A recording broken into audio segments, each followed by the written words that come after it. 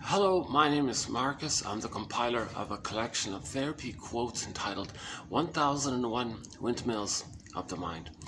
A collection of advanced self-help quotes taken from what's often called the psychodynamic or the psychoanalytic perspective, which long ago, as I understand it, was referred to by some as philosophical medicine or narrative medicine, helping one to be their own story doctor. There's this flashing billboard just beside me here.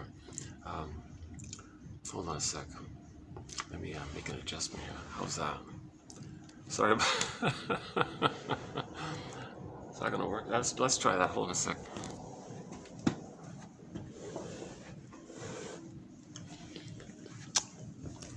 Okay, so I keep all my bloopers and mistakes in my videos. I'm not a professional speaker or anything like that. I'm not a professor, social worker, midwife, doula, nutritionist. I only have a BA, keep that in mind. I'm the compiler of the quotes. So I'm, maybe that's one of the benefits of this collection. Now with 10,000 advanced self-help quotes taken from the psychoanalytic sort of outlook or something like that. Maybe that's one of the benefits of this collection, is that if I can understand them, pretty much everyone's going to understand them. So there's, jargon is kept to a minimum. And I've chosen, when jargon is involved, I would only choose it if it's kind of clear by the author. If the author makes it clear, okay. So if I get it, everyone's going to get it pretty much, right? And as best as I can see these 10,000 quotes to be, they fit Grice's criteria for communication: relevance, manner, quantity, quality. So let's start with quantity. Not too long, not too short. So this is sort of like, sometimes there's just like one or two sentences like this. Sometimes there's a longer passage like that. But this, what you're seeing here, is pretty much typical, right? So easy to manage and not too long, not too short. So the quantity is manageable. So from one sentence to maybe like a little passage or something like that. Of course, the quality part is very subjective. That's why I hope 1 out of 10 quotes will spark someone's curiosity or interest. If 1 out of 10 clicks, I consider that personally, just from my side, that's pretty good quality. Kind of like a musician, if he creates an album of songs, if there's one hit, that's a big success kind of thing. So I'm kind of basing it on that. So roughly on average, each video has 10 quotes. My sincere hope is that 1 will be of interest.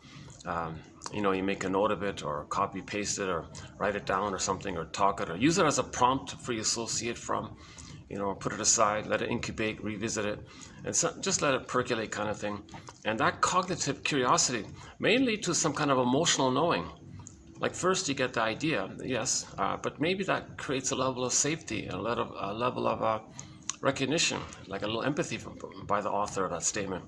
And then that can lead to some kind of feeling coming in like that, right?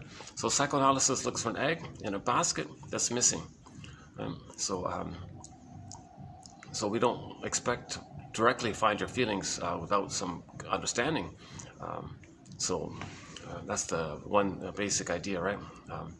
So just as a bird builds a nest, then there can be an egg, So we want to build a basket of, so these quotes are theories, constructions, ballpark approximations, guesstimates, hypotheses, invitations for mutual exploration, clues, like being a psychological detective, an emotional detective, an existential detective, an emotional feeling detective, right? We lost our feelings in trauma. Got to be a detective. And some clues you use as stepping stones for better ideas. They can be used like a prompt. You free associate with some clues. Maybe link with other clues, and then the two of them create a new clue. So we're just trying to explore and be a detective. Robert Bly, when he speaks to an audience, he's not a shrink or anything as well. He says to the audience, dear audience, thanks for coming out here tonight. Problem is, if I look this way, I got the staff passing by me all the time. But if I look that way, I got the jumbo flashing neon light on me. But this is an experiment to see if I can maybe use this venue on occasion. I was here about a year ago, And I did a couple of videos here. It got a little awkward, so I kind of decided let's not come back. Then I came. So a year later, I asked again, would it be okay if there's no event or no function, nothing's taking place, if I can sit like near? Listen, I'm like in the lobby area, right? Like I can't use the meeting room, so they have all these, events and things in there behind there, and they got 2 floors of it.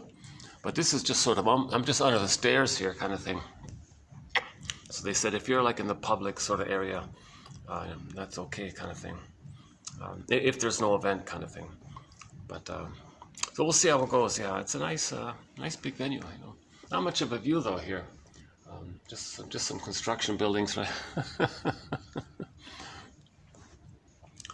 But I like the variety, and nice carpets. Yeah, they got nice blue carpets here. Yeah, nice place. I like the marble here,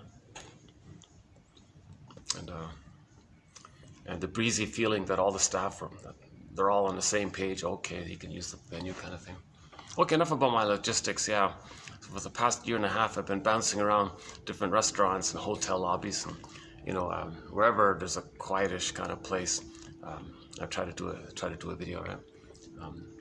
Lately, we've done some outdoors with a swan in the background. The past 4 videos. A few of the recent videos were done outdoors with a couple of swans in the background. You can see them. Yeah, it's pretty cool. These Robert Bye says to the audience, dear audience, welcome to tonight's lecture. I'm going to give you a psychological interpretation, my psychological take on the Grimm's tale of fill in the blank, right? And then, but 30%, dear audience, 30% of what you're going to hear tonight is wrong. It's up to you, dear audience, to figure out which 30%. Emphasizing each person's got to take it upon themselves to build their basket of knowledge, build their own nest. Like the bird's going to build a nest. No one built that nest for him. He's going to build it himself kind of thing. Each person has to take that kind of initiative to read the quotes, write it down. What does it mean? Ask themselves, what does it remind them of? That's a good question, right? That's a good starting point. What does this remind me of? What does this remind me of? Like if you read something and it's curious, what does this remind me of? And you kind of go back like that kind of thing. And you look for patterns. You look to see how something that's problematic in the past, something unresolved, usually it's unfinished business with the mother usually, and you're trying to master that and get your old needs met. It wasn't met, so you froze up in the fear of that. So you see that problem in the present with the hope that something in the present can change the past. You look for these kind of past-present links, and then you look at how you're communicating this issue. Is it by imitating the mother? Is it by coaxing others to play the mother? We look at this kind of thing of repetition, compulsion, transference, projection, reaction formation, double thing, and then you got trans logic, double thing, and you got issue of symbiosis. You got identification with the aggressor, negative magic gesture, projective identification, rationalizations, and the whole theory about trying to include developmental theory in this, and object relations theory as the idea that we create a blueprint of the original relationship with the mother. I create like a stamping of a blueprint, schema, script, working model, and then we use that, or that blueprint shows itself, reveals itself later on with others. So if there's a problem with that blueprint, that means we're going to distort the present, not love life in the present. If we're stuck with some painful script and we're trying to recreate what caused it in the present, hoping to change the script. So we look at these kinds of things. So object relations theory of psychoanalysis is the study of all this. It's the study of the baby's internalization, his memories with his mother, internalizes it, creates like this psychic templates of relational units, a psychic constellation of himself with the mother. He was the passive victim, mother was the active aggressor, but it's fused and the emotions around it and there's relational units. There's part self with part other, part self with fused, part self fused with part other, and it's called Roru and Woru, withdrawing object relations unit, Roru, rewarding object relations unit, and so on. That's Masterson's contribution about trying to articulate name this map like a roadmap, like a deep imprint. Janov calls it like a primary circuits and things. Usually it's called a traumatic script or schema or working model. whatever template seems to be the common one. Template, blueprint seems to be the common one, or stencil, I guess. And then it functions like a lens. That was created by the baby's first relationship with the model, the world, the mother. That's the model. The mother is the world for the baby. The baby's understanding of the world is the mother. The breast mother is the whole world. For the baby, the mother is everything for the baby, the whole world. So he's got to remember the whole world. He's going to remember this simple, basic classical conditioning. When something's very emotional, you're going to remember it deeply, right? Well, the baby's very tender and emotional, and he's eager to take in his experience with the mother, and he's eager to understand the world. So he's going to create a deep imprint. Janov has a whole book called Imprints, this whole idea that is to create the imprint. And actually, our second quote today has a reference to it about imprints. That when the child creates imprints, there's a thing called, something called catecholamines. I have no idea what it means. It calls it alerting chemicals. The neurojuices of vigilance are secreted, and they function to seal, like a seal, the memory. So we'll get to that, yeah. So this is like an imprint. And this is in the brainstem, right? This is way in the beginning with the baby. The baby's cortex hasn't developed yet, right? So in the beginning, the baby's operating from that primary primitive side of the brain, right? We have 3 brains, right? We all know that. We have 3 brains, right? So just in pop culture, in a humorous way, people say, the lizard brain, the mammal brain, and the human brain, the cortex brain, right? The neocortex, right? And so we still have those 3 kind of brains, right? And it kind of corresponds to evolution, right? And so Janov likes to call the limbic system, instead of, most people call it the lizard brain or reptilian brain or whatever. Because that part of the brain, like long ago, in evolution, all that part of the brain, long ago, Janov likes to call it the salamander, because the whole salamander, he says, functions a little bit like our like spine and brainstem. It has like similar kind of attitude, and all that, and it's just instinct, right? Just survival and reproduction. That's all that cares. No feeling or no warmth or tenderness or interest or curiosity or love or delight or pleasure. Nothing like that. It's just pretty reptilian, right? Reptile brain, right? Like the crocodile. Sometimes people call it the crocodile brain, right? Or the lizard brain seems to be the common one. So it just has 2 instincts, right? Survive and reproduce kind of thing. That's all it cares about. No feeling, no warmth. Later on, now on top of it, okay, so humans are like a micro of the whole evolution, right? So later on, so humans develop the next second brain that we have, the more advanced, is called like the mammal brain, like the puppy brain, or like any mammal, right? So we have that. The feelings are there, and the affection is there, tenderness, and kind of trust and warmth and tenderness. So the more mammal, right? All that's there, right? So I guess the sounds of the reptile brain is hissing, like snake sounds and all this, right? Or lizard sounds, or Jesus. The sounds of the mammal brain would be like if you went to the zoo and you heard a trumpet from the elephant and he's happy, or the moose is calling for his mate, or or the dog is, the cat is humming, purring because he's happy. All those kind of mammals. Right? And then the third brain, right, as the neocortex, there's language and speaking, right? So we have all 3 brains, right? And but when the baby comes out, he remembers his interaction in that first brain, in that lizard brain. He remembers it there. That's we call that the survival kind of mentality brain, because the lizards only think about survival and reproduction. And then yesterday's video. Okay, I gotta say something here. I gotta pause here. This is TQ 2751, part 7 of what's now going to be a 10 video run. So we're in the middle of a marathon of quotes by a guy named Arthur Janov. And things are a little different here with this string of videos. Normally in every video, there's a little coherence. I try to have some kind of logical order, as best I can with the material. So it kind of flows a little bit within the video. So every video has almost self-contained a little bit. So it's like a little story within each video. But with Janov's stuff, he's got a dozen books, and I'm kind of a little scattered in reading it. So when it comes to Janov's material, so we're now in the 7th video. I couldn't. I'm a little disorganized. I couldn't kind of have it like I normally do, where each video is sort of like a coherent little story kind of thing. The story is going to be made up with all of the codes for the 10 videos. Right? Oh, that's nice. So the staff are not trying to. Yeah, that's nice. The staff are passing by and trying not to interrupt me or something. Problem is, see, I'm kind of limited because the other end, it's too dark on that end, and the upstairs part, they're using it. The staff are using it. This is sort of my own little spot here under this spiral. Oh, the spiral. I'm under the spiral staircase, right?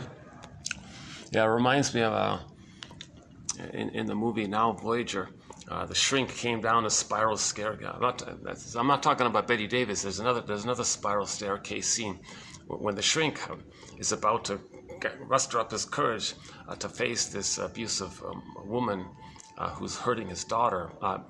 Played by Betty Davis.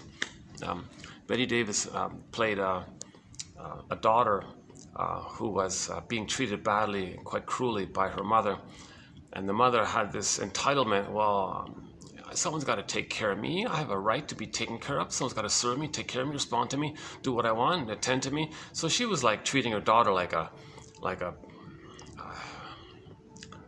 servant, or didn't care about her feelings or how she felt or what she thought. Didn't think in that kind of way. She kind of treated the daughter like a servant. So the daughter was having a nervous breakdown or freaking out and all this. So finally, long story short, the shrink comes on the scene and he learns about what's happening. So he decides he's got to intervene kind of thing. So he's got to confront this aggressive, enraging kind of woman, right? Who shouts and has this pedantic shouting kind of attitude. Very entitled, and she's a wealthy woman and all this. And she's used to getting her way, I guess. So she thinks she's an infantile god kind of thing. Okay, hold on a sec. Oh, that's what they're doing. Oh, there's a group. Yeah, I got to be careful. I don't want to interrupt any of these showings. Sometimes sales staff show potential guests who want to book the venue. They show them around. So I got to make sure I'm not interrupting anything like that. Yeah.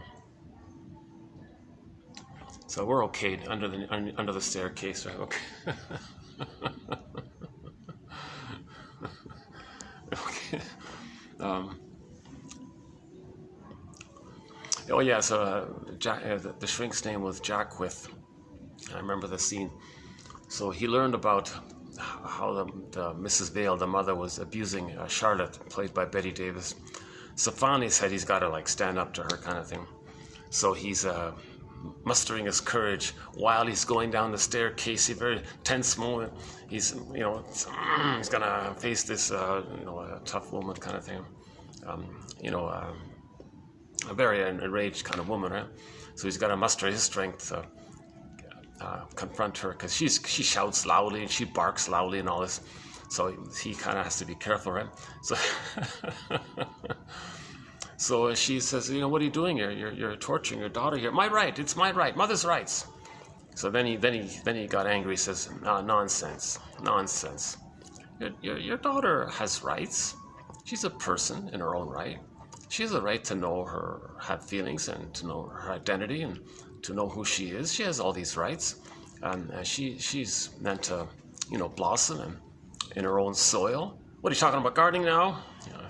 So kind of half joke, half angry. So she's starting to see this, go along with the shrink. So finally she says, okay, sorry, all right.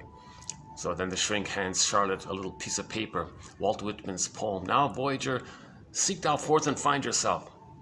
So he kind of put a wedge between the daughter and the mother. Because when the mother doesn't love the daughter, she doesn't get the daughter.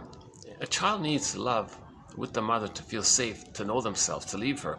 If they don't get that, they're stuck in the tar pit of a negative symbiosis. They call it like a crazy glue, adhesive identification.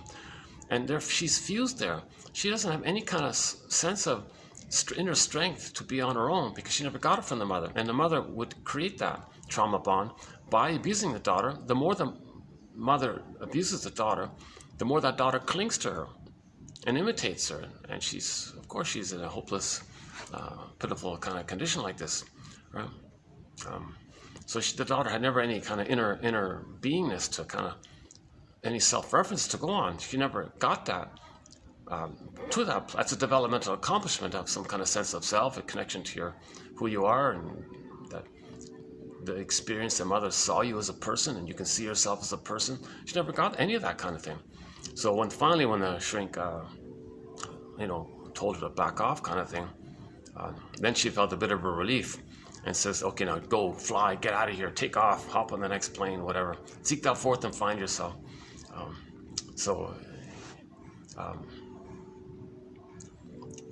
Now the rest of the movie, it's not too good. Just for that scene, just for that staircase scene called Now Voyager, with Betty Davis there. And it's a little bit funny about that. It's a little ironic because the guy who plays the shrink, so he's playing he's playing a good role there, helping somebody, right? That same actor played the cruel mayor in the Pied Piper of Hamelin story, 1957 family film called The Pied Piper of Hamelin, and that was like a fairy tale. So the metaphor was he represented the part of a person called infantile megalomania, set up in the mind that all babies have in the beginning.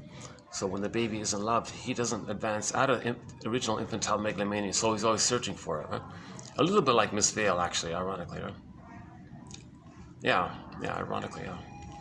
So in the uterus, babies think they're on the throne, little kings, His Majesty the baby. Everything's for him, about him. Okay, the power of the mother is his power, no differentiations, all him, solipsism, everything's for him, all about him. He's powerful, he owns it all, kind of thing. And now in normal development, that gets resolved by 18 months. But if it doesn't, they're gonna take refuge in that old belief that once upon a time they're on the throne. So they're always searching for that kind of thing. Now, that actor who played Dr. Jackwith in Now Voyager, that same actor played the abusive mayor character in the Pied Piper story. And the idea was he was always searching for that infantile megalomania, always searching for status and fame and prestige. And he was terrible. That actor's a terrible singer. Oh my God, he actually tried to sing. They said it's the first and one only time they got him to sing. He was a terrible singer. He was singing, "Give me prestige. I want prestige. I want money and power and status. I want to be number one." Like all this kind of thinking that you're back in the uterus where you're a little king. So he's always searching for that. So this kind of constant quest means you got to reject that your human self was rejected, so you see others are rejected. So he rejected the humanists. So he rejected the rights of children and feelings and people. He hated all that stuff. He just wanted to deny him. When you deny your humanists, you revert to the infantile God imagery. So he says, "I'm a little God, my humanist, I don't want, you can have it. So you're no good, I'm good." So, and he wants to perpetuate that. So cynicism gratifies that. Dark humor, black humor, shaming humor, okay, emotional sadism, because his emotional woundedness, his humanness is rejected. So the Pied Piper came along. Yeah? So that's like a fantasy story. He's like an emissary of unconscious processes. And gee, what's going on here? So we see at the beginning of the film that the children were lost in the forest, exiled, orphaned, abandoned kind of children. So that's a metaphor that we feel our emotions are abandoned, exiled. So he's a part of the mind that represents that. Or that whole, you got to think of the whole thing like one mind of one person, the mind of one person, not like separate characters.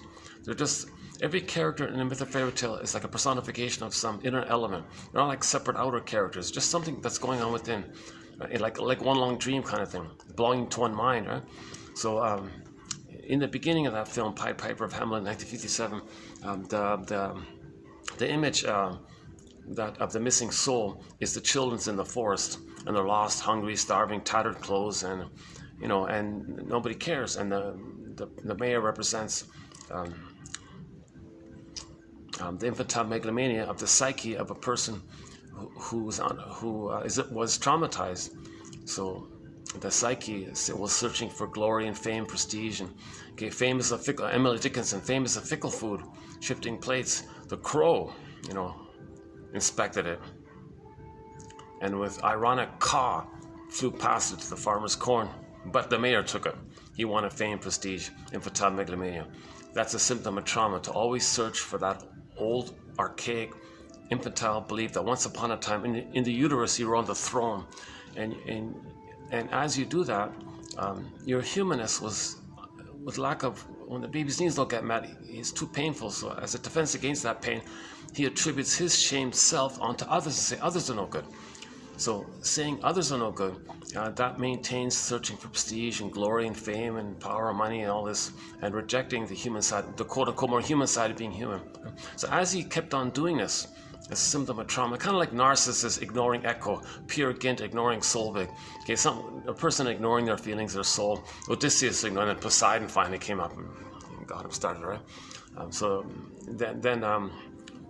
And then this went on for a while, and then finally the Pied Piper said, "Geez, this guy's really stubborn. There's a real trauma going on here. So things are just getting worse." So the next scene was. The Pied Piper's not punishing anybody. It's not about punishment. He's just a metaphor for what's happening within. So the Pied Piper, right, opened up the mountain, and the children went into the mountain. The mountain closed up, and you tried to listen. You couldn't hear. And it's like there was a deep repression. Now the whole village, representing the system, the body-mind system of one person, in other words, the person, in other words, got ill, and people were crying and were getting sick and all this.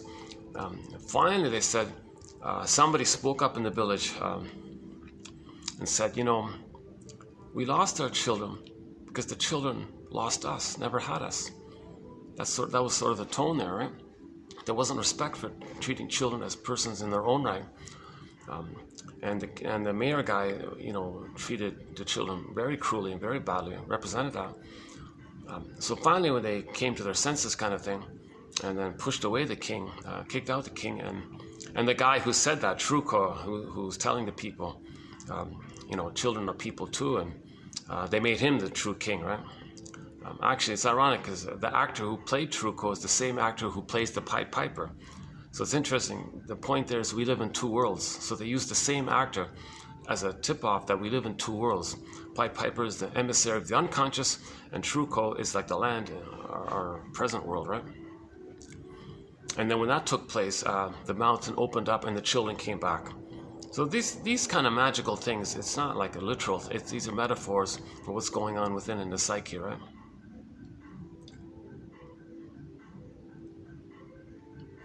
So myths and fairy tales, a common motif is repression. Earth opens up, Miss Core gets pulled down. Okay, the word of the year for 2023 is authentic. So child has an authenticness, it's a natural given. It's emerging, it's developing, it's coming, it's authentic. Okay, he has needs for a secure attachment self. Those needs don't get met. He feels unloved. Those needs aren't met. Okay, what does he do? It's too painful to have his needs. So the earth opens up and it gets pulled down. That's called repression. So it goes into that. It goes into the salamander brain. It's recorded in that kind of brainstem area. That's a pain, right? And then now the image is earth opens up, Miss Core gets pulled down. Now the pulling, so the backdrop was hell. Okay, that's a metaphor for the emotion of shame. Hell is simply a metaphor for the emotion of shame. Okay, when the baby's not loved, he feels shamed. Shame is this burning, biting feeling. That's the backdrop in the hell scene, shame.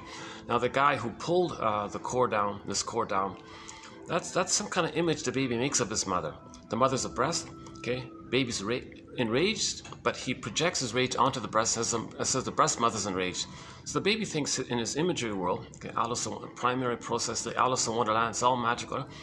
It's different in there, pictorial, pre-verbal. So the baby's first image of the mother is not just a bad breast or something. He projects his rage onto that image.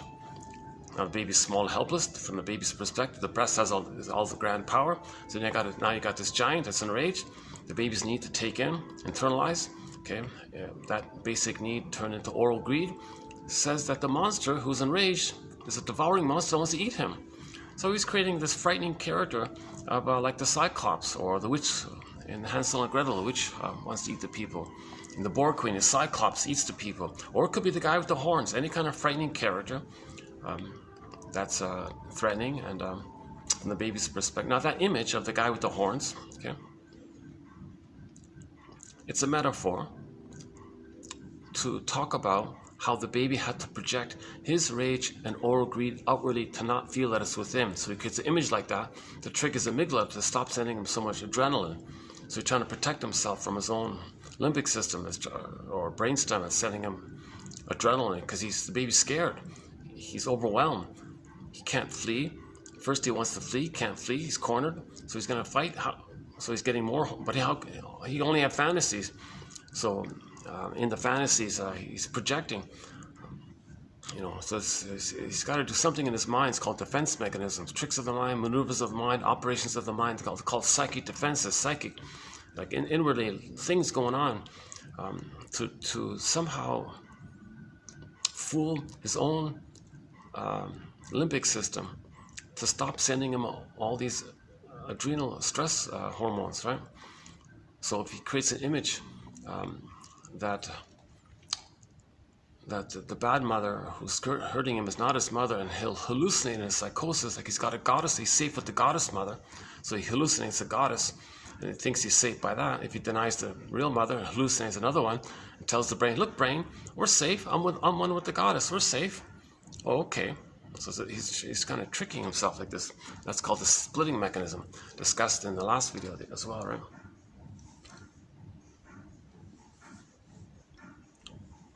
So myths and fairy tales are true on the inside, okay? Not on the outside. They're treated like dreams, right? They're interpreted like dreams. Myths and fairy tales come from this old pre-verbal time. So it's pictorial, things are exaggerated. It's called primary process thinking. It's not conscious logic. Okay, so it's up is down, left is right. Okay, it's mad in there, like the cat says in Alice in Wonderland.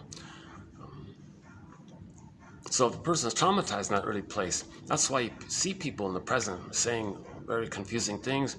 I didn't mean that, I said that. You thought I said no, and they flip it around. If they're the bully, they hurt someone. The one they just hurt, they think will hurt them in the nursery. Like, it doesn't make sense, right? So let's think about somebody with a bully pattern, for example, right? Mother hurt them, okay? So they identify with the aggressor, reject themselves. They replay that. Okay? They go through life hurting others to replay how the mother hurt them. As they do that, they're reminded of how the mother hurt them. Then they say the one they just hurt in the present is the mother who hurt them in the past. It's no time, right? Then they say that the one they just hurt is the bad mother, is the threatening one. So the baby felt shamed and identifies with the shaming mother. He's got two there.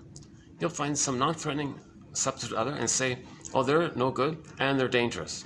So he can flip it around.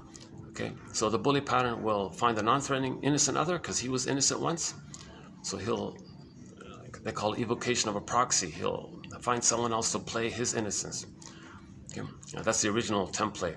Okay, the mother shamed him, so he plays the shaming mother who shames him, but he sees himself onto the other. So he shames the other, being loyal to the mother who shames him, replaying what happened. Mother shamed him, so he plays the shaming mother who shames him. That's called identification with the aggressor, negative magic gesture. One of the stinger personality patterns. So he's being loyal to what happened. Mother shamed him, so he replays it. But he can't play himself. He'll find someone else to play him. He plays the shaming mother.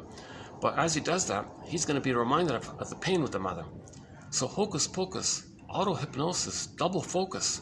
The one you just heard in the present, he will say is the mother who hurt them back in the past. Now he's the victim of the aggressor in the present. And now it's a matter there. It's called perverse thought, psychotic thought.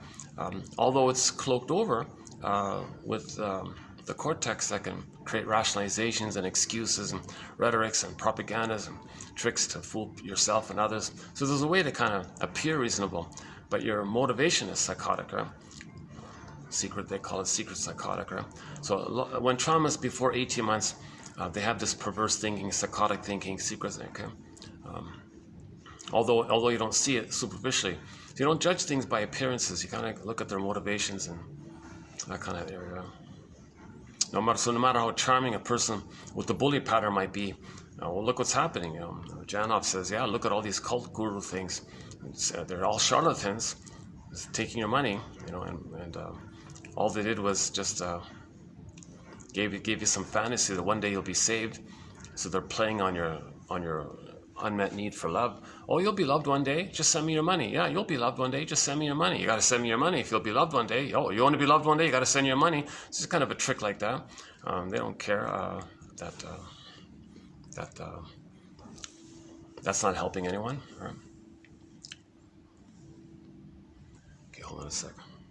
Let me switch arms here.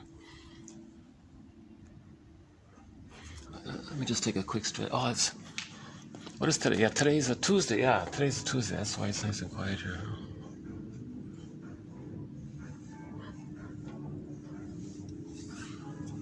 Let me just take maybe I can take a, no. Okay, let's just stay where I am. Let's not push my luck here. My first time here in a year. It's been almost a year since I've been here. I was so excited when I found this, like not so much this spot, there's another one on the 9th floor. It's got a nice view. But when I arrived, let's see.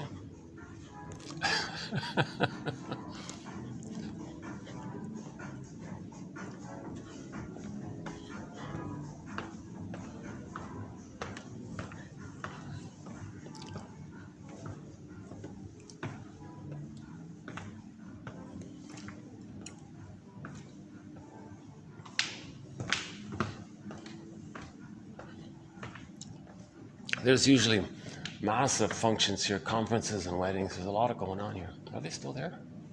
Maybe. Let's see. Well, sounds promising. Yeah, let's hang out here for a bit. Yeah.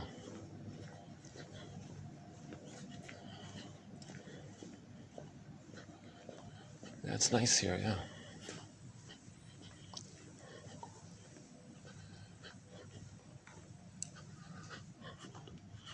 Oh yeah. Okay. Yeah. See, I can show you sort of the road and the sky train kind of thing.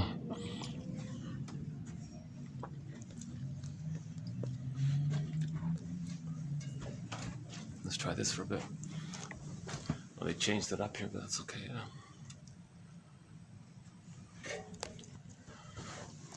Well, I can't sit in the sun, otherwise I'll start sweating. Huh?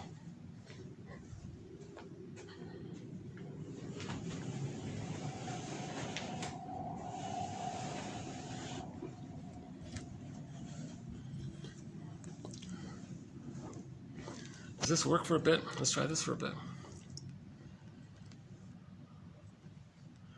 Yeah, it's a nice little area here. Yeah.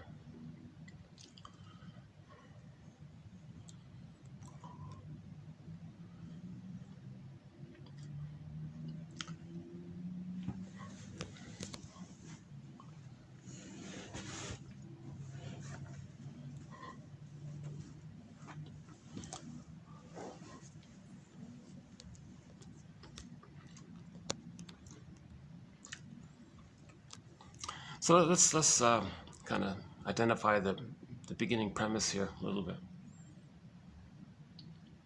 Hold on. So the problem is baking up here. See, there's no AC. The problem, the one downfall, the one disadvantage of this is when there's no function, there's no AC. You don't see it, but I'm in a sauna. It's baking here. Yeah, it's hotter up here for some. Okay, as nice as it is, as nice as it is here. Let's go back down, because I'm starting to sweat already. Jesus.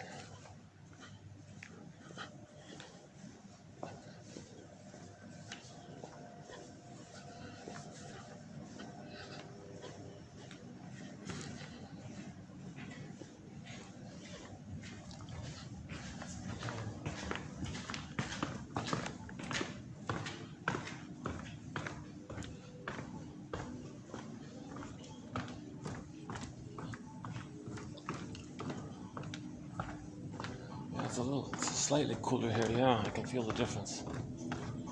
All right.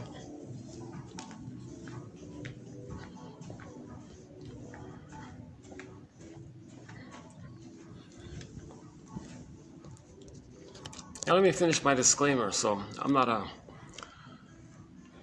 yeah, so I just have a BA. I'm trying to learn this material, so don't try. I hope someone doesn't judge this by me. You'll see my anxiety. I haven't been analyzed. I haven't done the primal scream. Janoff's big theory, that we can somehow relive the birth trauma, but be aware of it, and then you realize that you're not in danger anymore, so you can enjoy the present. That's my current understanding of his theory here. Now, this current marathon of quotes that we're doing on Janoff's work, it's not about his technique. I'm not really looking into this so-called technique that he has, where people flew to California to lie on the couch, and then what's bothering you? How do you feel? What does that remind you? Take it back. Breathing exercise, and then see if you can kind of go back to that and to that imprint. The idea is to go to the imprint. And my current guess is what he means is you're not supposed to just blow off steam about something else. You want to go back to that place of the trauma, but be aware of it. You got to have like a double consciousness of some kind, where you're always aware of your feeling. And if you can hold the two like that, and you can stay conscious. Oh, this reminds you of this, that reminds you of that. Oh, this happened. What did you want to say to your mother at that time? Yeah, listen to me, mother. Come on, look at me, or something like whatever it is. So now maybe you're getting in touch with that. May open up the feelings in that area, but you're aware of it all the whole time. So when the baby's traumatized,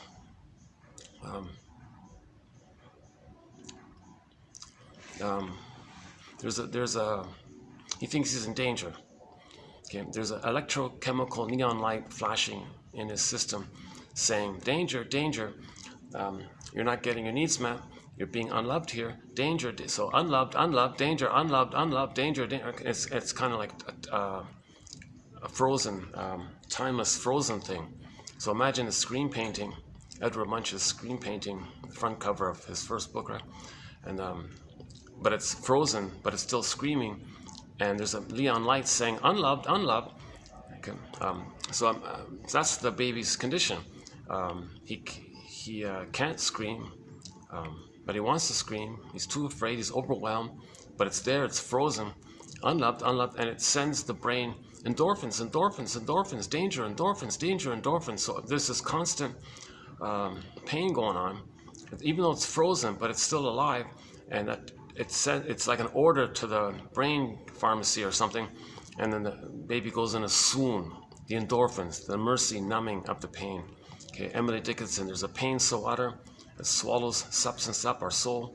Okay, our feeling self, our embodiment, I feel our foraminus, our developmental path, our authentic self, this core gets pulled down, swallowed up, and then we go in a swoon. Okay, the swoon's like a sponge of endorphins, pain-numbing, mercy endorphins, and that's going on. Then with that trauma, the person can sleepwalk through life, go through the motions of life, feel like they're living the provisional life, the unlived life, when does life begin kind of thing. So they're always in that state, so they're kind of feeling numb. So one way to describe it is the Velveteen Rabbit story. The rabbit says, I want to be real. What does it mean to be real? I want to feel real. I want to be real. I don't want to be a stuffed rabbit. I want to be a real rabbit. The carpenter guy who took that block of wood and carved out this little boy and was praying for that little toy boy to be real, to come to life. Joseph Campbell says, yeah, that's the purpose. We want to feel alive and real.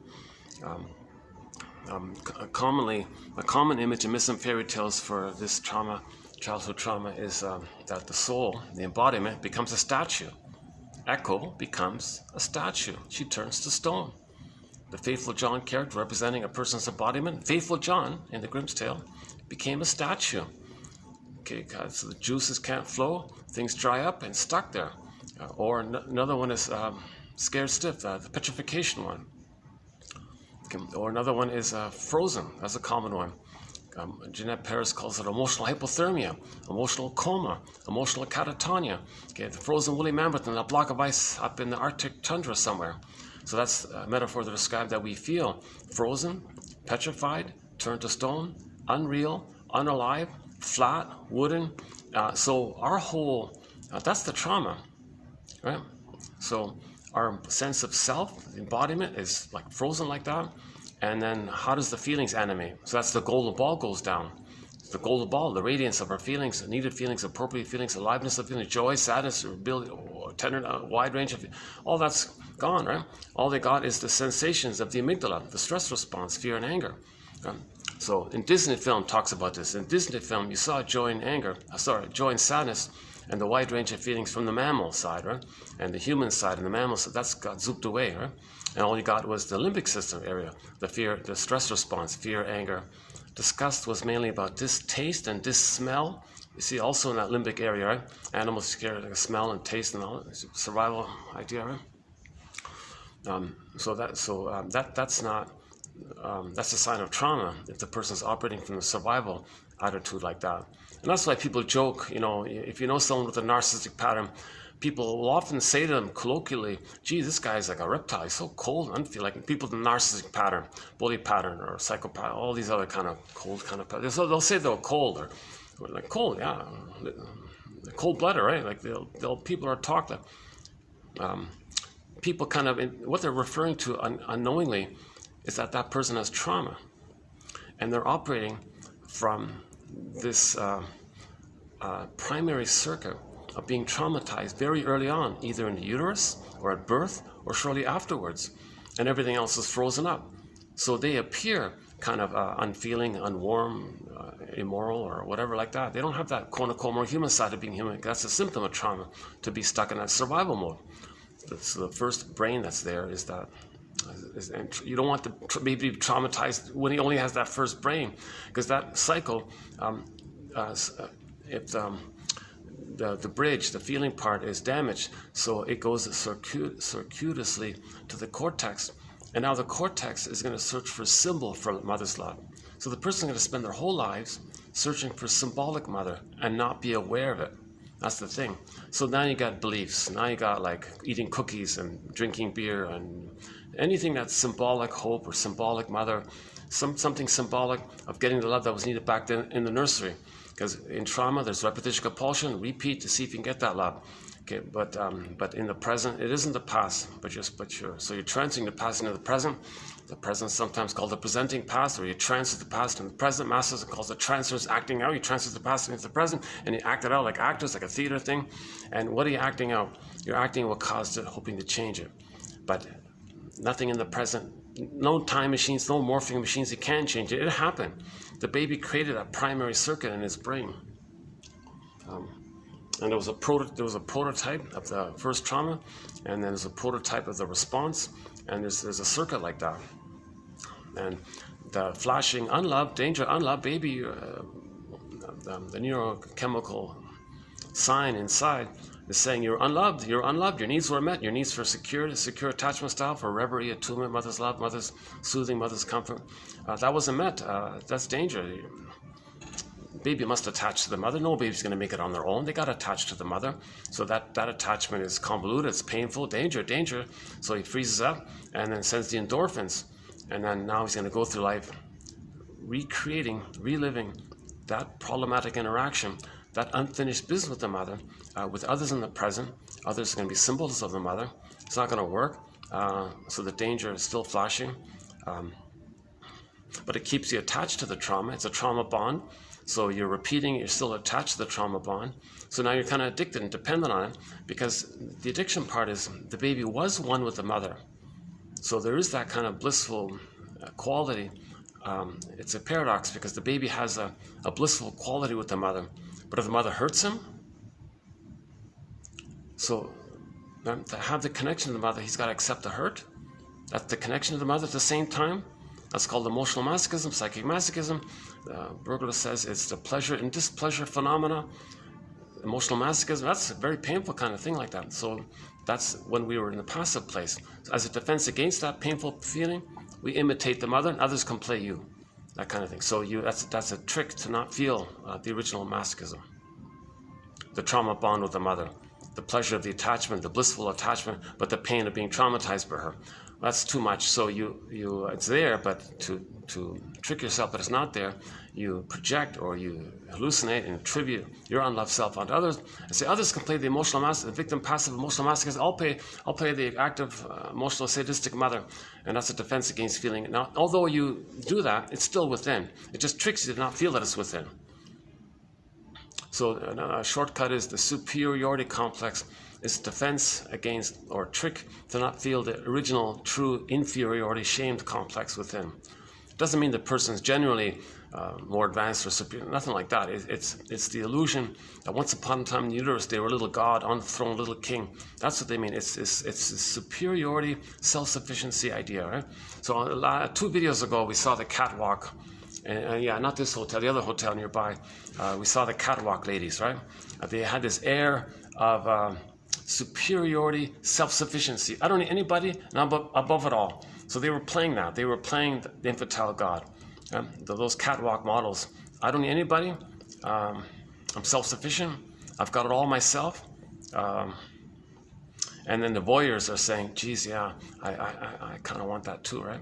So that's a sign of trauma. This obsession with the models on the catwalk and the people watching them crazily, that's kind of a sign of trauma, I think, right? In that area. The baby was in that state. The baby had a sort of an imagined hallucinatory self-sufficiency, superiority complex, and then the as above, so below. So the outer reflects that inner.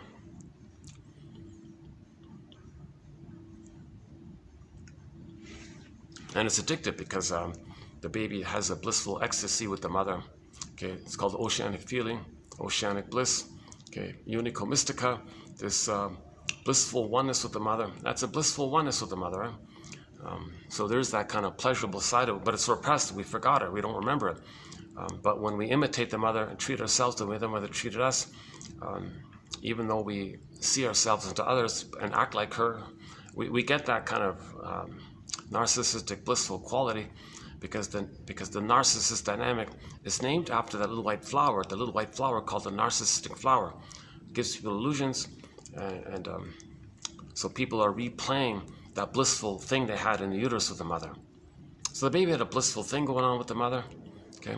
And then if you believe and want to revert to that, you're getting like a little blip of it. Now the baby wasn't addicted to his mother. We don't say it like that. It's just like a natural developmental phenomena that takes place. But if there's a problem there and you're going back to it and you're getting a blip of that, you're like, whoa! I mean, it's considered you're dependent on it because it keeps you feeling safe with the oneness of the mother. I'm safe with the mother. I'm safe. You can think about some of these songs. You know, I am one with the. What is it? I'm one with it all, or something. So some of these new age songs are a little bit in that area. One with the great mother. What was it? I forgot what it was. It was a long time ago. I heard that one. Yeah, jeez. Okay, hold on a sec. All the staff are leaving me alone. Okay, that's good. That's a good sign. Yeah.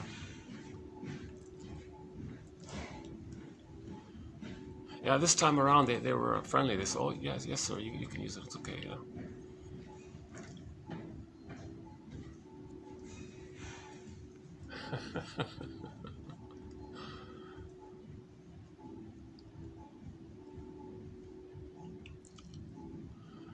The problem is it's never available. I think maybe the joke is it's like the chance of this being available is like 1 in 20 or something like that.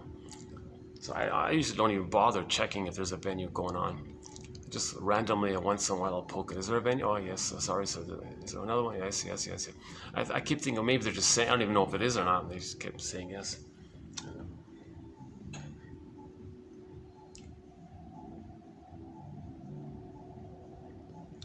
I keep hoping that on the sky trains that pass by, there can be an ad on there. Be your own, know thyself detective. Go to www.buymeacoffee.com/psychoanalysis. Be your own soul doctor. So for just a small admin fee, one can have these quotes. This Encyclopedia of Insights, 10,000 of them. 2,000 if printed out, roughly approximately 2,000 pages, single spaced. Nothing like it out there. Oh, back to Grice's criteria: quantity, quality, relevance, manner. So these quotes aren't too short, not too long. Okay, quality, geez, I don't know how to answer that. It's very subjective. So I'm hoping 1 out of 10 will click. I think that's, I'm just, again, subjective. I think that's quality if that's the case. If it helps you and you feel a little aha, a little relief, a little understanding, oh, that's what this is about. You might not need to repeat so much, or it causes you to be maybe a little more mindful. And now you understand somebody, why they're acting like this. Oh, that's why they're doing this? They're being negative to tell everyone that that's what their mother did to them. That's what they didn't even know it. Oh, that's why they're behaving that way. Oh my God, I didn't know that. They're showing up the mother. They're saying, maybe they're saying how angry they are at their mother by imitating. Look, world, look what my mother did to me. I'm acting just like her. See, is that what they're doing? Maybe. And you pause it, and you make it pause a little bit, and then you think about it. And maybe sometimes these quotes fit, sometimes not. You know. But we're being a detective. You know. Like somebody's they choose a partner. Why do they choose a dysfunctional person? Why are they only attracted to emotionally unavailable people? And the quote said, well, the mother was unavailable, unfinished business. You want to know how you felt with her. So you attract to someone who reminds you of her so you can know how you felt with her. And a quote told you that. You're, oh my God, is that why I chose this person? And I'm angry at them, but I'm really angry at the mother, so I take it to the source. But I didn't know that I was angry at the mother. I chose someone who reminded me of her, and I think I'm angry at them. I'm doing this to know that I was angry at the mother, so it's coming up. You're getting back your feelings. You're getting back your connection to yourself. So these quotes might like make you pause and have a little hope like that, right? So if 1 out of 10 can offer that, I think we're in good shape there. Good. I think that's very successful. And if we have 1,000 videos, so there can be like 1,000 insights for each person. So each person, in effect, can develop their own customized 1001 windmills of the mind. You know, like as like a good base starting point. You know. So the manner, you know, 90% of the quotes are written by shrinks, medical doctors. Most of the quotes are written by medical doctors, right? Who then later on specialized in the talking cure. Okay, not talking about pharmacy, not that. I'm talking like the talking cure, right? Psychoanalysis.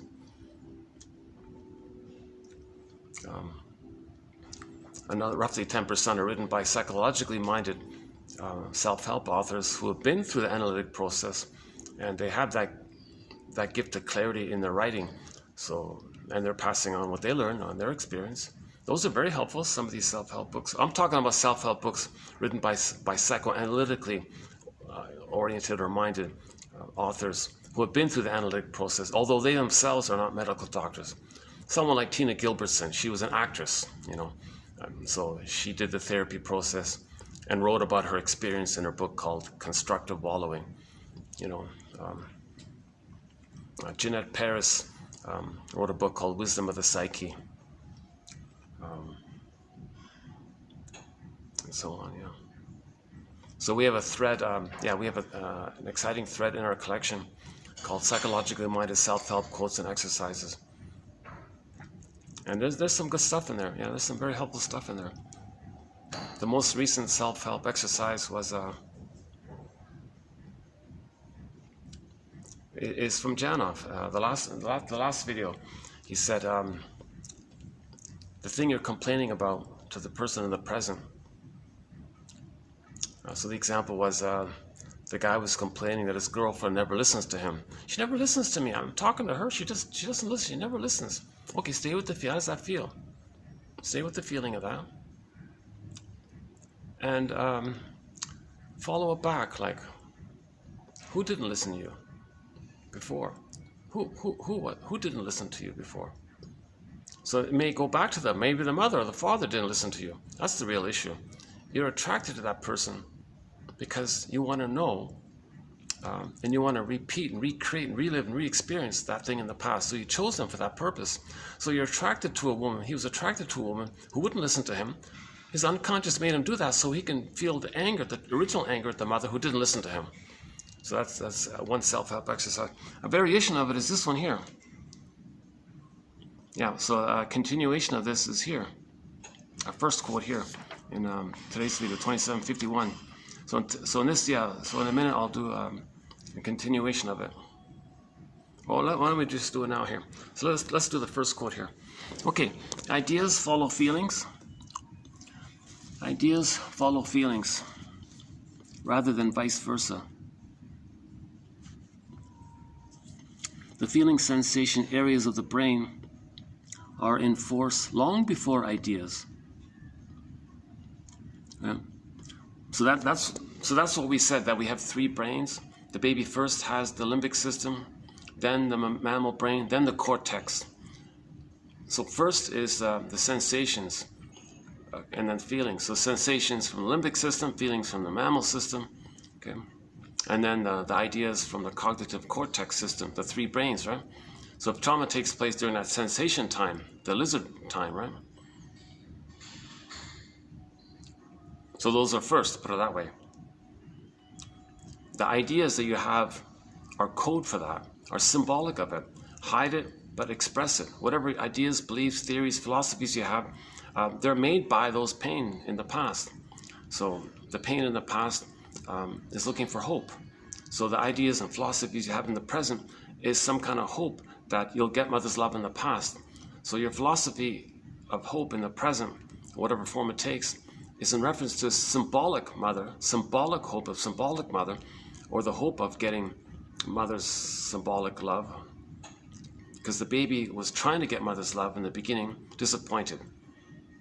Mother was alluring and promising, a great hope fell. Mother, where are you? Oh, no. A great hope fell. You heard no noise. The wreckage was within. Oh, cunning tale that let no witness in. Emily Dickinson's poem about trauma. Okay, again, the baby had a great hope for mother's love. Comes out of the uterus. Let's say he was in a welcoming womb, no birth trauma. The cord stays, placenta stays, skin-to-skin contact, looking for the breast. Great hope to latch on, to continue the oneness, the bliss, to continue the blissful oneness of the mother. A great hope to continue the blissful oneness for the first 4 to 5 months. A great hope, mother, where are you? Okay, and the plastic bottle the rubber nipple comes in, or he's removed or some terrible thing. Okay, so great hope fell. You heard no noise. So that's trauma right there. That's birth trauma. You heard no noise. The wreckage, the damage, the trauma was within. Oh, cunning tale. Look at that, the cunning tale. The mother's very deceptive. She's very tricky like this. Why'd she do that? Like, what cunning tale's going on with her? Did she not want to be a mother, or did she resent being a mother, or is she angry? Is she disappointed? She didn't get the kind of child that she wanted, or something? Oh, cunning tale, okay, that let no witness in. No witness in. The child doesn't have the capacity to even like kind of conceptualize it. That's the scarecrow guy. Okay, the scarecrow in the Wizard of Oz. It's the ego metaphor for the ego. It's submerged and frazzled up. Child loses his heart. Okay, that's the Tin Man, path with heart, loving life, pleasure in life. Okay, if you express your interests, your loving life, sometimes called a path with heart, but that didn't develop to that place. So that's the Tin Man, loss of that. So, and then the two being like that, a person feels disembodied, disconnected from themselves. That's the cowardly lion off in another corner. Okay, again, myths and fairy tales. So Dorothy's like a part of the psyche, trying to line things up. Or ironically, we can say maybe be a little bit like Dorothy, and recognize that if we don't feel connected to ourselves, not making sense. Okay, where's our path with heart? Where's our pleasure? Where's joy and all this? That's the Tin Man. Okay, first things first. Fix the scarecrow guy. Give him a brain. That's what these 10,000 quotes are for, to give the scarecrow a brain. First things first, give the scarecrow a brain. Okay, so this is an attempt to give the scarecrow a brain. Give him some knowledge, give him some ideas, give him some constructs. That's threading up the straw, and then we go to a straw house, becomes a wood house, finally a brick house. Right? Get a firm ego. So we need solid ideas, good theories, or like get it to a place where you're getting a lot of aha moments kind of thing. Get it to a brick house, and then, okay, so then if you can have some kind of level of synthesis of object relations theory, developmental theory, even Janoff's theory, include Janoff's theory as well, and interpretation, myths and fairy tales, get enough knowledge, then you'll feel connected to yourself. So the brick house could house the residents, right? And the wolf poofed away. The wolf wasn't real. It was never real. But with the weak ego, the wolf is real for you. With the weak ego, you don't know that you projected your rage and oral greed because you don't even know it. But if you know that the wolf represents your oral rage and greed, your oral greed and rage, if you know that with consciousness, the wolf poofs away. He couldn't blow down the house, right? The brick's house means a firm ego. So that's similar to building the scarecrow. So back to Wizard of Oz, Dorothy threw water on the Wicked Witch, representing the wolf. So water, emotion, movement, motion, emotion, energy, water flows, right? So if you get your feelings, that picture represents your frozen feelings and get it to flow, then the image disappeared. The Wicked Witch dissolved away. In the Boar Queen, she'd poof down the ladder there, kind of thing. So the storytellers can make this fake image disappear because it's never real. It's just something the baby did in an emergency to trick himself to feel safe. Okay, so that's what it means here, that ideas follow feelings, right? Rather than vice versa. Because a lot of people say that, well, change your thoughts, change how you feel. Well, it's a little, there's some truth to it, but in more broader terms, your thoughts, your philosophies, what you're saying, they're created by the feelings that you're not aware of. Your ideas and things come to you as a reflection of the feelings. And the idea is to make that link. In trauma, the link is broken. So they have an idea. They don't know that it was sourced by a feeling or a sensation. So again, sensation from the brainstem, salamander, reptile, feeling from the puppy dog brain, let's say, and then the cortex, the ideas, philosophies, and all this. So the cortex, ideas, philosophy, and all this, it's going to come from, you see, the middle part, the feelings, is damaged. See, the white bear, the polar bear in White Bear King Valamon was lost in the forest. The embodiment's frozen. Okay, the wild man, the Aaron John character, the wild man, is locked in a cage. Our embodiment's kind of gone, so we're not even in touch with our feelings. That's called affect phobia, emotional illiteracy. But the memories are in an earlier place. So in other words, the feelings couldn't kind of hold the sensations. Like the sensations could go to the feelings, and the feelings can, like, he calls it like a gating, like can absorb it or hold it, kind of thing. But in trauma, that feeling part is damaged. So what do you do with the brainstem? What do you do with the memory in the reptile brain? It goes right to the cortex. Now you're thinking like a reptile, but you're not. You're talking like a human. You sound reasonable like a human, but your motivation is for what's going on in that brainstem. Now, what's going on in the brainstem? The memory that the baby was crying, okay, needed mother's love. It wasn't met, so he's still looking for mother. But in the cortex, it can only be symbolic mother. So your ideas are related to searching for symbolic mother. Okay, this was created by the memory in the limbic system, in the reptile brain, the first brain. How do we do that? First, second, third? How does that? What's a fun, easy way to do it? Crocodile. One guy calls a crocodile puppy, and the human, he calls it salamander. I don't know what he calls it for the middle one. Jeez. How about for the time being?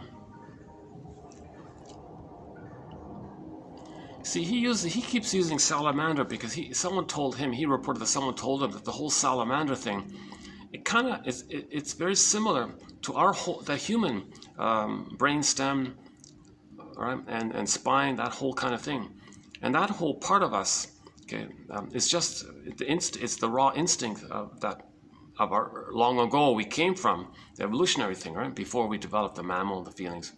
So I don't know if someone says, if we go along with that's a separate topic. If we're a micro version of all of evolution, kind of thing, that we represent like a snapshot of all of evolution, kind of thing.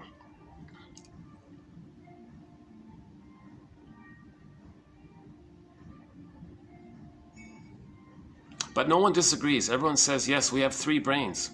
The tri-tune, the triune, the tri-brain, the triune brain, whatever it's called. We have three brains. Everyone agrees on that. Everyone agrees on that. So the respiratory, the part that's, you know, your breathing and your blood pressure and that whole area. Like if you have anxiety, it could be fear from that place. Anxiety can be fear from that place. Like fear, like the trauma of when you were traumatized in the uterus or at birth or early on, and you feel anxiety, it's the trauma coming up from there, right? And the mammal part couldn't sponge it, like your feelings, you couldn't feel the sensations and kind of soothe yourself by that way, because trauma damages that middle part of the brain. And then as a panic, there's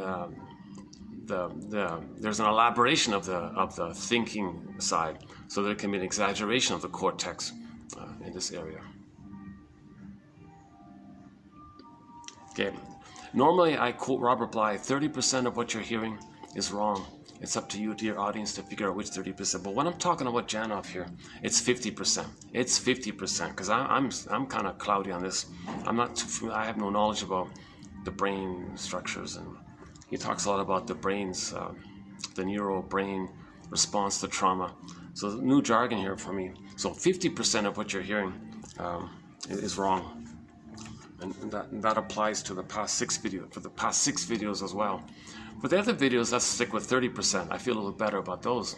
But this current run, this current batch here that we're in the middle of, starting with 2745, yeah, till now, 50% of all that, everything I said, everything that you read, everything, that's all, half of it's wrong. You have to figure it out, whoever may be watching or listening.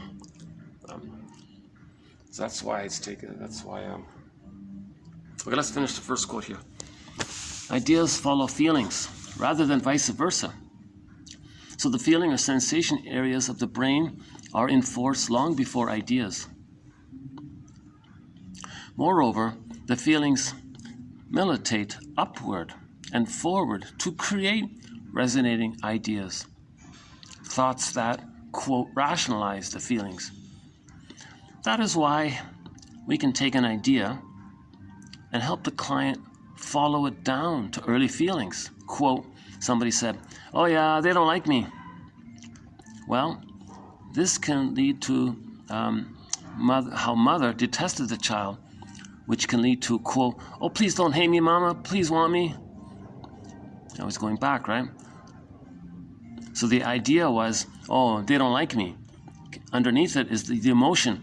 Mama, don't hate me, please want me. So cognitive therapy deals mainly with the results of feelings on the left brain, when feelings on the right are importuning at all times. Okay, so in the last video, hold on a second. Let's see. In the last video, we had one about this.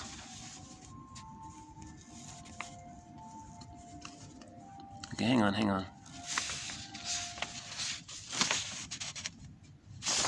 The one before.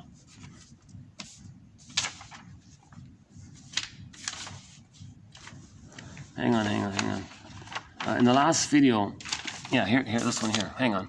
Yeah, the right side of the brain tells the left side, look, I can't take any more pain. The left side says, okay, I'll defend you against having to feel it with a flurry of ideas to bury it. The left side ideation symbolizes what lies in the right side. So your cognitive is just a symbol for the emotions. Your cognitive, your ideas, are just code or masks of the emotions. Now try to talk to the person out of their philosophy. The left side creates ideas that reflect, however obtuse, the feelings on the right, even when the left side has no idea what is exactly on the right side. In other words, ideas reflect feelings. So keep that in mind, that ideas reflect feelings. You hear a person's philosophy, or they parrot some packaged charlatan's beliefs. Well, okay, so that appeals to you, right? What's the feeling behind it? They don't know. That's why they're drawn to this obtuse idea. Oh, one day a good breast mother is going to appear and love me. But they don't say breast mother. They'll say, oh, transcendent aliens. They'll make up some other far out thing. Oh yeah, today, stay tuned. We got a quote about aliens.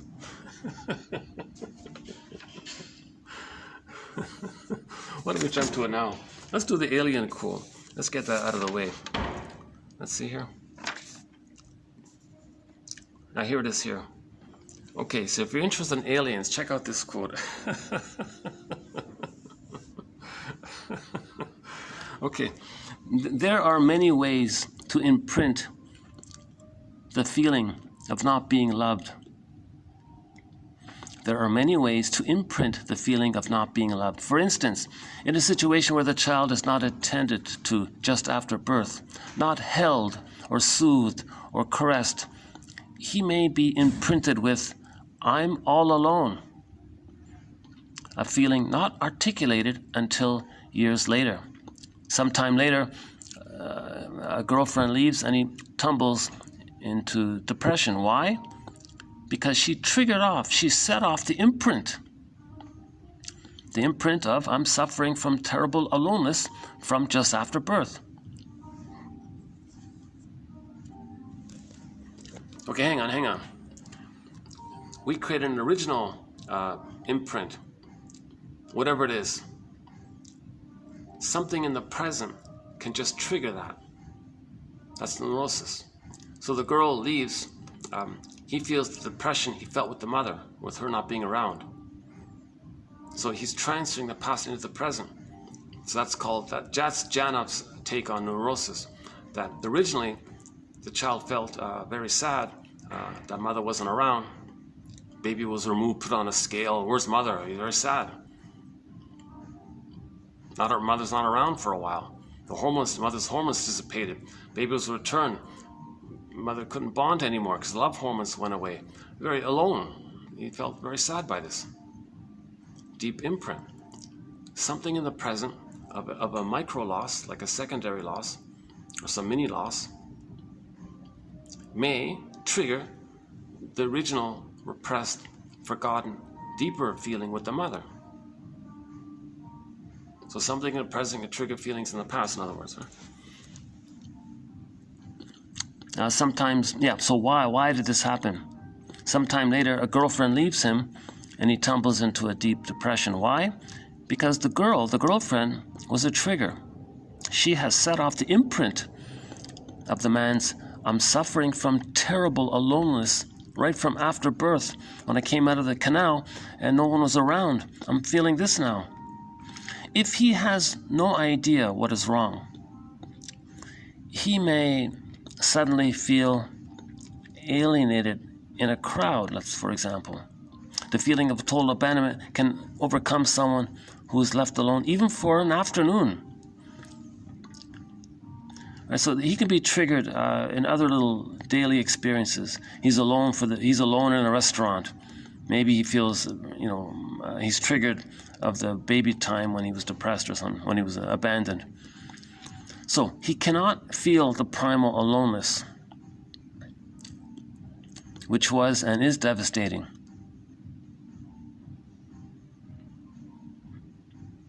So that's a negative imprint. That's a painful imprint. Is there such a thing as a good imprint? Well, there are good memories that shape us and allow us to develop normally. They are not stored in the unconscious as bad events are. They are accessible because there is and was no reason to repress them, right? Loving memories don't need to be repressed. Early love simply becomes a part of us, whereas bad events become, quote, alien, and then are stored. So positive things don't need to be so buried like that because it just fuels our development. Baby's loved, he can develop and grow. But when there's a painful thing, it goes deeper in the brain. It's a deeper imprint, and it's autonomous. It's like an automatic loop now. And that's the feeling of something alien in you. So someone talks about an alien outwardly, that's an externalization or projection of this need to deeply repress, this deep imprint. Repression is the baby's trying to manage it, control it, hold it in, manage it. Like if he owns it and takes it in, maybe he can feel it and manage it himself, so he's repressing it. But it's a painful loop like that. It's a desperate thing to do. So that's like a deep repression like that. So in other words, negative experiences cause more repression. Positive experiences can kind of be more lived with and accepted and fueled for the person's development. That's the idea, right? So, but if there is pain, it's more repressed. The memory of mother shaming him, abandoning him, it loops around in a timeless loop, and it's just stuck in this timeless loop, right? And then later on, a person feels, I don't know, there's something strange in me. There's something that doesn't belong in there. Something alien. Now you feel like it's not part of your nature or something. No, the baby was desperate to capture and control it, so you repressed it. No, I can't have them. The memory's there, but I gotta bury it. But it's deep and buried, so it's repressed, but it's still alive in there. So later on, a person says something strange going on. I feel possessed or aliens. So Charlotte says, "Oh yeah, let me tell you a story about aliens. Send me money, I'll tell you a story about aliens." Oh, really? Alien? Oh, very interesting. That's an externalization for what he doesn't know within. So the feeling imputes the ideas. And the person with these ideas don't know that the ideas are symbols for the emotions. Ideas are code for the emotions. The person doesn't know it. They're obsessed with the ideas. They're bombastic with the ideas. Oh, aliens are coming. Oh, they're obsessed about aliens and all. The idea is the healing journey. Okay, that's a symbol that you as a baby had to unfortunately take in some kind of painful memory that then functions on its own, like without you, like it's kind of going on its own, and you don't have the feelings for it. Your feelings were not available to absorb it, to heal it or something, because your trauma does that. So the left side, the limbic system, okay, says to the left side, help. Okay, don't worry. I'll create a flurry of ideas. I'll create magical ideas. I'll create all fantasy ideas.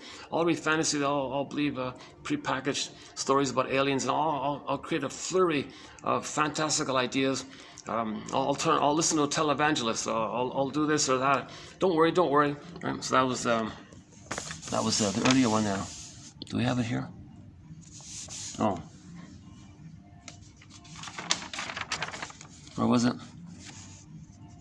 Oh, okay. The one we read it already. Oh, did I lose it already? About the right side and the left side. Oh, I lost it already. Oh, here it is. Hang on. Yeah. So that's what we were saying before. The right side of the brain, like the salamander part, right? The reptile part, the brainstem part, tells the left side, the cognitive side, sort of voke, is that right? Softly. Hey, come on. Cortex, left side cortex, speaking brain, knowledge brain, cognitive brain. And, hey, come on, help me out here. I've got so much pain going on in your brainstem here. Left side says, okay, I'll handle this. I'll create a flurry of ideas, a lot of fantasy symbols of love fulfillment, a lot of fantasy symbols of what's going on and being loved, and then that'll give you a hope, relentless hope, and that hope will be addictive, and we'll keep it buried like that, because we'll just maintain the fantasy that you'll be loved one day, and then you feel safe with the fantasy that mother's there, you're not totally abandoned, just hang on, mother's coming. So the alien means mother. So we'll talk about aliens, because your feeling of an alien within was caused by the mother. So we'll talk about aliens, that's your mother. Talk about the guy with the horns, that's your mother. Okay, so people worship the devil, go, that's your mother. Flurry of ideas to bury it, right? The left side ideation symbolizes what lies in the right side. Okay, now try to talk to that person out of their philosophy, right? And they'll be stubborn. Because if you do succeed in questioning their philosophy, that means they got to feel the pain. They don't want to feel the pain. That's why they have the philosophy. Question of philosophy, they feel the pain, so they'll be bombastic and rigid about the philosophy. They can't make the link. So that's why they're adamant of their fanaticism about their beliefs, because those beliefs are there to bury the pain. Right? So the left side creates ideas that reflect, however obtuse. Okay, so religion, when it's being used as a tool of the pillage and the plunder system, right? For example, cults and all these self-help gurus, whatever, the feelings on the right, the left side creates ideas that reflect the feelings on the right, even when the left side has no idea, no clue what is on the right side. In other words, ideas reflect feelings. And then, okay, so for example, so the pain is dispersed into ideas, giving it force and tenacity. So we would be not only arguing about ideas, but something much deeper. Okay, the person's pain from childhood, right? The belief systems. So for example, this one here. The essence of neurosis seems to be to concoct rationales for one's behavior, which is driven by unrecognized forces. That is why one cannot penetrate elaborate rationales and explanations for another's behavior. Quote, someone might say, "Oh, what's wrong with drinking? It makes me feel warm and cozy. What's wrong with that? A beer makes me feel good. What's the problem?" said an acquaintance. He had no recognition of the constant tension he suffered. Where repressed pain exists, a scaffold of ideas is built around it. Okay? Where repressed pain exists, a scaffold of ideas is built around it. Okay, so aliens, and one day the good breast will come down and nurse you properly, etc. The scaffold of ideas. The brain is able to adopt don't bother me with facts attitude. You cannot be open-minded when you're in heavy pain. So when somebody's in heavy pain, it's going to lead to all of these intense beliefs. So if you're in so much pain, you're not going to be open-minded to thoughts, right? Because your stubbornness is there to quell your pain. When imprinted pain is so massive that the internal producers of blocking agents cannot secrete enough supplies to quell the pain, the person needs something external. To tranquilize it. Okay, so it can be two things here. One, the more familiar one, it could be cookies, right, or alcohol or beer, comfort foods, or sometimes someone to do the trick. Or a good belief system will help. It adds to our internal drug supply. The brain is a wonderful pharmacy dispensing the necessary drugs on demand. Now, who is doing the demanding? Well, we are. Our pain is. Our pain is demanding it. Our biological system is demanding it. Our pain orders and reorders whenever necessary until we are out of stock. When there are too many orders going on for too long, supplies are exhausted. See, it's too much trauma. The brain can send you natural endorphins, but when there's too much trauma, the brain can't do it at some point. Then at that point, you may literally have to run to the neighborhood pharmacy for help, or for the 24-hour ice cream vending machine or whatever. Here we see why people with horrific childhoods are candidates for addictions. Their natural painkillers are not up to the task. So it can be for substance, or it can be for ideas. Flight into ideas. When our emotional history doesn't contain too much pain, information is then shuttled to the front part of the cortex for meaning and understanding. But when the pain is overwhelming from infancy and childhood, the left prefrontal area is left in the dark. It is then free to concoct all sorts of beliefs.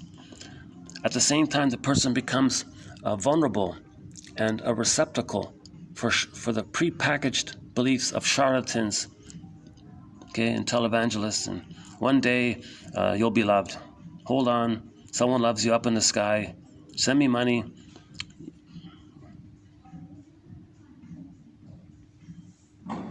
Okay, so these charlatan guys, they're selling hope, right?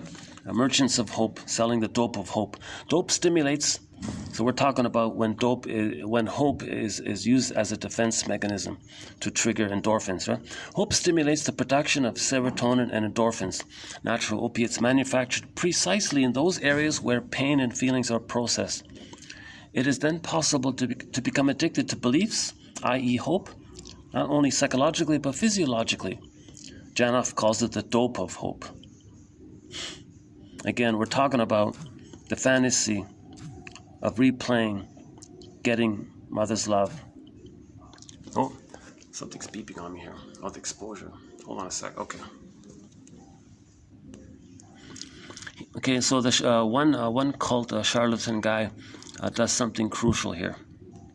So one scam artist, what he does is he tells people about some coming catastrophe. So why is he doing that? Well, for those already imprinted with a catastrophe from birth, it resonates with their deepest fears from inside, a catastrophic memory projected outwardly, externally. Belief is the result of the cortex dealing with underlying imprinted pain. Okay, again, belief is the result of the cortex dealing with underlying imprinted pain. So the baby had a catastrophe, right? The wreckage was within. That's a catastrophe, right? A great hope fell, you heard no noise, the wreckage was within. A catastrophe within, an emotional catastrophe took place. So the charlatan will say, oh yeah, so they'll tell you stuff about catastrophes outwardly that externalizes within. So it relates to what's within. That idea masks the pain of it being within. If you see it externalized, your attention is outward, it tricks you to not feel it within. So he's selling you a lie. He's selling you a way for you to betray yourself. He's selling you a way to not know yourself. Something about you, he says outside. Focus outside. It's outside. It's not inside. Not inside. There was no emotional catastrophe. Your mother loved you. How dare you say your mother didn't love you? Mothers are wonderful. Did you send your mother a birthday card? Did you send her on Mother's Day? Did you write her night? You got to send your mother. Aren't your mother so wonderful? Listen, you cook the best chicken dish in the world.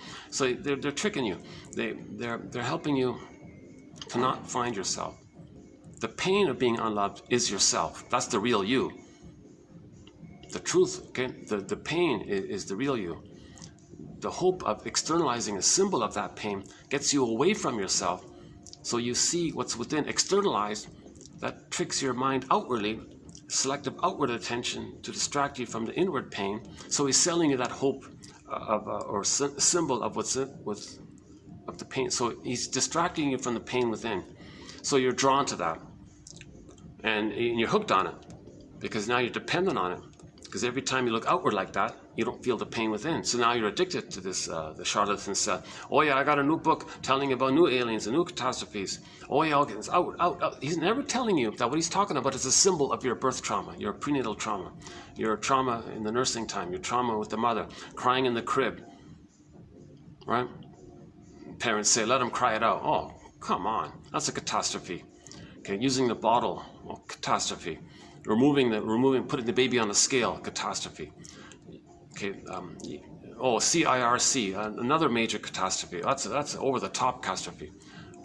That causes a lot of damage. That's severe trauma like this. So there's dozens of ways we can describe the various catastrophes that take place. If the baby's stuck in the cord in a protracted, can't get out of the canal, he's stuck there.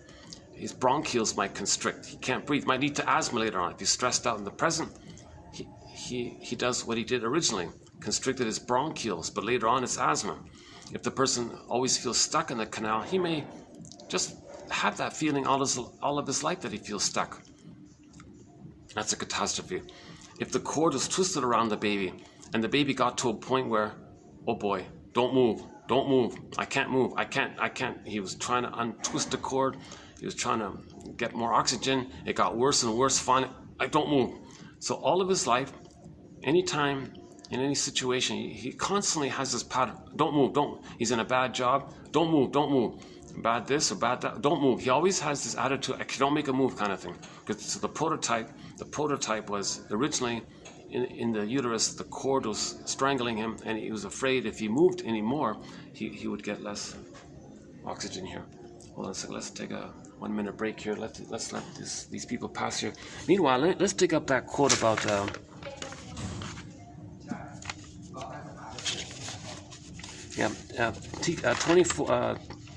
45 has the one about the asthma one. Where's that one about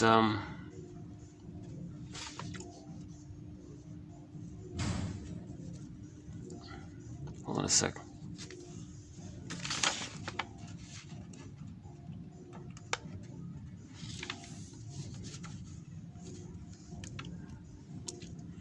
Okay, another one was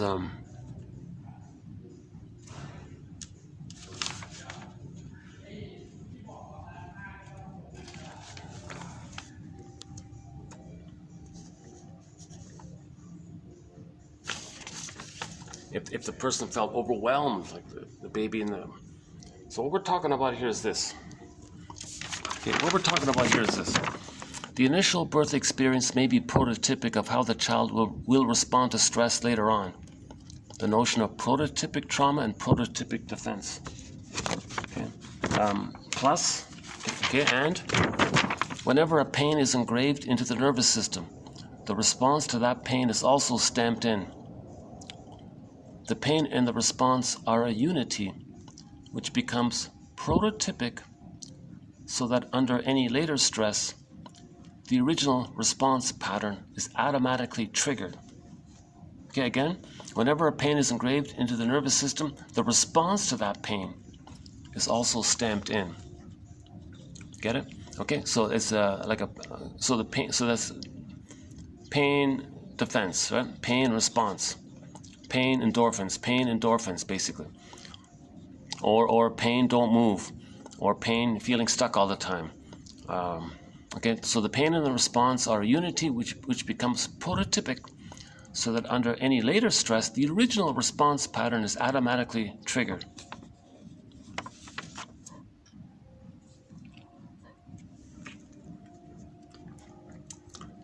So one prototypic one is the baby's trying to come out of the canal, doing his thing.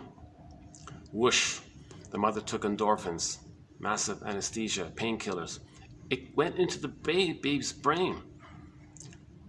Now the consensus is that if the mother takes something, it's going to go to the baby. So if the mother takes painkillers when the baby's trying to come out, he's on his way coming out, here I'm coming out, oh, whoa, he's flooded, whoa, what's all this, whoosh. That can be a pattern. In his life, he tries something, he gives up, defeat. I don't know what it is, I just can't do it. I tried. So the prototype was he tried to come out, tried to do his thing, and then whoosh. Okay, mother took massive epidural, went to the baby's brain, and he's like out of it, like I don't know what's going on here, like daydreaming, flooded with this too much what's it called, endorphins, pain-killing thing. So that became a pattern. He tried to learn how to bake bread. He read the instructions. Woof, I give up. I threw it. I can't do it. Tried to learn, try to do these stained glass windows thing. He tried and it got frustrated. And whoosh, I can't. I give up. He always tried stuff. He would always try new hobbies, and he always gave up easily. He gave up quickly. He gave up easily, again and again and again. That pattern was again and again and again, because something in the present triggers the prototype. The prototype, he was trying to come out of the uterus, whoosh. In the present, try something, I give up. So this is what we're talking about here. This is one part of Janoff's theory, that this prototype is set in the uterus, and it's being used again and again. And when something in the present triggers something of that, something in the present can trigger that, then we replay that whole thing. Like the kid, like the extreme example was the bronchioles one. The baby was flooded in the canal, amniotic sac. He wasn't gonna. He might drown or something. I don't know how that works, but they said he constricted his bronchioles as a desperate, like a last-ditch desperate effort. The baby was like holding his bronchioles in the canal. So later on, if there's a stress in his life, he thought the parents were going to divorce once. That's pretty stressful. that stress in the present can trigger the original stress in the uterus. Now, in the uterus, the original stress triggered the prototype response. The prototype response was to constrict the bronchioles. In the present, he got an asthma attack. That's dangerous because maybe he doesn't have his puffer kind of thing. And it's dysfunctional to use a defense mechanism that was for one time, and it's outlived its purpose. You don't want to apply that all the time. Every time you feel stress, every time you're going to reach for your puffer. Like that's so that's one way of. Now that was the toughest one. He mentioned this one about giving up a therapy. I noticed that that's a common pattern with the massive anesthesia, the epidural, that they try things and they give up. They try things, they give up.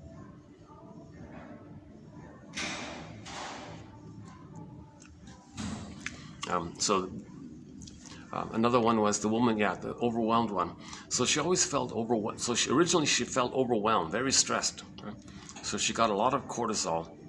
She was kind of revved up already at a higher set point. So she came out already with PTSD. So in life, if there were any expectations on her, little pressures on her, she would react. Oh no, forget! Like she would freak out. She would say, "I'm overwhelmed. I can't do it." Well, the example was the bus said, "Oh, darling, the bus is leaving in 10 minutes. Let's go." "Oh, you go. I can't do it. It's too much. I'm too much by this. Back off. Get him." So she felt pressure. Any kind of little pressure, micro pressure in the present might trigger the original massive pressure. And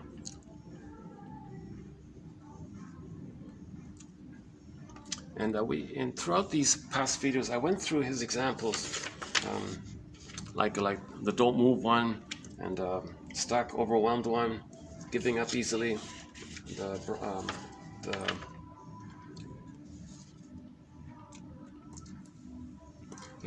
okay, to tackle a problem and then wants to give up right away. The feeling of defeat has happened when the mother received massive anesthesia at birth, which entered the birthing child.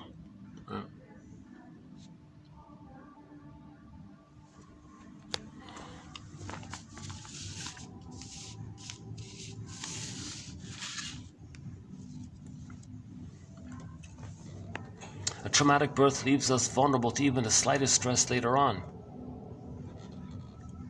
Yeah. So if you're like easily triggered, if you feel like you're walking on eggshells around people, well, they may have had prenatal distress syndrome. They may have had prenatal distress syndrome.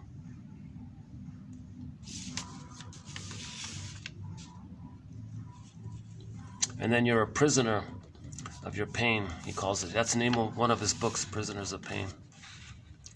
Yeah, back to the ideas one. The mind of ideas and philosophies doesn't know it is being used, doesn't know it serves as a barricade against the danger of feeling. It keeps itself going, reinforced as an airtight lock against pain.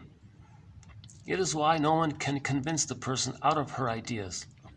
They serve a key purpose, and people can get very angry when those ideas are challenged. Right.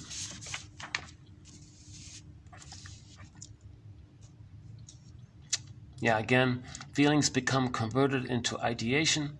Then those ideas are defended because those ideas defend the individual. When we address defensive belief systems, we are really addressing feelings. Nothing is more readily and abundantly available than belief systems because nothing is as limitless as self-deception. Man becomes entangled in a mesh of thoughts that bind him. Yeah, here's the searching for the symbol of mother's breast. The pain goes from the primitive processing mechanisms, okay, that's the salamander brain, to the cortical processes, forcing the person to seek symbolic fulfillment. A loved child will have no need to believe in ideologies full of hope and magic. When childhood developmental needs go unmet, the foundation of a personality that will grasp a belief later in life is being built.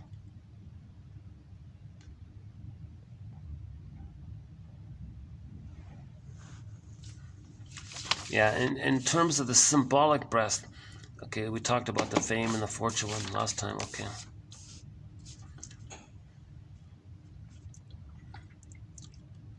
Okay, and then trauma damages the brain's natural ability to send the person normal brain chemistry, right? So with early trauma and lack of love, the brain system is constantly in deficit mode of its serotonin and its supplies.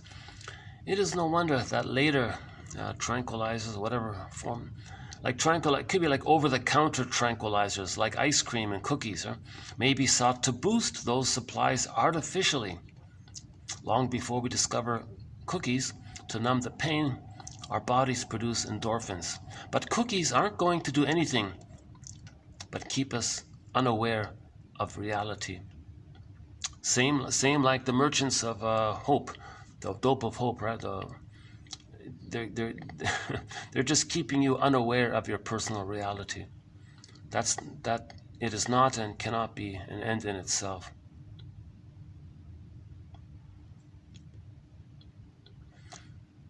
And you're not technically, he says you're not technically addicted to the beliefs. You're addicted to the chemistry the beliefs give you. Right? So biochemicals of love. Most of us are addicted to love, our need for it. It takes the form of overeating or drinking, but the real addiction is to ourselves, meaning to the chemicals we produce in the brain that make us feel better when we get what we need. Okay, so another example is about the overstressed baby. If a carrying mother drinks 5 cups of coffee a day over several days during the critical period of synaptogenesis in the unborn child, the possibility is there for an imprint which will change the set points of a baby for a lifetime.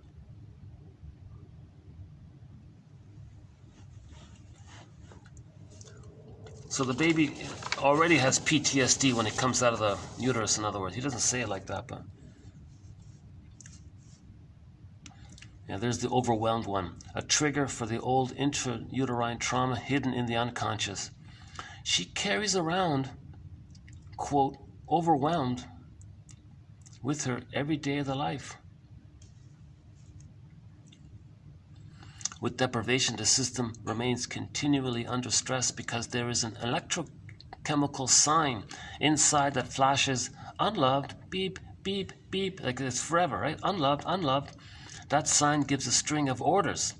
Okay, secrete this chemical, stop that one, reduce this one, increase that one, etc.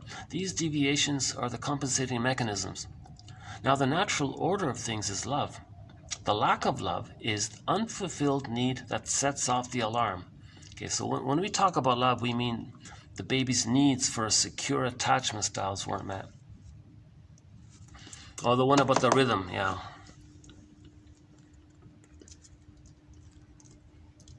Yeah, this is still something I'm grappling with, a bit of a stretch here. But he says in the rhythm quote, go to 45, the lengthy quote. I think it's the longest quote so far about the rhythm. A good quote, I think every mother's should.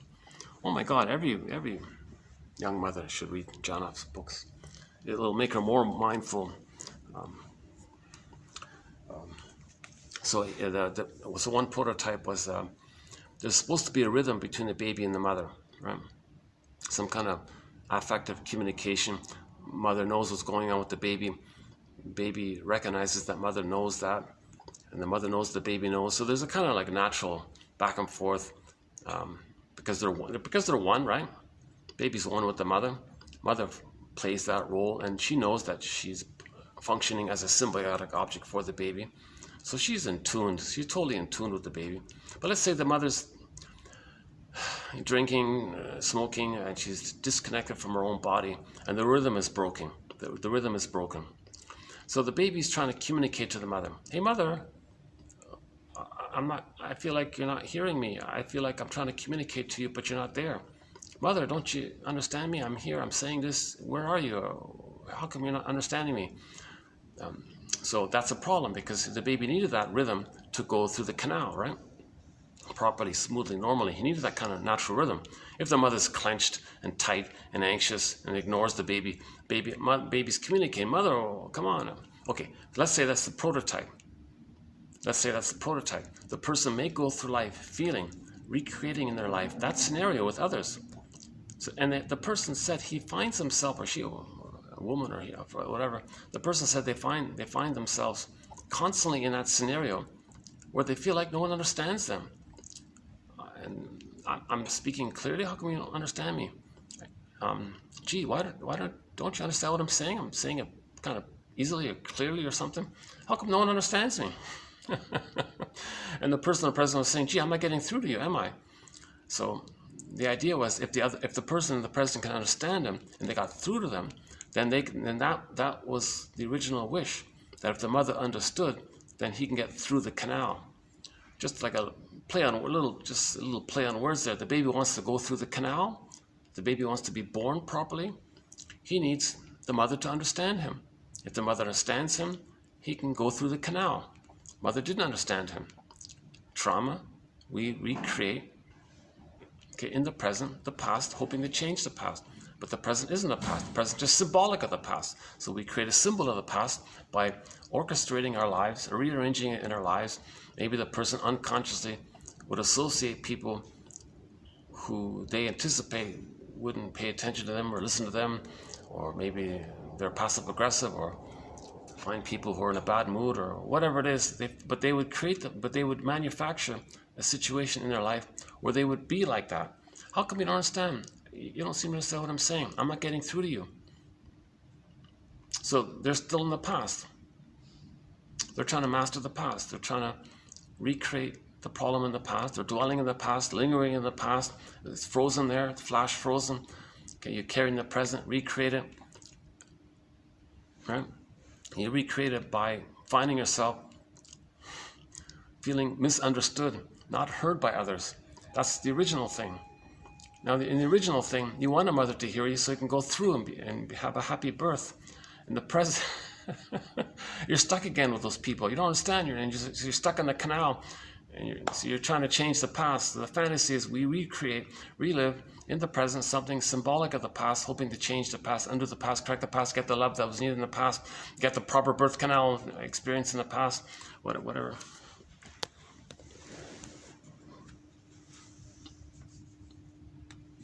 Okay, we got a lot of other. Okay, we got a lot of good quotes here. So yeah, okay. So here's a good conclusion of it. Yesterday, the unconscious hope. Oh, flashing again on me here. Okay, the unconscious hope of fulfillment of old unfulfilled needs. So that's what we're talking about here, right? The unconscious hope of fulfillment of old unfulfilled needs. Pain automatically makes one honest with oneself, while it does away with unreal belief systems. We never got and will never get what we needed as a child. The death of unreal hope is the birth of life.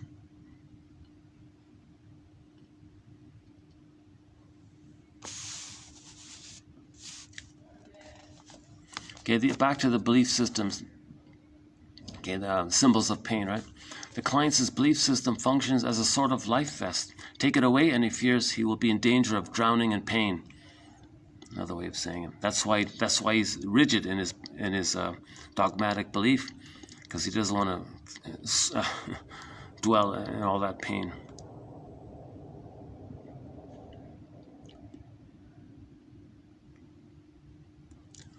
As one novelist put it, when you get on the wrong trail, every stop you make is the wrong one. We are prisoners of childhood, reacting to realities that no longer exist, or more accurately, recreating old realities over and over again, right?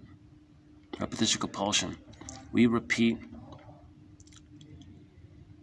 that cycle with the mother, with others in the present, in one way or another, with the grand fantasy that we can change what happened in the past over and over again. It never works. That's why we keep doing it. The pain is timeless. It's infinite. So Edmund Berger's theory about the record. So this quote here, when you get on the wrong trail, every stop you make is the wrong one. Hi. Excuse me, are you staying here? I've got permission to make my video here. Oh, okay, okay, I got another one of these. Hold on a second. Okay, so let's continue. So let's jump into today's quotes, 2751.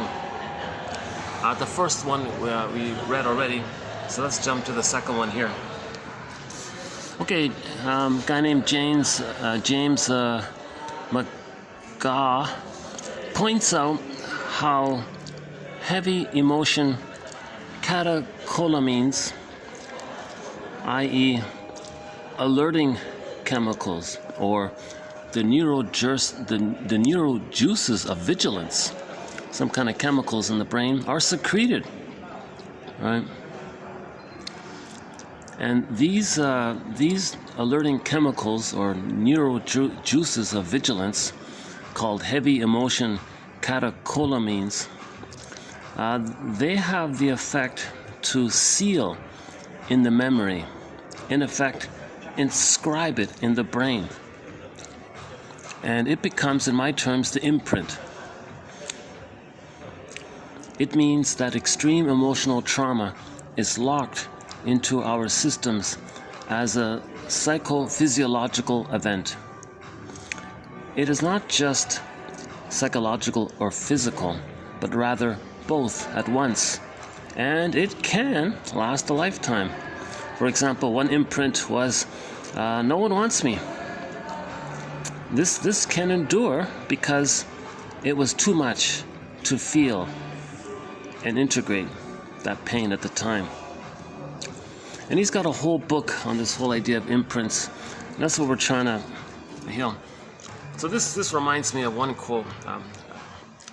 The client complained about her life and all this. The shrink said to her, we may say that these problems you're having, we may say that this is what your traumatic script is doing to you. Let us see what we can do with that script. So that traumatic script, okay, he calls it an imprint.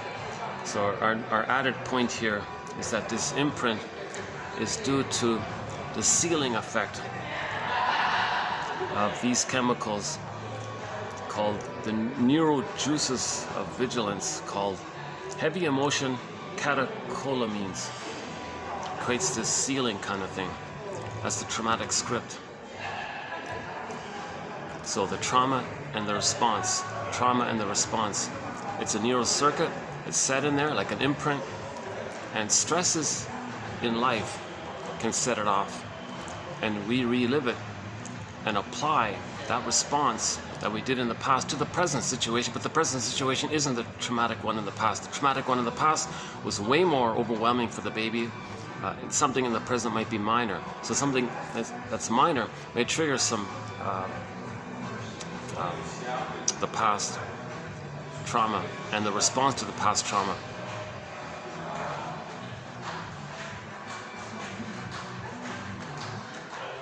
Yeah. And a clue to the past trauma that it's a lot of sensations, and we don't have words for feelings even. And then it screams to your left brain, "Come on, left brain, say something here." And the left brain comes up with ideas in response to it.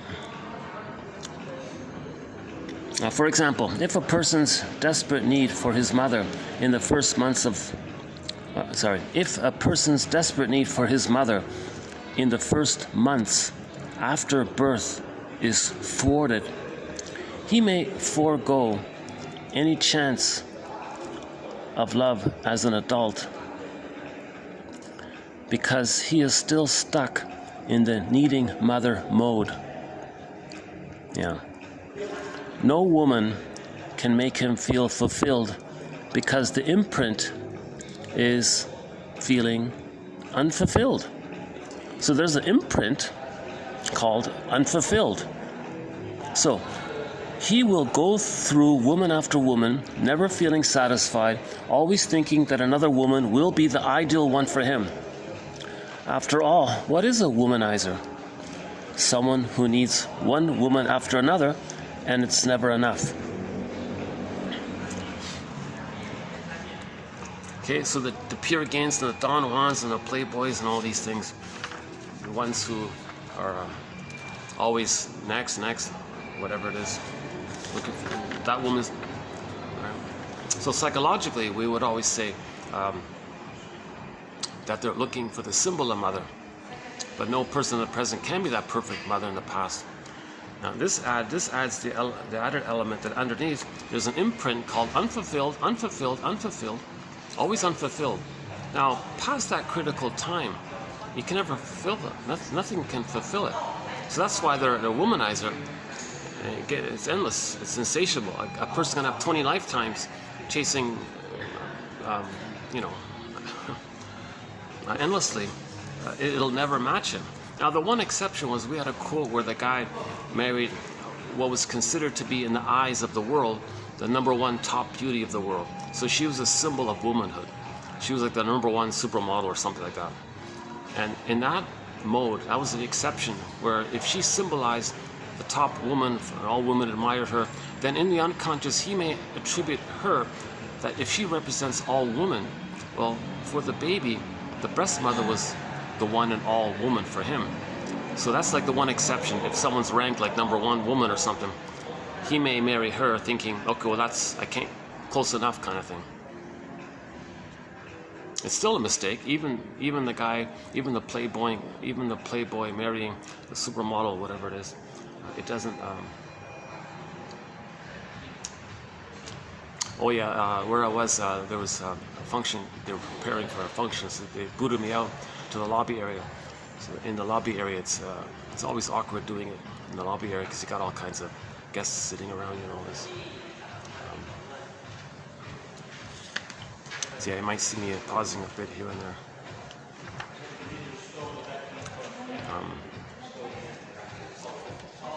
Yeah, they were reminding me that it's pretty busy, the events up there, and it's pretty much always being used. So it looks like they're fine with me using the lobby area, kind of like where I am now. But I was kind of hoping to, because while I was up there, I was starting to get into the flow. Right, just when I got interrupted, I was starting to get smoothly into it. I was just feeling that smooth. So there's a funny thing, right? So Janoff would say, is that a pattern in your life? You get on a roll and something interrupts you? Well, maybe the prototype was in uterus. You were trying to come out, and then the forceps came and forced you out. Yeah, how's that? Yeah, let's see if I can apply Janoff's theory here. Whether it's accurate or not, I don't know, but let me just see if I can be consistent with this theory here. So I'm doing my video, speaking along. Things are cooking along. Okay, now I'm coming out of the canal. In other words, I'm coming out of the canal, and suddenly, whooshed, I'm now in the basement. Now I'm in the lobby here. I was yanked out. So the guard came, told me the story, and said, "No, you got to go down." So I complained a little bit. So maybe in the canal I was protesting a little bit. No, don't yank me out. So the force, I don't know if I received the force. I can't. Does my shape mean I had force? I don't even know. That's the thing about all of this stuff. Before our parents are gone, Robert Bly says interview them. When they're gone, they're gone. Like before they're gone, every person over 40. It's uncomfortable, and if they're ready to do it, interview the parents, talk about the prenatal time, the birth delivery, was breastfeeding, was it separate, get all the details, find out about the delivery, was forceps used, was an epidural used,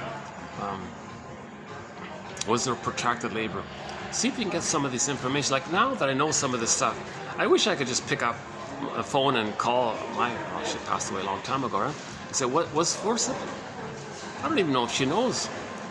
She said she was out of it, I think. She was unconscious or something. Maybe that's why I feel a little bit like I'm sleepwalking through life. Maybe I received too much an epidural through the mother. So maybe I do kind of feel also a little bit like I'm just not fully alive and in the present. I've always felt that all my life that there was a little bit of a slightly like a mild, not too serious, but like a mild kind of like, am I really present? I'm here. I know I'm here. Like I know I'm in the hotel lobby and all this. I can see some characters around me and all this. Nice lobby by the way. Nice. Oh yeah. Oh yeah. I can't do that. They said we don't really want you to like film the hotel kind of thing. So you can film yourself, but we don't want you to like show people the furniture or whatever. Oh Jesus Christ. I just remember that. Yeah. Okay. These guys are really, there's a very different tone in this hotel here. Nice hotel and all this. Yeah, it's one of the nicer hotels, yeah, in terms of decorations and things.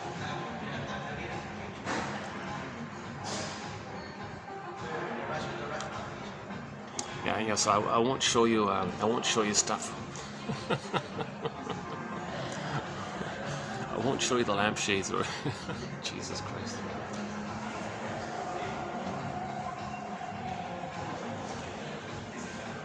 See, I'm a pretty safe subject, so if someone wants to feel important, they can bark orders and so on. He didn't bark. I'm just saying. He can. No, they're just doing their job. There must be a lot of stress. Is there a lot of stress working in the hotel?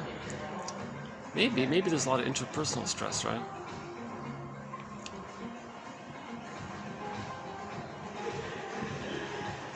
Maybe people know. Maybe sometimes when people work for an organization, like a big organization, maybe they think that they're responsible for it, right? Okay, let's not go down that kind of path here. Where was I? Hold on a sec. Yeah, so how about that? I haven't read a quote by Jonoff regarding the forceps, but let's say that's a pattern life. That someone's doing something, and suddenly there's a sudden thrusting out of it, right?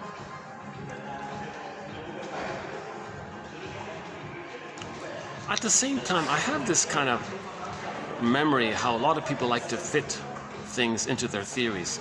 Like they want to squeeze and cherry pick things to fit their theories because they have this emotional hope of their theory, being accurate and all this. So they're always filtering things. At the same time, I am kind of curious at his theory that our life may be like a continuous expression of something that took place early on. And Jonoff says you don't really need to know too many analytic ideas and theories. Just see if you can have the ability, as I understand it, back to the technique. I'm not interested in his technique, but at least I want to eventually understand his positive intention. So he makes clear it's not about beating the pillow, and if you're pent up about something, that's not the solution. You got to feel the original danger, unloved, mother's not there, very scary for the baby, persecutory anxiety, not going to make it. You got to feel that place while simultaneously being conscious that you're feeling that, you're reliving that trauma, and now you might be screaming, whatever, crying, whatever, but you're aware of it, and as you're aware of it, simultaneously, the part of you knows the present, it's not the past, and now you're screaming the past, and somehow that seems to be the resolution, and he's saying then you can get back into yourself, and his testimonials from the clients are saying, yeah, now I can feel again. All my life I felt numb, now I can feel again. He's got some incredible testimonials from people. You can make a movie out of all of them, basically. I don't know if it's just creative actors making up stuff, practicing their skills and wanting to sell scripts or something. I think a lot of people in this primal thing, a lot of actors were drawn to it.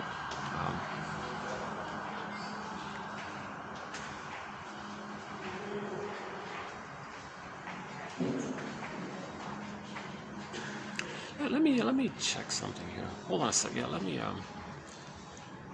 let me double check something. Give me another minute. Let's check the battery here.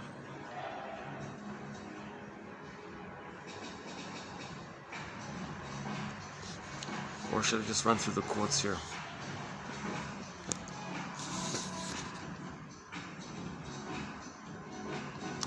Where were we here? The imprint. Okay, so the womanizer, so the Don Juan imprint is that underneath there's a permanent unfulfilled. So there's a critical period when the baby's needs can be met, from birth to 3. That's the critical period from birth to 3. if those needs don't get met during that critical period, nothing afterwards can satisfy. They'll be forever unfulfilled. They will forever feel unfulfilled unless they, do the primal scream or whatever it is, or heal in some other way. Right? So in any way you're trying to get your needs met, post age 3, it's only symbolic. It never cracks that primal neurojuices of vigilance, which seal the primary circuit called unfulfilled. And post age 3, nothing can do it. So his example was Marilyn Monroe. Her first 3, she didn't get her needs met in the first 3 years, right? But later in life, she got immense fame and fortune, admiration and praise and loves and gifts and flowers every day. And she got immense popularity, and she was a superstar and all this. It doesn't matter. It didn't work, right? It doesn't work. No matter how much she can have 20 lifetimes being admired and all this, it's not going to change that thing, that imprint. Everything post 3 is symbolic of the actual, and you always have the hope that the symbolic, the fantasy that's symbolic. You don't know that the symbolic is an attempt for the actual missing mother's love. So you're chasing the symbolic, never making the link, because the symbolic is a defense against the pain of it. So when you identify the symbolic, call it out, that it's a code for the missing mother's love, now you're getting somewhere. But if you don't make that link, you're just chasing the symbolic, you're doing it again and again and again, and then maybe that puts a stress on the brain's ability to send endorphins. Okay, the supply cabinet runs out in the brain kind of thing. Then you want more fame, and you want more cookies, and you want more attention, and then like the womanizer. So Marilyn Monroe might become like a woman version of a womanizer. She might become like a manizer. Is that right? Is that a phrase? A manizer? Womanizer? Manizer? She'll become a manizer. Marries this guy, doesn't like it. Next will marry this guy, doesn't like it. And she was always chasing these wealthy, successful people again and again. It doesn't work, right? And the ultimate tragedy was she tried to...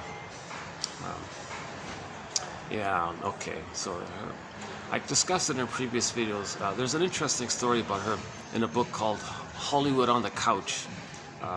One shrink had a good explanation about what happened there. And let's not get into that one there.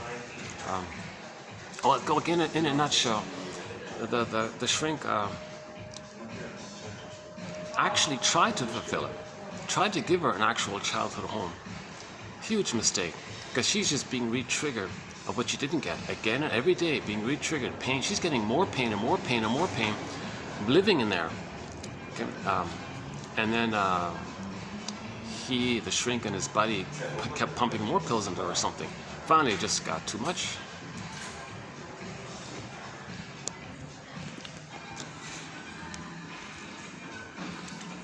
Okay, we'll have some more quotes about this issue of the imprint. Okay, here's another variation of the defeated feeling.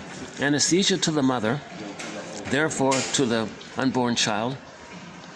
Okay, so if the mother gets anesthesia, it's gonna go to the neonate, right? The baby inside. And then he feels defeated. It's a real feeling to feel defeated for the baby. It's real, right? A real reaction to a real event of being deprived of any struggle at birth due to a heavy anesthetic administered to the mother.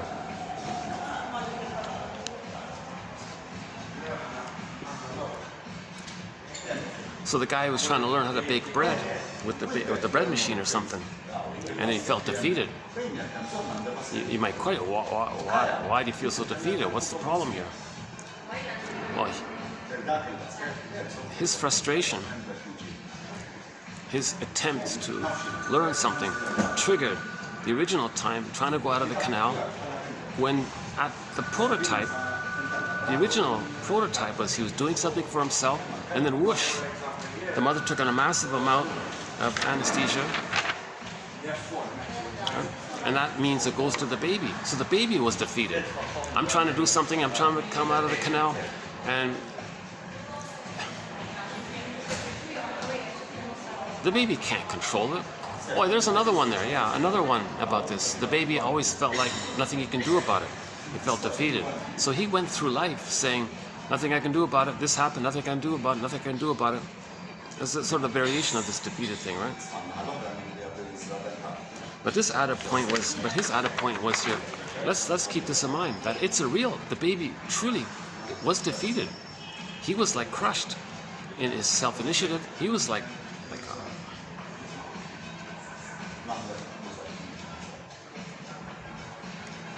he was treated in a manner that he should be having so much pain that the mother's having, and the mother needed massive anesthesia. Then the baby got that anesthesia. Maybe the baby could have handled the birth canal, but the mother panicked or something.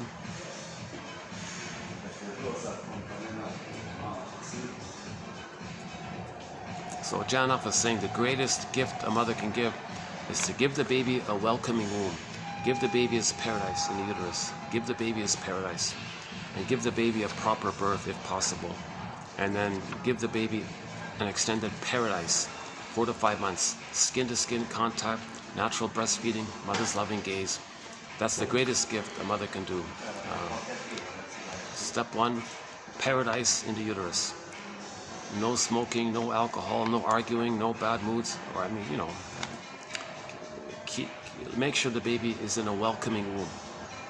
No heavy metal concerts, etc.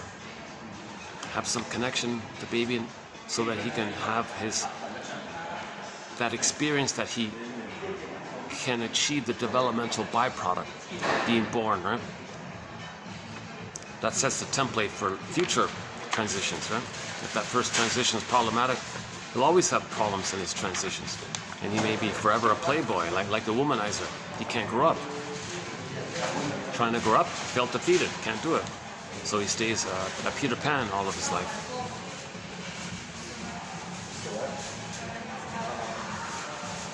And oh yeah, so variation of this was the baby felt that every time the baby was distressed, he felt, geez, I gotta tolerate this. There's nothing I can do about it. I have no power here. And then it was reinforced in his childhood home where things were going on and he felt powerless to do anything. So it kind of reinforced the original. Then after that, he went through life with that constant feeling that when there's any stress, nothing I can do about it. And he had an argument with his friend or something. Well, if they're going to leave, they're going to leave. Nothing I can do about it. Well, sure there is. You can make an eye to him. You can communicate. You can save the friendship.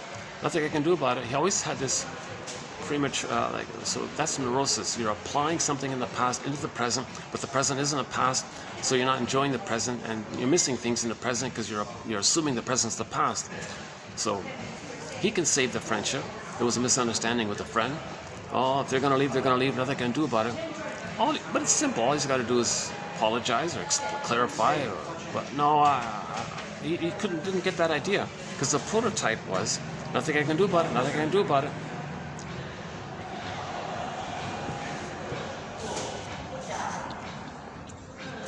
Neurosis is driven by lower brain functions that are trying to communicate to the left neocortex but can't because a disconnection has occurred. A disconnection caused by the imprint of an early lack of love that spells hopelessness and helplessness. For instance, the limbic system, the brain's second level, right? So you got like the reptile, that's the first level, right? And then you got the second level, the limbic system, the brain's second level, is able to is able to react all on its own before the neocortex is even engaged. So we react systemically before the frontal cortex is even aware of what's happening. Limbic system is both the reptile and the mammal. Okay, let's just say the lizard and the puppy, I guess, together. Okay, the limbic system. Okay, hang on. Again, neurosis is driven by lower brain centers that are trying to communicate to the left neocortex but can't because a disconnection has occurred. A disconnection caused by the imprint of an early lack of love that spells hopelessness and helplessness. Okay, so it's in the brainstem, hopelessness and helplessness, and it's trying to communicate to the cortex, but the cortex can't get the message. So the cortex comes up with some convoluted fantasy things, and the cortex is confused. But whatever the cortex is coming up with, it's actually coming from the pain of the limbic system. For instance, the limbic system is able to react all on its own before the neocortex is even engaged. So we react systemically before the frontal cortex is even aware of what's happening. It is not ideas coming from the prefrontal neocortex that drive a reaction within our bodies and nervous system, but emotional processes that are unfolding neurochemically from the limbic area. So we're not really doing things too much by our thoughts and our philosophies. We're doing things mainly by the limbic system area. I think that's what he means, right? So most of what we are doing is from the unconscious. Iceberg metaphor. So iceberg metaphor, yeah. Most of what we're doing is from the unconscious. A lot of energy in there called the id, so it's got a strong force. Yeah, imagine that. The imprint, the force of that imprint, we can call that the id as well. That strong force of the alerting chemicals called catecholamines, neurojuices of vigilance, which seal the memory, and all the energy is tied up in that memory. That can be the id. Okay, let me update this 1, 2, 3, the fifth one here. So the imprint was the baby felt hopeless and helpless, right?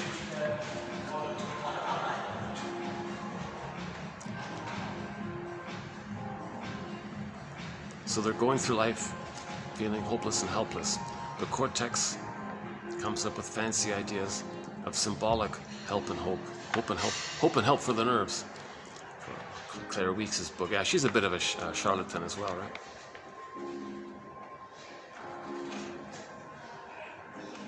She took a very simple idea. If you feel some kind of distress, deal with that.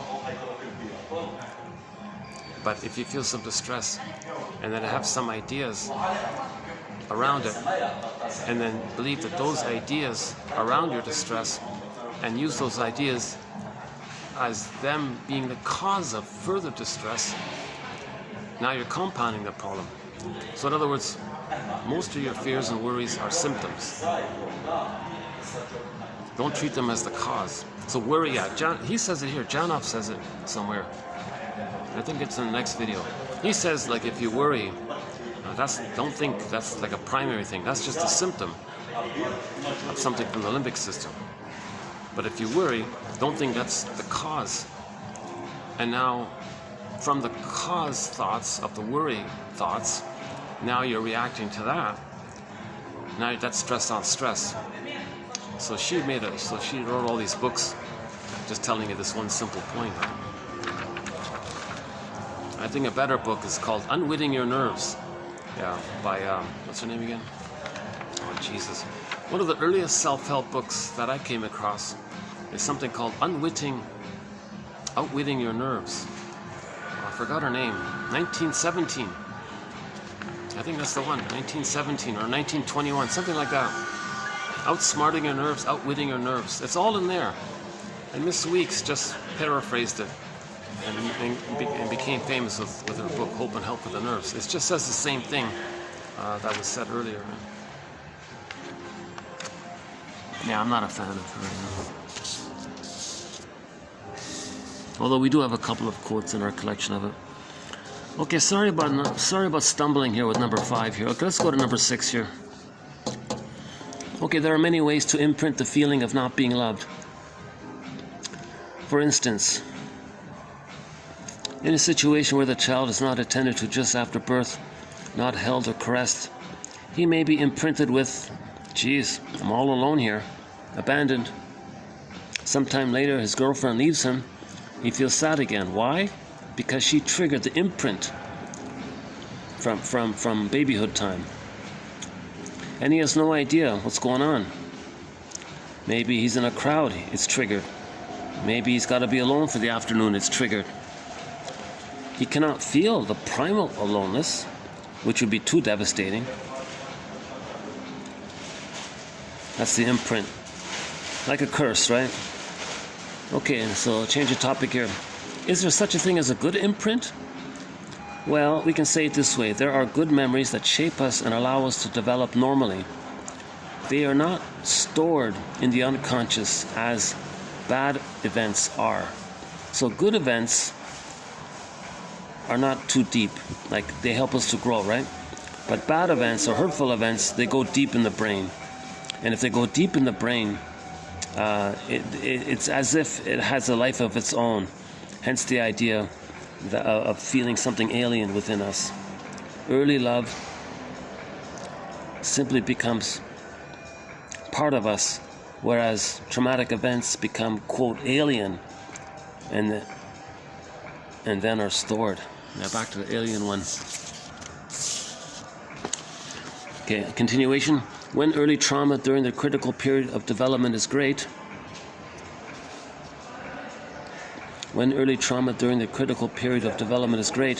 it becomes an imprint and it takes on a life of its own in our nervous systems. Some people perceive, quote, alien forces in the world. These are no more than their own terror projected externally. Yeah, so all these charlatans, oh, there's an alien force out there. Okay, that's code for your inner fears projected externally to help you not feel that it's internal. So they're profiting off your fear. They're profiting off your ignorance and fear of your pain by creating a symbol of your pain and getting you to focus your attention of your symbol of your pain outwardly. That keeps you distracted from the truth of the pain within. Now, you're not going to heal. So, literature, there's two types of literature. Most of it's escapism, the charlatan area, right? Doesn't help you to heal. But some literature moves towards helping you to heal. So literature is subdivided into escapism literature and interpretive literature. So it might be similar in the psychotherapy world. Most of it is in the escapism therapy area, and some therapy models are in the interpretive area, like Masterson, Karen Horney, okay, Grotstein, Ogden, and so on, right? And I think Janov, I would include Janov in the interpretive area. He's very, it's funny, eh? He says he doesn't like psychoanalysis, but he's very helpful in giving psychoanalytic ideas sort of in his writings, you know, although he's not saying it directly like that. He talks about transference and repetition compulsion. He includes it in, right?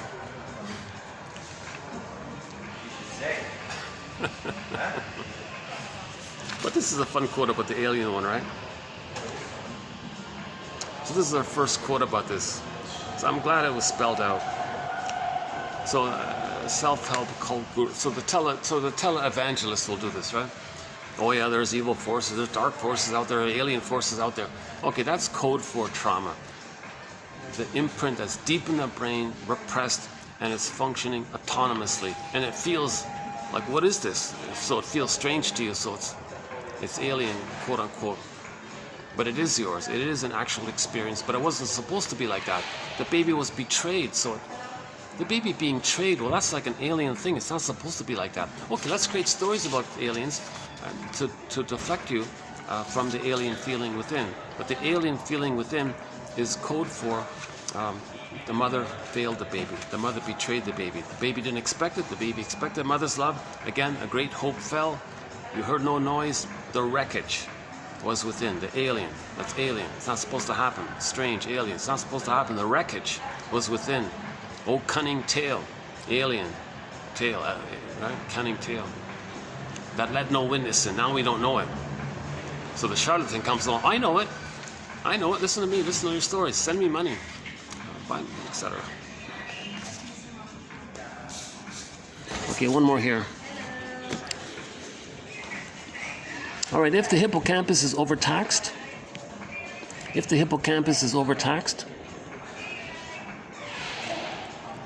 with many painful memories. Okay, so the hippocampus, that's like our memory, the part of the brain that is supposed to let us be aware of our memories, something like that. Okay, if the hippocampus,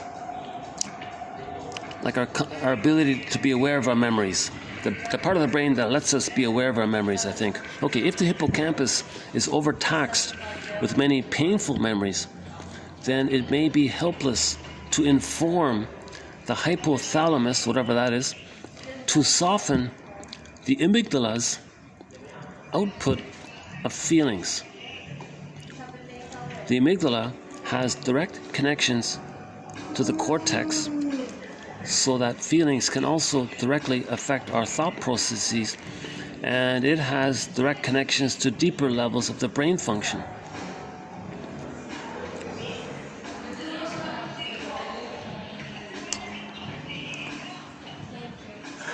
Okay, so the amygdala can talk to us, right?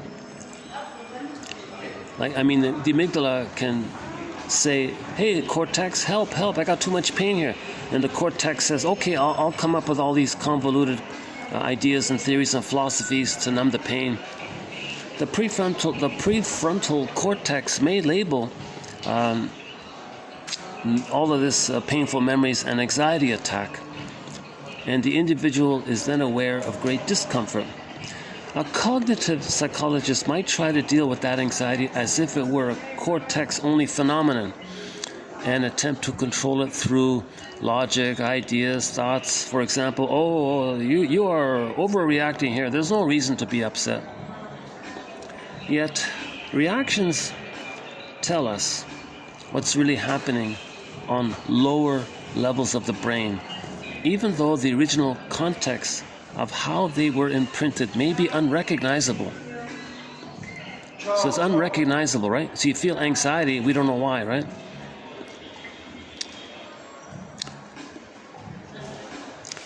Okay, so the reactions find their origins so that, next part. So the goal is to find their origins. Let's find their origins so that the reactions make sense.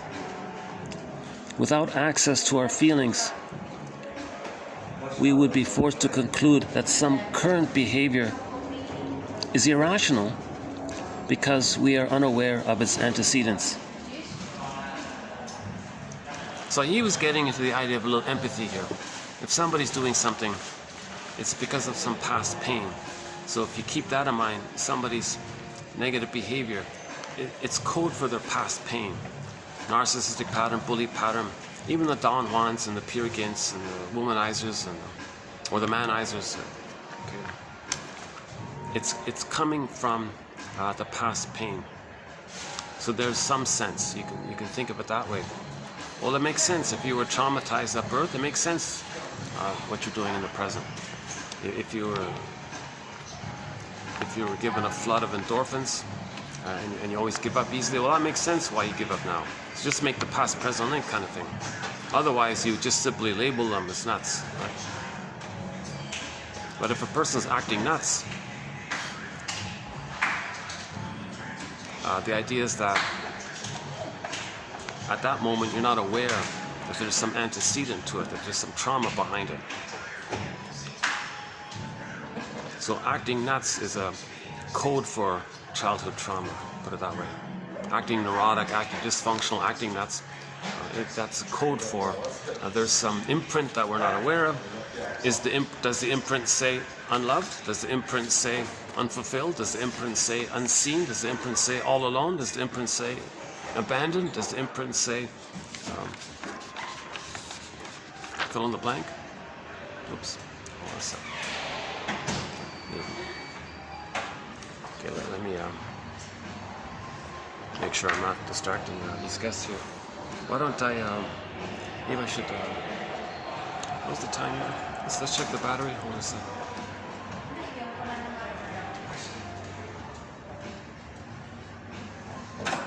Let's see, hold on a second. What is it again? 6:10? This is getting darker. Oh, I can't turn the camera on. I'm not allowed to show anything. Boy, they're fussy here, eh? Maybe they think it's a trade right, copyright, their deco. Maybe they think I'm selling their decorations here. Jesus Christ.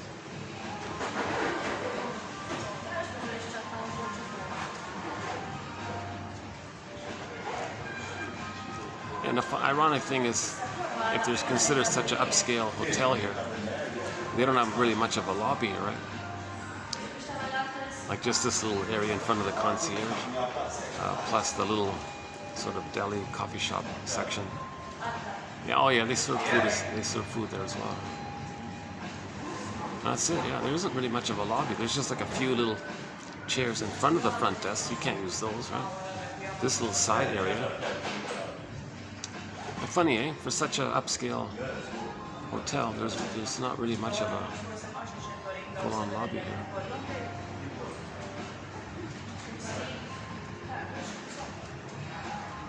I think I'm better off at the other place.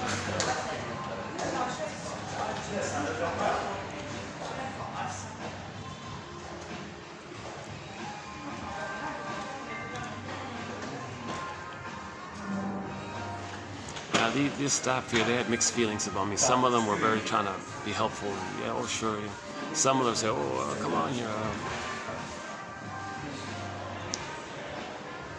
That's those event functions are for the people who book them. But she would say, well, if no one's using him, come on, let's let him use it. Well, no, he's got a little discretion there, right? So one manager said, oh, come on. The other manager said, it was by the book kind of thing. So there was a little bit of, so I said, okay, no, yeah, don't worry, I don't want to cause any. So one was trying to help me, one was trying, following the book, letter of the law versus the spirit of the law kind of thing. Yeah, so I saw the one manager as being kind of more broad-minded, a little bit. There's no real harm to my using a lobby area if there's nobody there. But I can also see the other side, because maybe, yeah, because there was that moment where the sales lady came across showing the venue to people who might want to book it. So maybe if they see me talking on the side there, does that affect them in any way? Like, maybe, here's the irony. What if it's a positive trait? What if they see, oh look, there's a professor there speaking, authority, or maybe they think maybe it can ironically help their sales. So I won't be coming here too often, I guess. Okay, yeah, I guess that's it. So today was a bit of a lighter load. Let's see.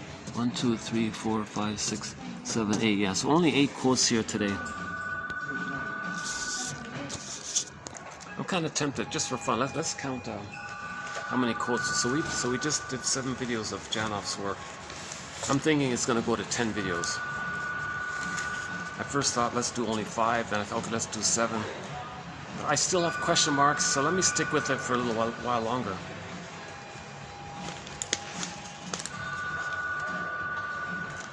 Not too many people talk about prenatal trauma, right? Hold on. So let's see. That was 8, right? So we did 8. Let's see. 8, 9, 10, 11, 12, 13, 14, 15, 16, 17. Okay, 18, 19, 20, 21, 22, 23, 34, 35, 25. Okay, 26, 27, 28, 29, 30, 31, 32, 33, 34, 34. Okay, 36, 38.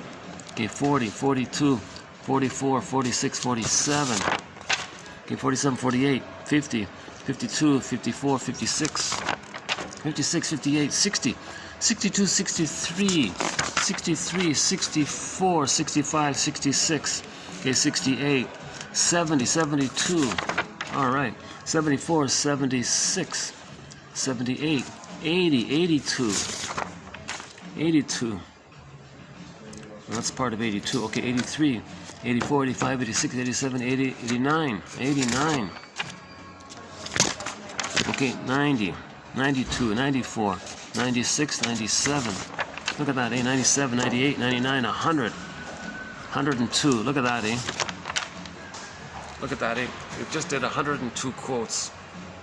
It's almost the record. The record is the greed thread. We did 7 videos on greed. The greed one had 103 quotes. Look at that, eh? The Janoff one has 102 quotes. But when I do the next videos, it'll be more than 103. Trivial detail. Not sure why. So here it is. Here, yeah. Marilyn Monroe one, right? Love outside, or the Playboy one as well, right? Love outside the critical period, right? Cannot make permanent changes in the neurobiological system. Then you become addicted to substitute fulfillment. The client must eventually feel the lack of love she underwent in childhood. It is the pain of feeling no love that lifts the repression. Okay, being nice now and all these admirers and paradoxically reinforces the gates and keeps unloved from being felt. Yeah, so there's the paradox, right? So all of these admirers showering Marilyn Monroe with flowers and gifts and all that, that keeps her feeling of being unloved from being felt. Right? So all this niceness, there's an irony there. It's preventing her from feeling unloved. She needs to feel unloved, not loved. She needs to feel unloved to be healed, right? No amount of symbolic love post age 3 is going to correct that circle. Once the suffering is felt, the trauma loses its force. If there were any way that an imprint can be erased, it would be in bringing the trauma up to the prefrontal cortex area for integration. Janoff is a bit of a hope merchant himself. Like, that sounds like a very hopeful thing to do. Oh yeah, we'll bring up your imprint to your consciousness. Oh yeah, that's a hopeful promise. Part of me sometimes feels like he's a bit of a guru himself, like a self-help, partial charlatan guru if he has these kind of promises.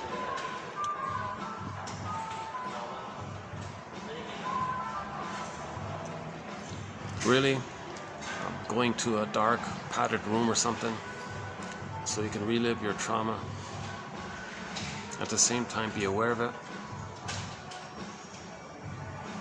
so that you can recognize that the past danger is not the past, that the danger in the past is, you're no longer in danger. See, you can't just tell yourself practically in the present, hey, the canal thing is over. I survived it. It's over. I don't need to be afraid anymore. It's over. Oh my God. Does it work? Nothing. It's nothing. Poof, it's nothing. Right? There's an imprint. There's a silent scream in there. You got to go back to that scream. Feel it there. While you're aware of it, then you can experience and integrate the recognition that there's no longer any danger, that you're out of danger. But just to tell yourself, there's no danger now. The imprint doesn't know what you're talking about. Some idea you have, it's not going to change some limbic system imprint. So that's the irony. Janoff says that it's the irony there. The cortex is supposed to know so much. It knows nothing about what's going on in the imprint. So the cortex is pretty full of itself. Oh yeah, come on, you're out of the womb. You survived it. There's no danger. There's no that kind of danger now. Did it work? No matter how persuasive or how charismatic or how suggestive or how energized somebody might give you a sermon about it or preach about it, so it's not going to change, right? So Janoff's merchant, as a merchant of hope, says you need to relive that, animate that screen that's frozen. So scream the scream. So the silent scream, you gotta like scream it now. That means you're surviving it. You're living it. You couldn't do it as a baby, but now you can do it as an adult, right? So the adult side of you gives you the support anchor that you can go back, and with the anchor of the present, you can go back, relive the past, but you have the anchor of your present consciousness. Now with the anchor of the present consciousness, and you go, part of you goes back to relive it while you have the anchor, then the thing goes through, and now you're back in the anchor. The anchor held you in the present. So now the present, you can emotionally recognize, I really lived it. There's no danger anymore. The freezing is unfrozen. The woolly mammoth can run free. The petrified frog can leap. The statue becomes alive again. The velveteen rabbit becomes real. The little toy boy becomes alive. Odysseus finds home and is reunited with Penelope. Miss Core comes up from the underworld and becomes Persephone. And now we're loving life. Now we got individuation, knowing our uniqueness. Now joy comes back to the console. Now during the scream time, sadness is there, right? Fear and sadness. Right? Sadness is there. Yeah, sadness, hopelessness, helplessness. So you'd be very sad. So first in the healing, first you got to get sadness. If sadness does its thing, then joy can come back on the console.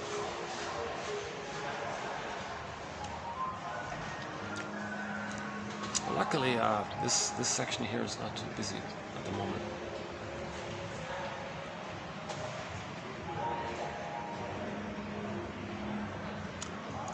The one good thing about this spot is there's at least some light here at night, right?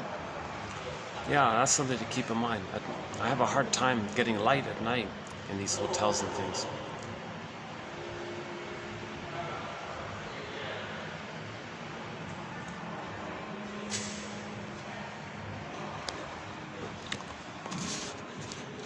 Yeah, if it's like this, I can do it. It's okay here.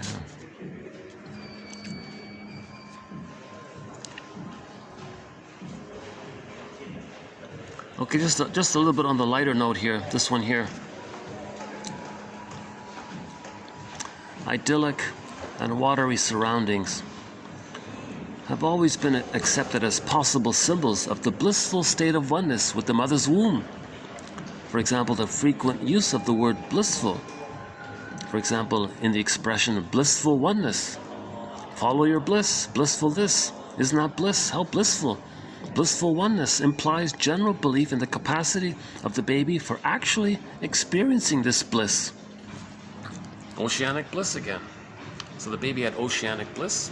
So when we see water scenes, waterfront property, your cottage is on the waterfront, or you go to the shoreline, you see watery there, it can trigger seeing the watery, idyllic, watery, peaceful, watery scene. The swan is in there, some lily flowers or something, some kind of idyllic, watery surroundings may trigger the scene of it.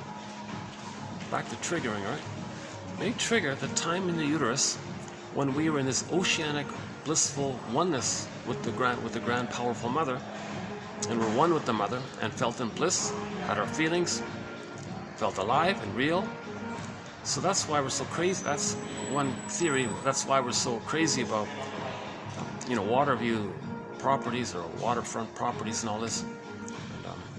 And,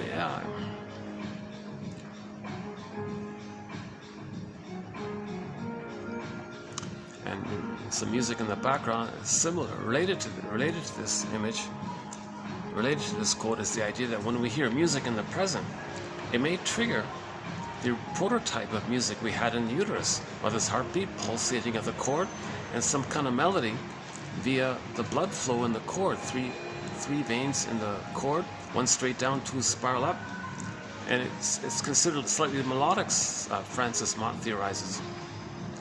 So in the present, you hear some beat. Like I can hear a beat there, drum beat.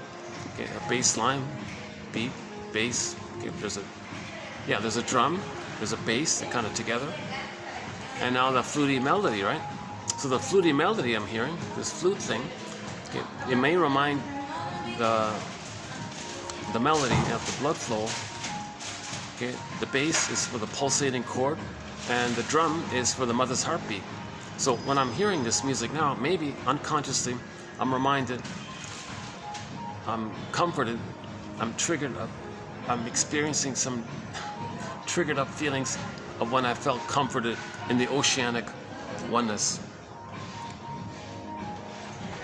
Grassi calls music the master emotion because it triggers the time when you had all of your emotions. I feel, therefore I am. You had your golden ball. We all had it in the beginning. So we had our golden ball.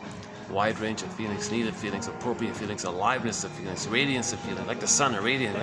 We had this feeling. And joy runs the console, so we had pleasure. So music in the present can trigger joy in the past. Now this whole question about why some music is annoying for some, and some might like some music. So it may be just associations from childhood, how much tritone you can tolerate, your ability to anticipate what the music is doing, so it doesn't throw you off, kind of thing. And you don't want to be, if you feel stress and you hear stressful music, maybe you feel an affinity. But if you're looking for calming and you hear stress music and it bothers you, there's a whole variety of little factors. So that's why we have, I don't know, 50 million, 100 million songs or something.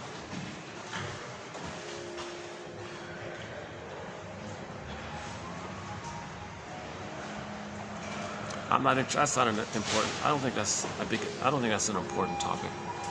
Why some people like,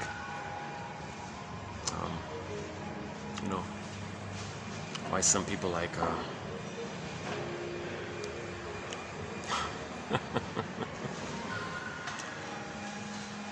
One type of music and not another. And so while at the same time others don't like it. Let's not worry about that. Yeah.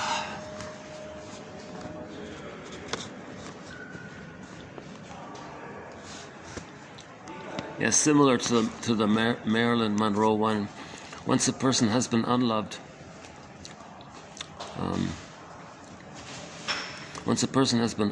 over time by her parents early on, she always feels unloved in her system somewhere.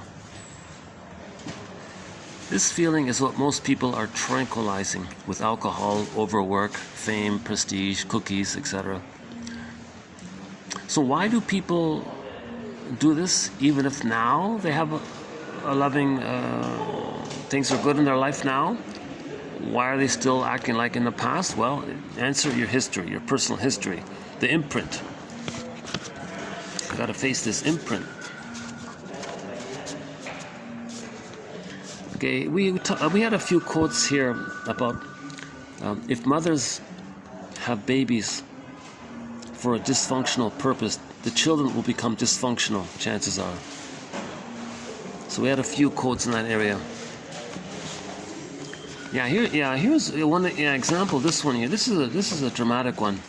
One of the key reasons neurotics have children is to produce someone who will be loving, someone the parent can have all to herself.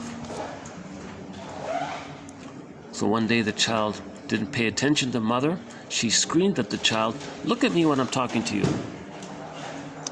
The emotional overreaction is an old feeling toward this parent's own parents, which has been suppressed and now erupts inappropriately. Some others parentify their children. They want exclusive possession over the child, like Mrs. Vale in the Now Voyager film, and they parentify the child. It's easy to do. It's easy to brainwash the child to be dependent on her. It's simple. Just reject the child's developing needs. And when the child's crying, then come in with some support.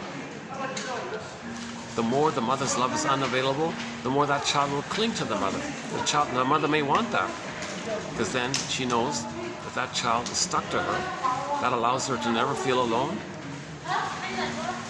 right? And the child's in a place, well, how can I please your mother? What do you want, mother? Well, she loves all that attention, and so on, right? Now, one day that child looked out the window or something, and she screamed, "You look at me." Whoa, where's that coming from? Well, all along, the mother was treating her little child as her mother back in the past. So that rage she has at the child actually is directed for the mother in the past. She transfers the mother in the past to the child in the present, seeing the child in the present as a proxy of the mother in the past, as an emotional reincarnation of the mother in the past. Okay? Reacts to disappointments. So in the past, the mother wanted to control her mother, have mother's response. It didn't happen, right?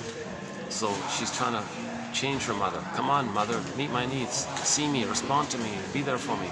As a child, it continues that battle with the mother, with the child. And the child is playing the role of the mother in the past. The child is cast into the role of the mother in the past. And the mother's continuing that battle. So she's controlling the child, henpecking the child. Do what I want, child. Do this, child. Do this, child.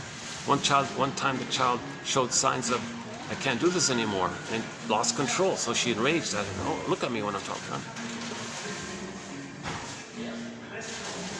So that child's going to be neurotic because the mother is neurotic. Mothers are there to meet the needs of the baby, not the other way around. Come on.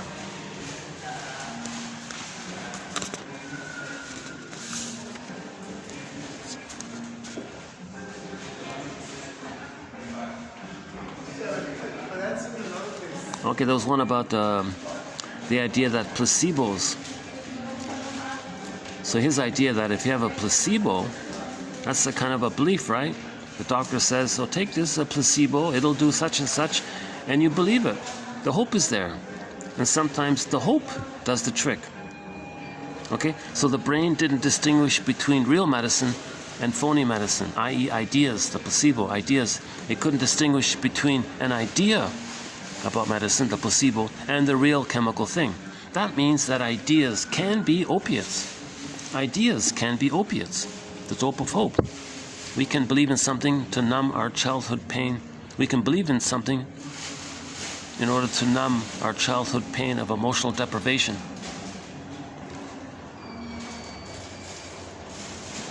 Okay.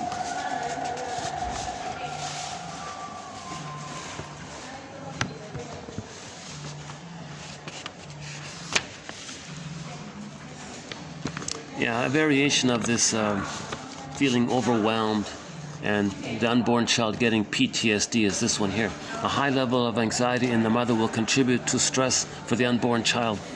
An anxious pregnant mother responding to her outer world is stirring up the metabolism of her unborn child, who is also responding to his environment. If the mother's anxiety goes on long enough, it will become a permanent state and will change her child for life. The mother's anxiety will overstimulate the baby and impair their nervous system, creating a child with an imprint of a high level of stimulation, which could leave her feeling overwhelmed by every little thing that happens throughout her life. As an adult, she might respond to her husband's request to bring salt to the table with an angry, "Do you really expect me to do everything? Get it yourself." Unquote. The outside triggers the inside. For an unborn child, the mother's womb is the external environment. The first environment for the unborn child is the womb. He's going to adapt to this. The womb environment that keeps them in an alert state eventually becomes a part of the baby who will then become more hyperactive, aggressive, etc. Can't sit still, can't concentrate, hypervigilant. Okay, so their limbic system is overstimulated. Little things set them off. They fly off the handle easily. Right? That's a symptom of trauma, PTSD. he never uses I haven't seen him use the phrase PTSD, but what he's describing, it sounds like some babies come out of the uterus with PTSD already.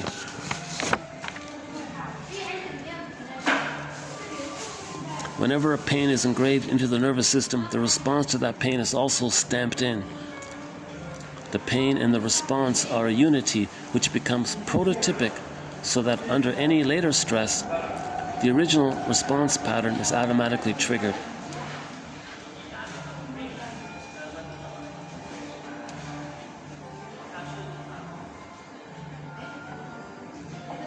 This numbing thing, if we were to personify and create a character to represent this numbing phenomenon of endorphins, he's called Morpheus. Morpheus, the Greek god of dreams and sleep, has dulled our sensibilities and made life gray. We don't see others as pain, we don't know our pain, we don't see other people's pain. That's Morpheus making us numb, sleepy, numb, Morpheus. Right? In the Matrix, right? Morpheus said, well, take the blue pill, you can stay asleep, or you can wake up with the red pill. Remember that? Morpheus. So it's interesting that they named that guy Morpheus, right? He's trying to wake people up. Well, the issue was everybody was asleep, so that there's Morpheus, a reference to that.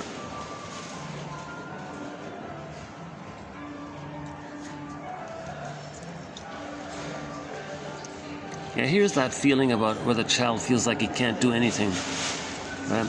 There's nothing the unborn child can do to change the situation except to tolerate it.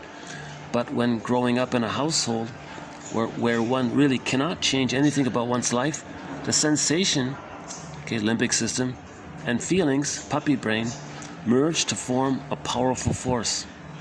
The reptile brain and puppy brain, same thing, right? So originally, in the uterus, the reptile brain felt nothing I can do. Later on, growing up as a child, that's the puppy brain. So these two merge, sensation of the reptile and feeling of the puppy, they merge to form a powerful force. It can be triggered later on with the loss of a mate who leaves for someone else. So the partner leaves, they say, oh, well, nothing I can do, nothing I can do. Yeah, here's the smoking one. Yeah, here's the one about smoking. The cigarettes. The unborn child must receive all their nutrients and their oxygen from the mother's bloodstream through the placenta.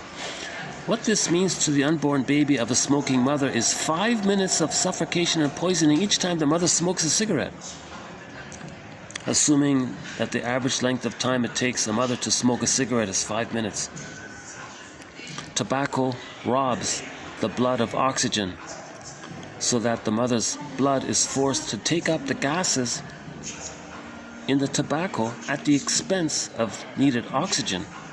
Tobacco constricts the size of mother's blood vessels so that they carry less blood. So the baby's experiencing not enough oxygen if the mother's smoking.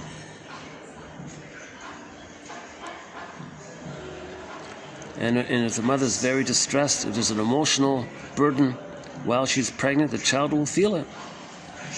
It may lead to the child becoming an alcoholic or a criminal, who knows, right? So a lot of problems may be due to prenatal trauma, birth trauma, etc. That's his theory here. Now this issue, he borrows somebody's jargon called gating. Still not fully clear on it, to tell you the truth. Gating is the blocking of communication from one level of consciousness to another. In particular, the gating system ensures that lower level powerhouse information doesn't rise to the level of conscious awareness. A person who has been driven by imprinted pain to embrace a belief system doesn't have access to the level of consciousness where the trauma was originally imprinted. So you have a belief system which is a symbol of your pain, and you not being aware of it, that kind of block there, that phenomenon is called gating. Like a gate, right? A locked gate kind of thing. She doesn't know that her need to believe derives from some powerful early trauma, some need thwarted and unfulfilled. The ideas she seizes upon are a symbol of the imprinted memory. Yeah, so her ideas are a symbol of the imprinted traumatic memory. Okay. Oh, aliens. Okay. Symbol. That's a symbol, a picture, a belief, a symbol, fancy concocted, wild idea, whatever, crazy idea, whatever. That's a symbol. Okay, she's nuts, right? A symbol. A symbol of her imprinted trauma, childhood pain. The childhood pain creates the symbol. And Janoff was saying sometimes it's kind of spontaneous. If you're feeling a lot of pain, you suddenly might say, oh, something saved me. Like you're desperate to create a symbol. So if you feel a lot of pain, you might hallucinate a goddess first. I was saved by the goddess. Saved by the, so you hallucinate a goddess. Oh, saved by the God. God saved me. No, you created an image. The image was created by the pain. Pain creates images. People have, or beliefs and fanciful ideas. The pain is creating it. Okay? And then you think you're saved by it? Literally, no. The image is just a symbol to externalize and give you fanciful hope, and you're chasing for symbolic hope from others' love. The symbol is the search for, it either expresses it, it creates it, it's by it, but there's a hope for the love at the same time.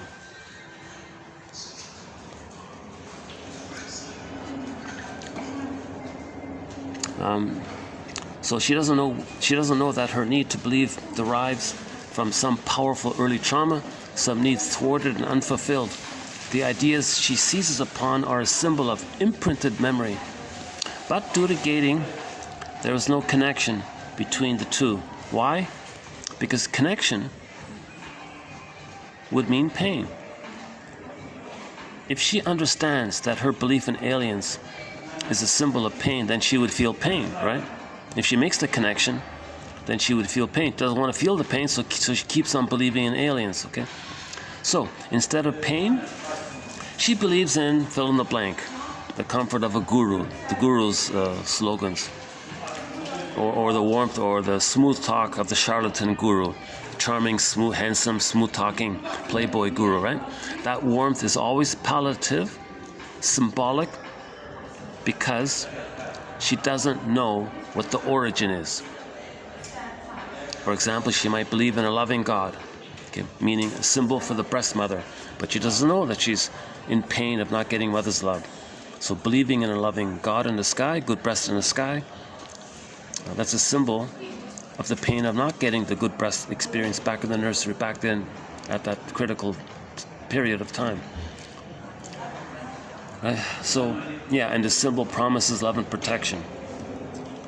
Because the baby needed love and protection, he didn't get it, so he creates a symbol who promises love and protection.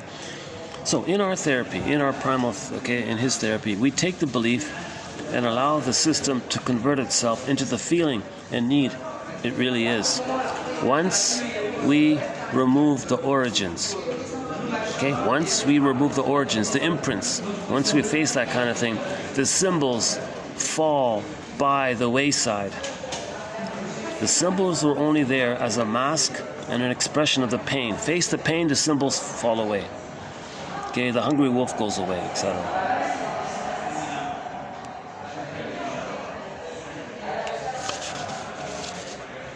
Okay. Yeah, we did this one about, for example, the kid, the 15-year-old one who had a difficult birth, and then he was a true believer as a symbol of what he didn't get. Our therapy decodes belief systems by getting down to what really underlies them. It is like pulling back the curtain and peeping in at one's ancient history.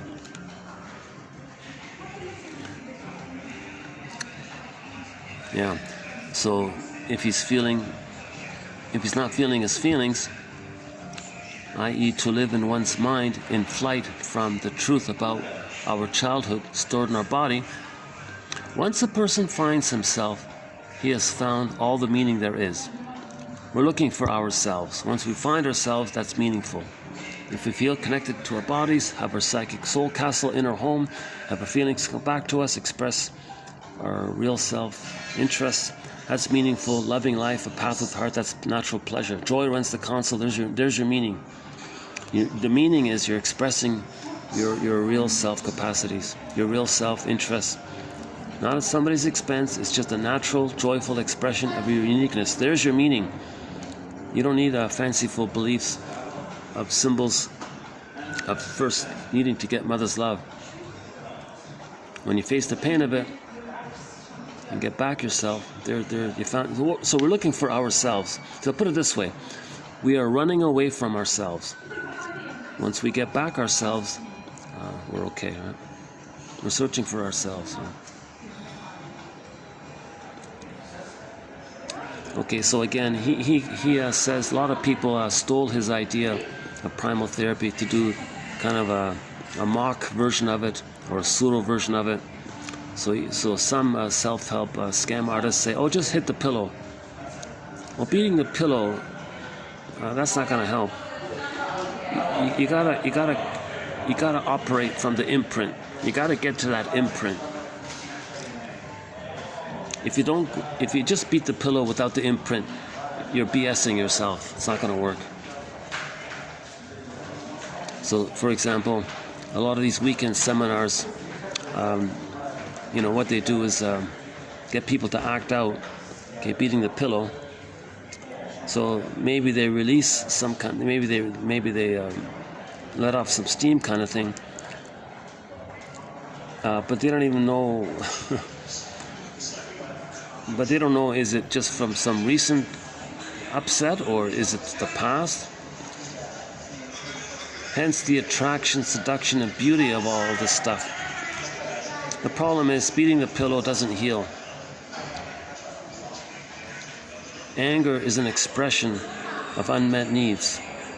Anger means we didn't get a secure attachment style. And when we didn't get a secure attachment style, we created an imprint called unloved, unfulfilled, unloved, abandoned, alone, helpless, hopeless. We got to face these imprints.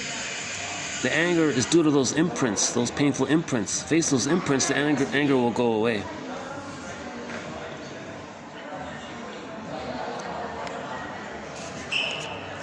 And if we're just beating the pillow all the time, if we're just repeating the past and the present, well, that's kind of like a wrong trail, and every stop you make is the wrong one. We are prisoners of our childhood, reacting to realities that no longer exist, or more specifically, recreating old realities. Yeah, we did this one over and over again. Yeah, it's the burglar's metaphor of the record.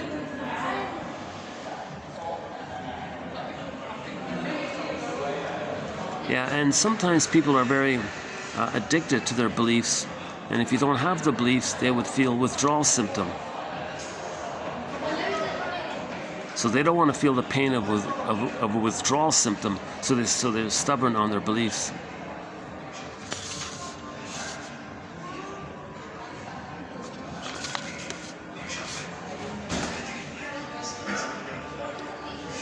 Very early touch is central to developing a healthy brain. Lack of love changes the chemicals in the brain and can eventually change the structure of that brain. Like the little sapling that has been warped in its childhood, the warped brain deviates thereafter.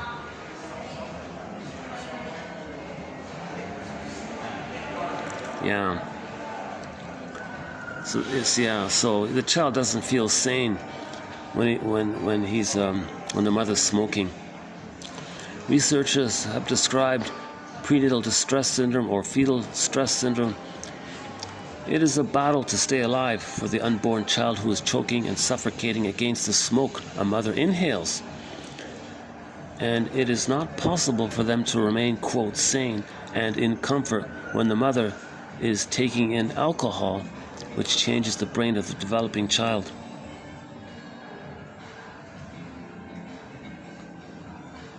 Without early love, an adult may resort to consuming comfort foods such as ice cream to accomplish what that love should have done.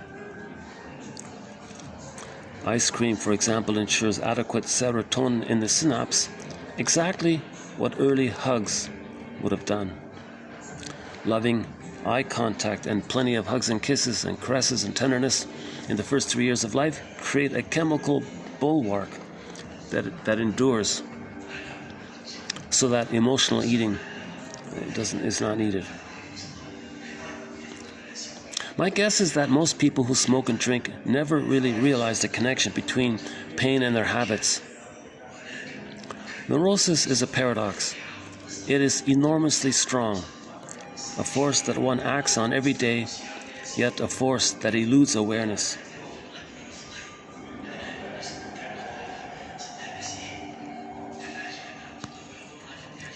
Yeah, to see how when feelings are blocked and rerouted, they turn into defensive ideas. Belief systems are maps, something to help us navigate through life more efficiently. They respond to an almost universal, hardwired need. So, yeah, mother's love, right? It is not that we need to believe. We believe because we need. So we're talking about beliefs as defense mechanisms against pain, right? So these ideas have a dual role: to reflect previous experience and at the same time serve to mask it. So believing in aliens has two functions. It reflects your past experience. At the same time, it serves to mask the pain of your past. Yeah, not just aliens, anything. Fill in the blank, any obscure, any kind of thing. Or some promise that one day you'll get love. All these kinds of things. Just as someone lacking sugar or iron automatically seeks out what he needs in foods, a person carrying around imprinted pain may automatically lock into belief systems. A belief system is often where the pain goes. Well, there's a good zinger, yeah. A belief system is often where the pain goes. You have this pain, it goes into the belief system. The belief system is fueled up and created by the pain. So it reveals it and it conceals it. It's about it, but it hides it. Right? So believing in aliens or believing in whatever, one day you'll be saved or whatever, right, hides the pain, but the pain created that belief, and it hides it at the same time. The paradox of neurosis. Very strong, a force that one acts on every day, yet a force that eludes awareness. It eludes awareness. He was saying, the more pain, the more crazy the ideas. The more neurotic, the greater the distance between his ideas and feelings. The more symbolic her ideas. Each cult member is as naive, needy, and vulnerable as an infant turning toward their mother for warmth, protection, guidance. If we don't think of the followers as adults but hurt babies, then their behavior becomes clear. I think that's a typo here. Let me correct this here. If we do think of the followers as hurt babies, then their behavior becomes clear. All right. They have been mesmerized by their own need, hypnotized by the forceful suggestion of the charlatan. As in hypnosis, their critical faculties are lulled. This despite all their intelligence to the contrary.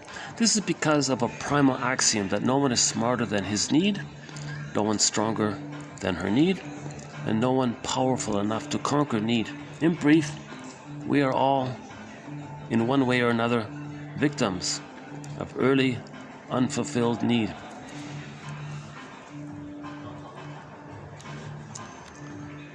Yeah, this hypnotism and open to suggestion, Martin Horn calls it trance logic. When the baby's stunned by the mother, mother says whatever. He takes that for his voice to have a mother. He's vulnerable, stunned, open to suggestion, impressionable. Mother says such and such. He takes that as his voice, trying to please the mother, trying to save the mother, have a mother, etc. Identifies with the mother. That's the prototype. That's the prototype. Stunned and confused, in pain, open to suggestion. Mother says such and such. He takes that for his voice, wanting to please the mother. Okay, prototype. Later on, okay, charlatan comes on TV or whatever. says some confusing things. Oh, and the baby, you were confused. Then he says, buy, do this or buy this, I think this, I believe that, I think they're alien. And you want to please them. The way the baby wants to please the mother. The people in their living rooms watching the screen, they want to please the charlatan on the camera, on the screen. So they believe what he's saying and takes what he's saying as their voice. Them doing this triggers the primal wiring, and now they don't know why, but they're defending the charlatan. They believe the charlatan, they want to please the charlatan, and the charlatan's right. Baby must have a mother, must trust the mother, must believe the mother, wanting to please the mother, agree with the mother, save the mother. Likewise, in the present, okay, charlatan on the TV screen, okay, I want to please them, I want to agree with them, I want to. This phenomenon is called trance logic. The person in their living room watching the screen, they're confused. They say some double talk, they're confused. Now you're in this trance, open to suggestion. They say, believe this, buy this, do this, send me money, whatever they, oh, I got to do this, I got to believe this, I got to trust him. Okay, they want to please them. Okay, again, the prototype, the primary circuit is baby wants to save the mother, please the mother. Baby's confused, mother says such and such, yes, mother. And you got to have a mother, because he's got to have a mother. Got to try to save her to have a mother. So this whole thing is re-evoked with the cult guru scams and the self-help weekend workshop scams and the tele-evangelist scams. The merchants of all of the Dr. Feel-Goods and all of the merchants of hope, all these kinds of things, selling beliefs. It's not the actual thing of the belief. It's just the hope that's implied in the belief. So they're selling hope all the time, right? Now, if a person's selling hope in that context, then that kind of hope is keeping you away from your pain. The belief that holds that hope embedded within it, okay, it represents your pain and makes you unaware of the pain. And the guy doing this says, well, you want to maintain that? You want to maintain this externalization? This symbol of your pain, to not know your pain? Well, keep sending me money. So all these televangelists, they made billions of dollars. That used car salesman, what's his name? The S guy, whatever. He was a used car salesman, made $1 billion. Yeah, and if you want a whole long list of a lot of these scams, go to Janoff's final book just before he died. So he passed away at the age of 93. Just before that, at the age of 92, he wrote his last book called Beyond Belief. Hard to find, by the way. Oh my God. Some of the quotes that we've done so far are from that book. Luckily, I managed to get a copy of it. Jeez, but that's not easy. Oh. You okay here? Okay, so I think we're okay.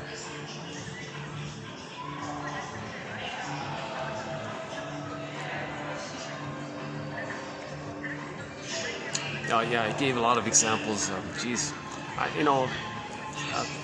that's a 400-page book. Maybe 300 pages of that, 3/4 of that book was just a long, lengthy testimonials and former cult members telling their lengthy story of what happened and how Mr. Janoff saved him. So it was a true final sales pitch by Janoff. Look, what I'm teaching is valuable. Come on, look at all these testimonials. This can't all be lies and fakes and actors.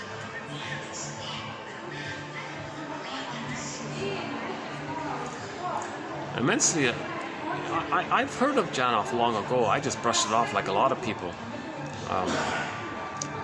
But now that I'm reading his material, I wish I could maybe learn more about it.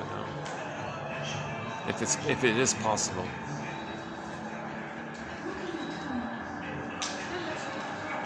What a promise! Like, if it is possible, let's say it is possible, one can relive that trauma and integrate it into your consciousness. The thing is, you got to integrate it. It's got to be. Oh, he's coming back again. Everything okay? Oh, hold on. Okay, one sec. Yeah. Dude, let's just skim through a couple more quotes and we'll wrap it up here. Hold on a sec. Feelings are us.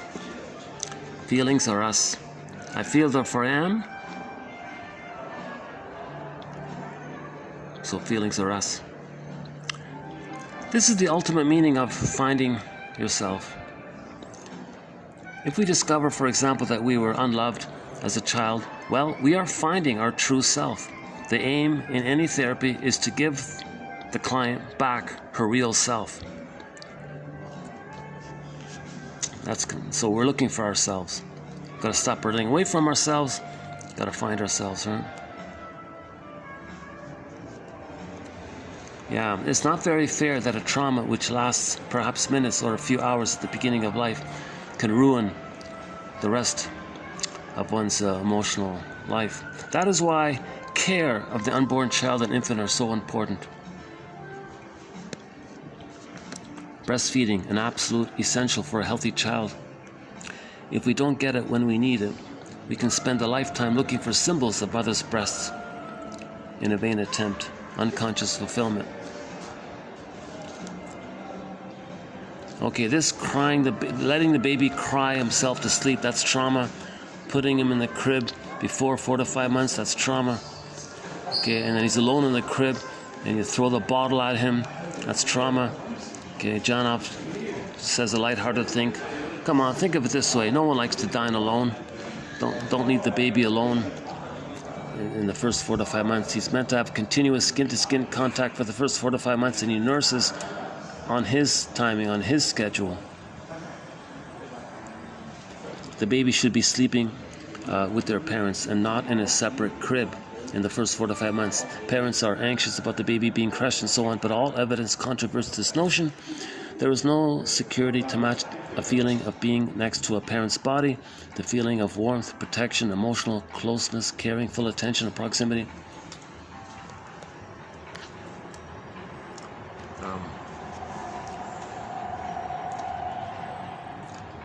Hold on a second. One sec. Let's continue here. Hold on a sec. Okay, next one here. Pain makes just about everything shut down or constrict, including our perceptual apparatus. If as parents we use children to satisfy old painful needs, so if the mother uses the son to comfort her, she will be unlikely to see beyond her needs, and she will be unable to perceive the hurt she is perpetuating on her poor child. She is soul blind.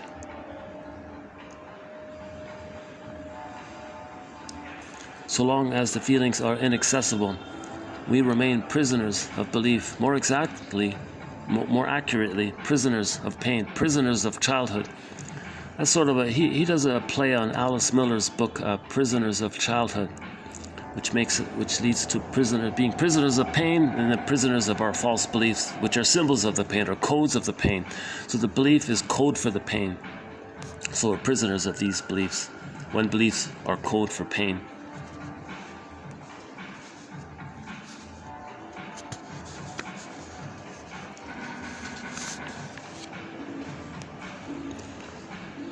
Growing up with my family, I was in a trance.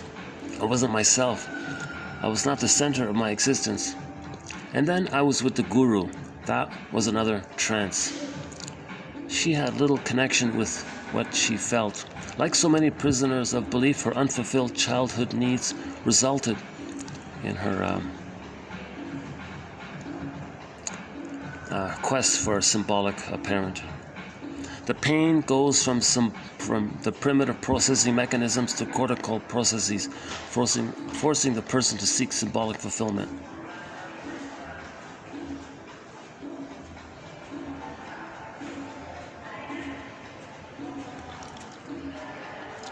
The strength of our beliefs helps us to avoid seeing the strength of hidden childhood pain. Yet paradoxically, the feelings lie in those beliefs.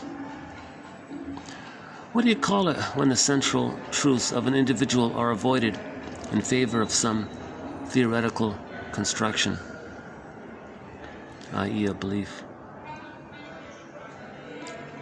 When we address defensive belief systems, we are really addressing feelings.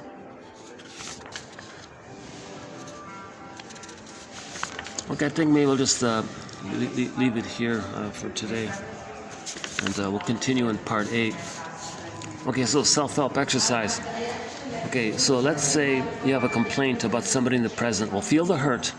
This will often lead you back to who really hurt you. Okay.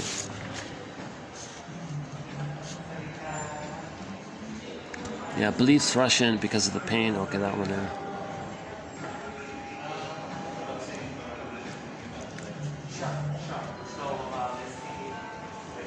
Yeah, this one about this poor one about the cat. Jesus Christ, this poor little kitten was blind. They had a kitten, baby cat just came out, and they blindfolded the poor cat for a few months or something, and then they removed the blindfold. That cat was forever blind, and then no amount of visual stimulation later on helped. Well, think about the baby. If he doesn't get enough love, then the rest of his life he'll be blind to it. He'll be blind to love, like Marilyn Monroe, right? A feeling person cannot pretend that a bad childhood never happened.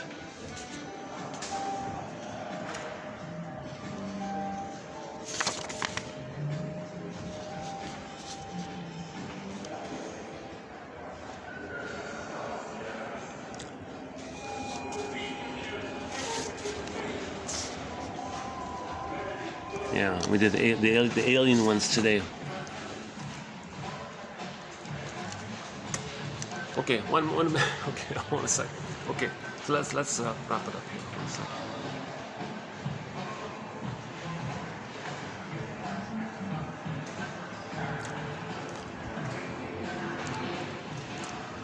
Okay, yeah. So let's wrap it up here. Yeah, a little awkward doing the video here today. Yeah, there seems to be a little internal issue here. Why doing this video here? Yeah, like I was saying before, some said welcome, but one guy has nothing to do, I guess. Okay, so yeah, that's too bad, yeah. And I won't show you the furnishings or something to you.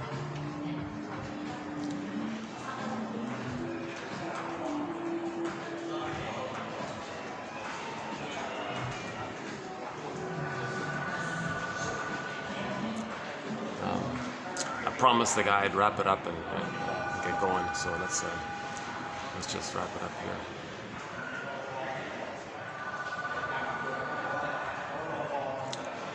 Any final thoughts? Let me take it outside for a minute.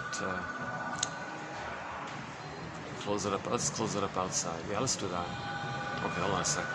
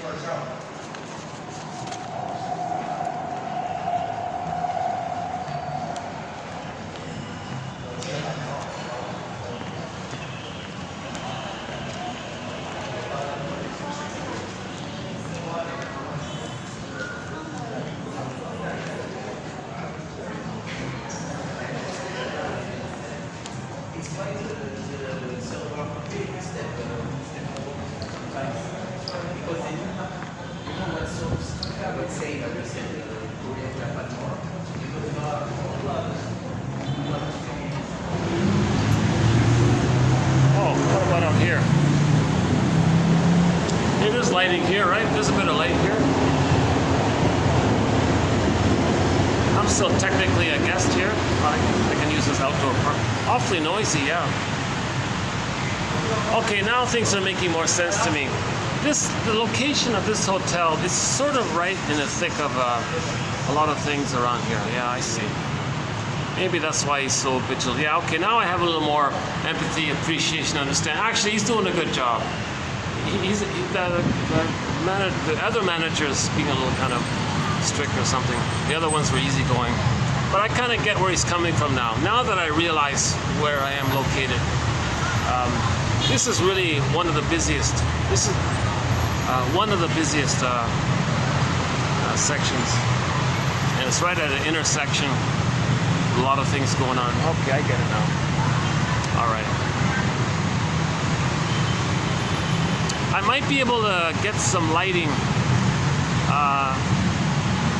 Give me a couple minutes. I'll see if I can find some light.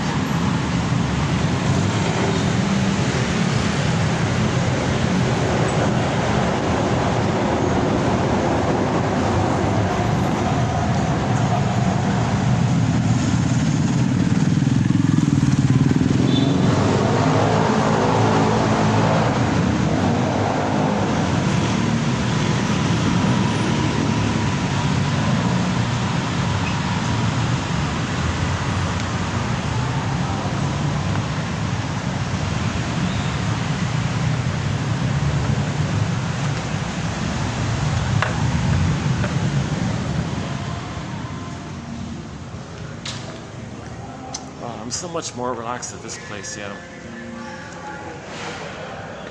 Yeah, this is a more more normal place, I guess. Okay, how's the lighting? Is okay here?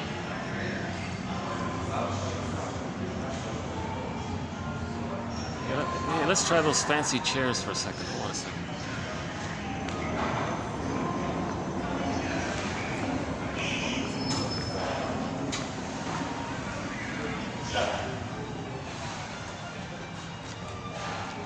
Let's try this for a second. This is work. Got some people. Oh, let's try this. Hold on. All right.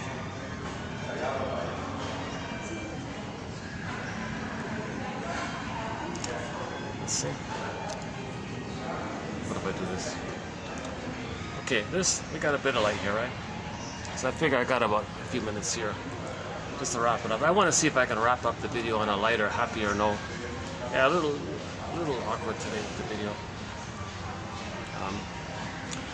But I hope. Oh, hang on. Try not to get anybody in the camera. How's that? Okay, hold on.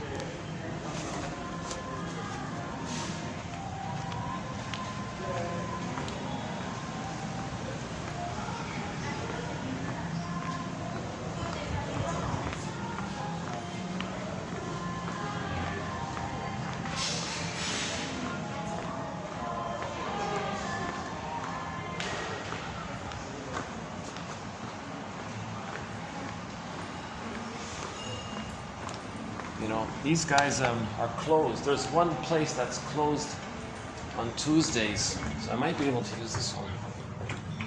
So every Tuesday, these guys are closed. Might be okay here. Hold on a second.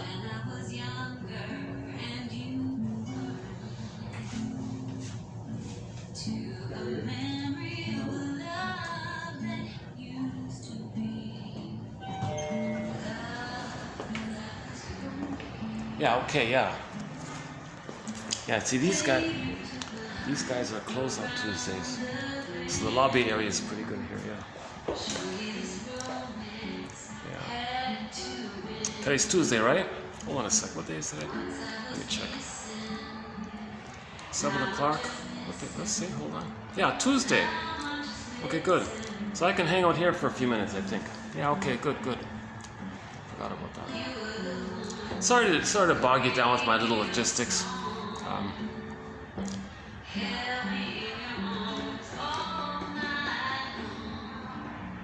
So what's that about? Why am I telling you about my logistics? How can I interpret that? What would John Ox say? Like, what's the prototype of that? Well, okay, I'm talking to an imaginary, well, I don't know who's watching on all this, so maybe there's an imaginary audience, right? Maybe in the canal, I was communicating, and it was all imaginary. Mother was absent. She was, I don't know, maybe she was preoccupied in her thoughts and felt disconnected with me. So, is what I'm doing now maybe like a reflection of that prototypic experience. It does fit her personality. You're all about her kind of thing, right? So it could be like that. Yeah, I see the link. So we can't write off Mr. Janoff. I don't think we should write that off so easily. A lot of people will easily brush it. I think a lot of people do kind of mock it or brush it off kind of thing. And on the surface, it sounds too simple.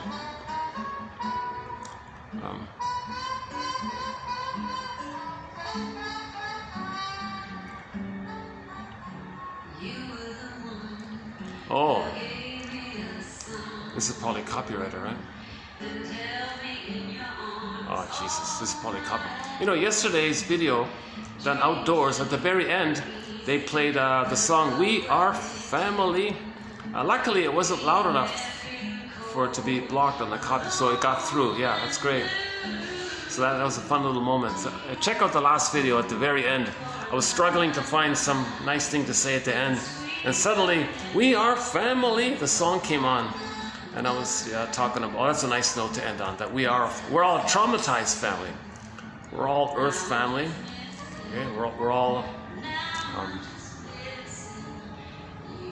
Jane Elliott says, yeah, we're literally, technically all family. Right? We're all from the same line, right? Homo bodoensis, one theory. When we became Homo sapiens, so we're all Homo sapiens. That's one family right there. And this took place in the northeast of Africa. And we spread around, came trivial biological variations, fine, whatever. But we became traumatized. So we're traumatized members. So we're all traumatized, basically, to one degree or another. Homotraumicus. Cousins from Africa. We're all cousins. But trauma, we're not going to think it or feel it. If there's too much pain, we don't think reasonably, normally.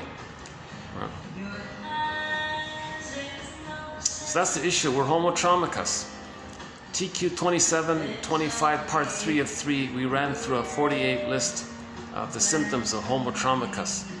That's a very emotional charged topic. It's funny, you know, today would have been a good day to do it if I had that place, if they left me alone up there.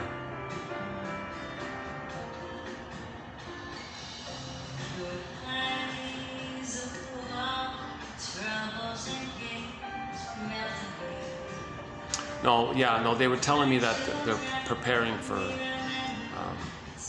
something. But it was confusing. He said, well, you can use the lobby area. That's fine. So I went to the lobby area and did it. And the guy was kind of like, how long are you going to be here? Kind of thing. Oh, Jesus Christ, again. Then when I went outside, I thought, oh, okay, now I know why he's kind of a little fastidious or something. Yeah, this little area is pretty high volume, high traffic, a lot of activity.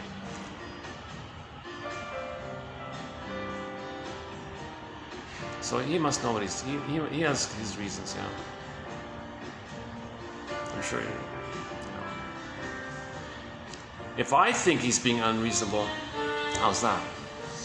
No, I think he's being reasonable. But if we ever believe someone's being unreasonable, make the link that what they're doing is a symbol of their childhood trauma. There's a link there. Our behavior in the present, there's a link to some painful past from the past. Now, today's quote, we're all driven by childhood unfulfilled need, right? The last one there. What was it again? We're all driven. Let's see again. Can we find it here quickly? What was that last one here? That we were all driven by childhood need here? Hold a sec. Let's see if we can find it quickly here. Where's that one here? We're all, if we didn't have a very strong emotional relationship with our parents in early life, the right hemisphere imprints will become a template for adult life that may cause constant broken relationships We are victims of that template. We're victims of the imprint. You see, so we're all driven by this goddamn imprint, right? Where was it here again?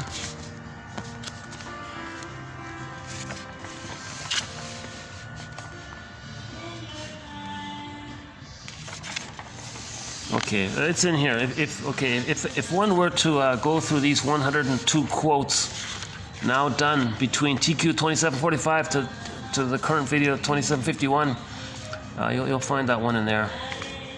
They're all kind of being driven by this unfulfilled imprint, unloved imprint.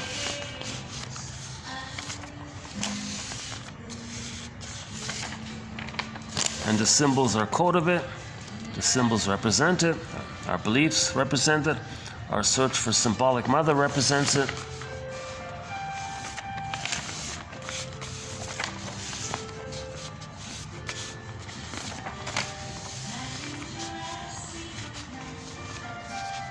We're victims of the template. Again, another one here. Victims of the template. Yeah, victims of the script. Well, it's in here somewhere. Yeah, okay. Maybe I missed it. To finally experience the agony of one's imprinted pain is often the end of a long road through unreality back to the only true guide to life, one's feelings. That's the trauma. We lost our feelings. We spend the rest of our lives trying to get it back. Okay, the symbol is we want to get back the golden ball. It's down the well. Frog facing shame, anger, throws the frog at the wall. Frog becomes the prince. That's the embodiment for the woman.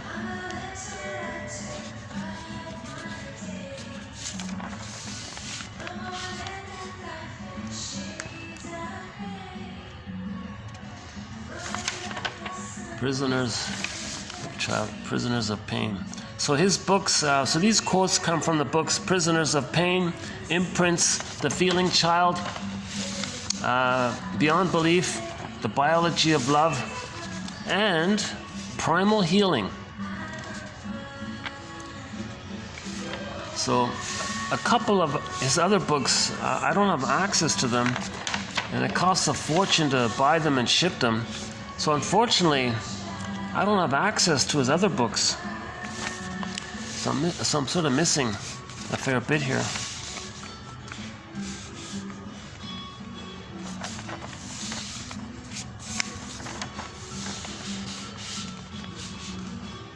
Oh yeah.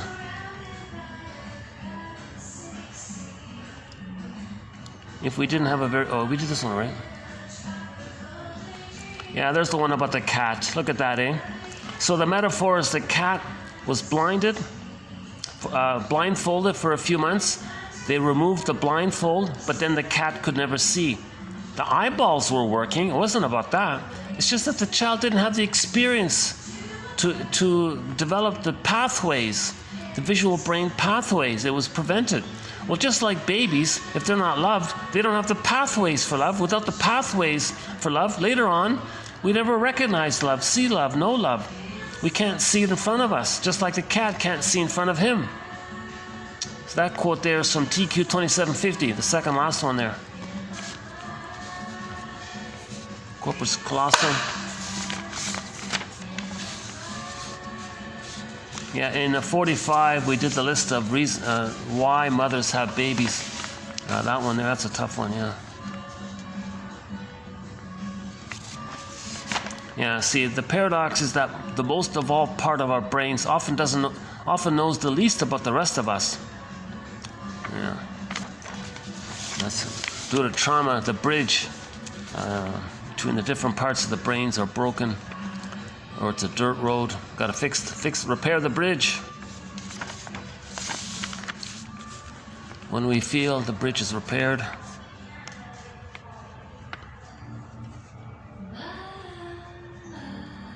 Yeah, this one somehow stands out for me a little bit. Pain makes just about everything shut down or constrict, including our perceptual apparatus. if the mother uses the boy to comfort her right, she only sees her need. If she only sees her need, then she's not going to see the pain that's being inflicted on the child. Because to admit that the child is in pain, that would confront her need. But her need is so overwhelming, she can't face the reality of the pain on the child. So the example was, this woman had a photo, like a family photo thing, and everybody's in the photo, the whole massive family's in the photo, and her son was in the photo looking down, sad, really like sunken and defeated and forlorn, and I don't know, I guess he was like, how old was he? I don't know, 6 or 7, something like that. And she was she was telling everybody, look at my son here. What a wonderful boy he is. He's exceptional. What an amazing guy here. Such a happy, wonderful, but he's looking so sad. She actually couldn't think it and see it. Her perception blinded her to the reality. The child was in obvious pain. Everyone could see it, except her. Because her need was so strong to use the child as a teddy bear to comfort her. Her need was so strong for the child to be a symbolic mother for her. Right? It blinded her to the reality of the pain being inflicted on the child. Were she to admit the reality, like if somebody said, excuse me, your son looks pretty sad, she'd be enraged. I can't know this, you're nonsense. What are you talking about? And she would gaslight the person. That's not true. You don't know what you're talking about. You don't know what you're saying. My child's amazing. Maybe the light, maybe the light, the angle of the light makes it look like that. No, he's happy. No, he looks sad. No, he's happy. Oh, you don't know what you're talking. She can't admit it. She's got this blinder thing or something. She can't admit it, because to admit it, to believe the feedback that maybe her child is sad in the photo, to register that, it would reveal, right? It would reveal her unmet need and the pain around that. As a defense against the pain of her unmet need, she's in the relentless hope of using the child to comfort her. But the result is, she's going to ignore the feelings of pain inflicted on her child.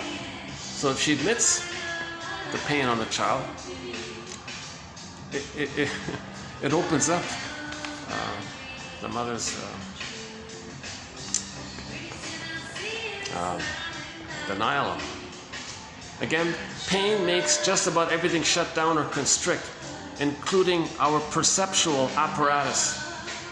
If the mother uses her daughter, let's say, to meet her unmet needs, whatever it is, as an extension of her, or to take care of her, whatever the mother's doing, if she's using the child to service her in some way, then she only sees her need. Therefore, she's not going to see the hurt, because to see the hurt on the child would confront her need, her unmet need. So she's so blind. She's so blind to the child, blinded by her own pain and need. And then she creates a belief. Mother's rights, what are you talking about? Mother knows best. Society says how amazing we are, Mother's Day. What are you talking about? So these beliefs and lies and all this, they reveal the pain and hide the pain. Just like physical symptoms. If you get a backache, it's an emotional pain, but it hides the pain. Physical symptoms reveal and conceal.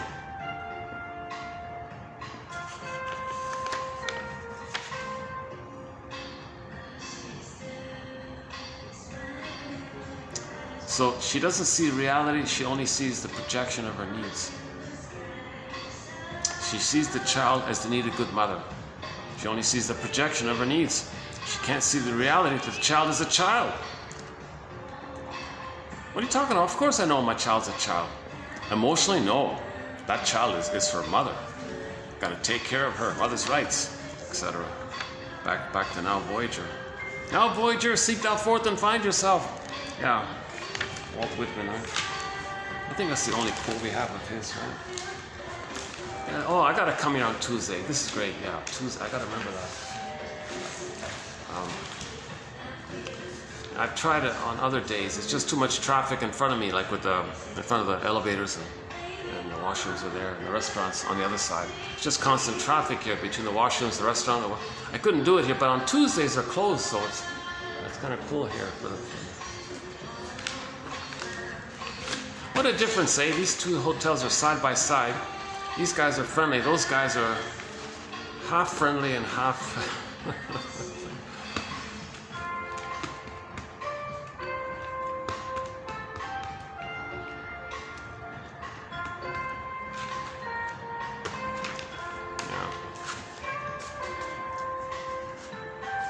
Okay, any final thoughts here? Let's see. Yeah, let's take a peek on the other side here. Let's see.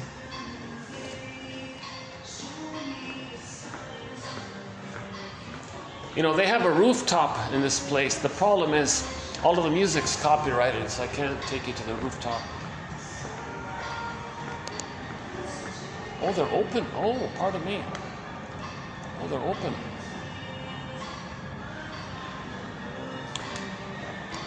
Oh, my mistake. Oh, they're open now on Tuesdays. Are there guests in there? Or is it just... Well, I'll assume it's open. Okay, let's wrap this up then. I don't want to interrupt anything here. I thought they were closed. Yeah, my quest for a nice room with a view, you know, where I can bring in the speakers. Oh my God, I haven't played our theme song in ages. Our theme song to 1001 Windmills of the Mind is Katja Epstein's German cover of the song Windmills of the Mind. What a great rendition of it. A very good English cover is the one done by Barbara Lewis. Those are the two best, my two favorite covers of the song. But Katja Epstein's is our theme song, sung in German. Yeah. And to tell you the truth, this whole collection is named after that song. I love that song so much. Well, let's name the whole thing after that song. Windmills of the Mind. 1001 Windmills of the Mind, yeah. So we just so my hope is that so 7 videos. Okay, my hope is that there'll be 7 good quotes. That's all I'm aiming for. Like I feel immense pleasure and satisfaction if somebody found 7 good quotes in their efforts to be their detective. If they can find 7 good clues. So out of the 102, my hope is that 7. Yeah, that's roughly 1 out of 10, right? So on average, there's 10 quotes per video. So 1 out of 10, yeah.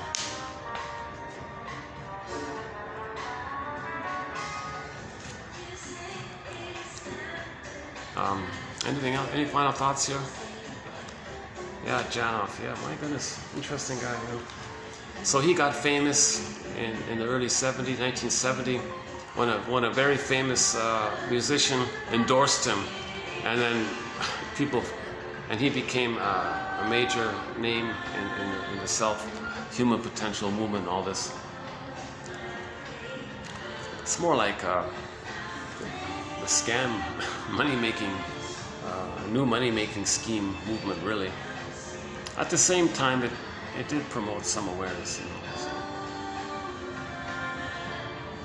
The flood of self-help books came by it, and some of them are good. So that's what we're looking for, right? The good ones. You know, Eric Byrne came on the scene with his adult child, The Games People Play book. So the games people play, yeah, look at that, eh? It's an attempt to frantically, find symbolic mother in the present with the fantasy that maybe it can be the real love in the past. So we're not making sense. Games people play are not end. So the baby was fused and one with the mother. That means the mother should know what the baby's feeling and soothe the baby. If there's a problem there, in the present, it takes the form of games people play. Coax others to feel what you're not feeling, what you're feeling but don't know you're feeling. Coax others to feel it, thinking you're one again. The person in the present is feeling what you're feeling. That means back in the past, mother's feeling what you're feeling. Now if you're back with that fantasy, if mother knows what you're feeling, by thinking that the person at the present is feeling what you're feeling because you coax them to feel what you're feeling, but you don't know it. Then you're back in the past. Oh, mother knows what I'm feeling. She's going to soothe me. So we're transferring the past into the present, recreating the past into the present, hoping to change the past. The idea is to be conscious of this and make the dual link of the ego and the id, your awareness and your childhood id. So Martha Stark does a thing called ego and id state. I'm paraphrasing it. I'm just calling it ego and id statements. Something you know, that's the ego. Nevertheless, you find yourself doing such and such, that's the id. Or nevertheless, you find yourself feeling such and such, or telling yourself such and such, right? So on the let's see.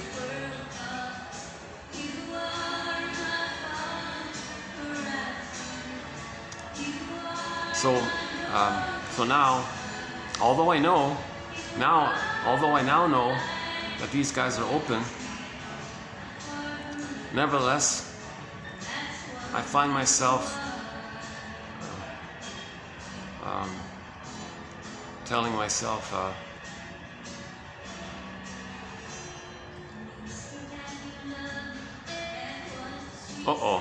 is that Dolly Parton?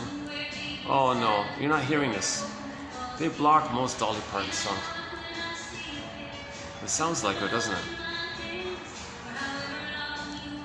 It does sound like her, doesn't it? Right? Well, you might not even be hearing this, right? Every time, most Dolly Parton songs get blocked. Well, most famous songs get blocked, but for some reason,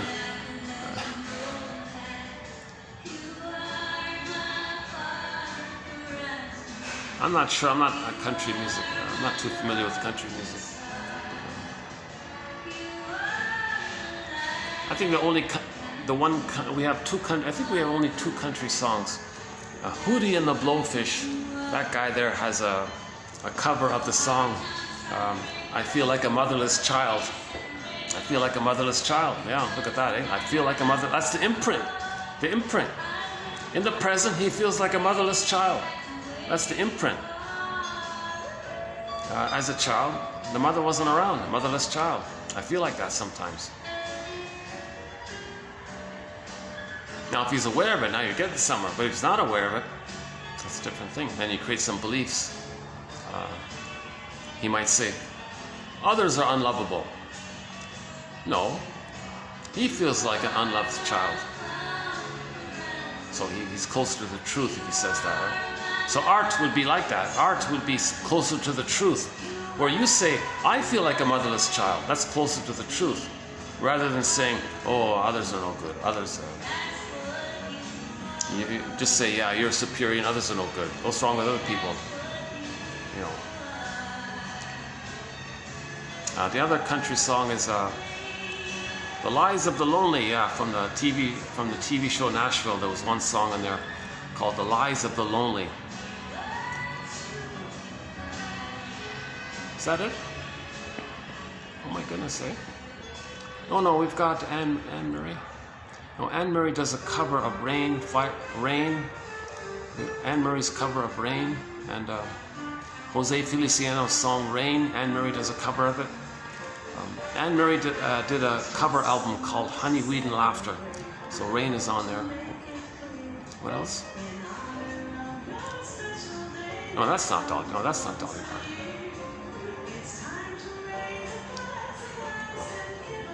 Oh yeah, she does Fire and Rain, I think. Yeah, Anne Marie does some good covers. Rain, Fire and Rain, The Call, I think. And there's another one. Head Above Your Shoulders, that one. Keep your head above your shoulders, that one.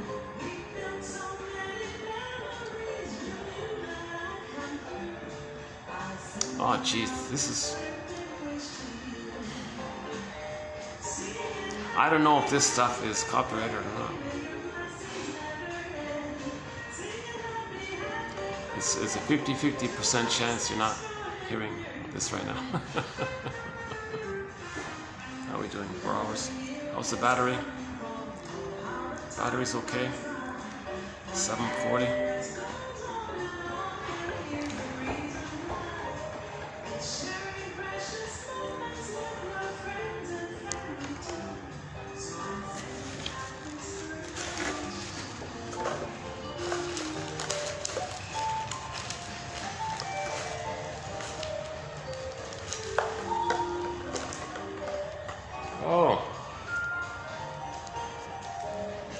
Let's add a new companion beverage to 1001 Windmills of the Mind.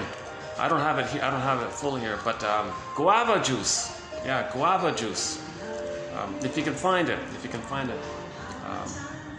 There's one vendor that sells it pretty well. Sells a decent one. So that's a new companion beverage to 1001 Windmill. Just a fun little thing I'm doing. So we have some companion beverages and things. So guava juice, Egyptian licorice mint tea,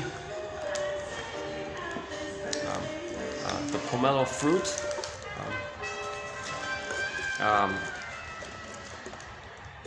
Paulaner's 0.0 non-alcoholic beer, that one. You know, I read something somewhere that you're not supposed to talk about alcoholic beverages or something. But we have two, like a nice apricot wine and a nice plum wine. But I don't know if I should say the details about it. I'm a little confused about that.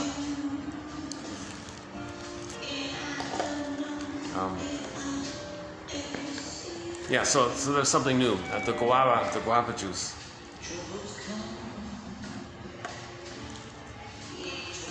Well, if you can find it. Like as close as possible, you want to get it, you know, like fresh pressed kind of thing.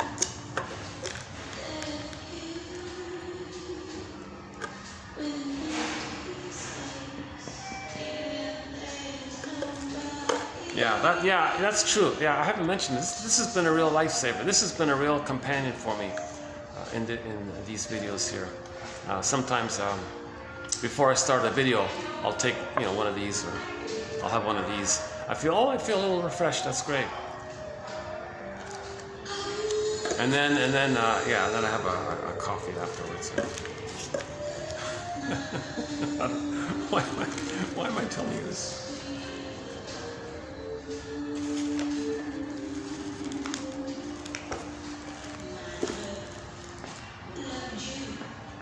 I want to end this video on something helpful or something useful or something funny, something encouraging, because I want the thought or the fantasy that someone's going to come back and watch part 8.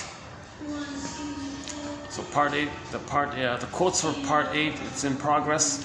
We got a few quotes in the pipeline for part 8. You know, that's going to be a bit of a record. The longest stretch was on greed. That was 7 videos. Martha Stark, 7 videos. A lot of other topics were like sometimes 5 videos or 4 videos. Usually like that, like 4 or 5 like that. Okay, so Martha Stark was 7. The greed topic was 7. I think Janov is gonna be a record. We'll have maybe 10 videos on it.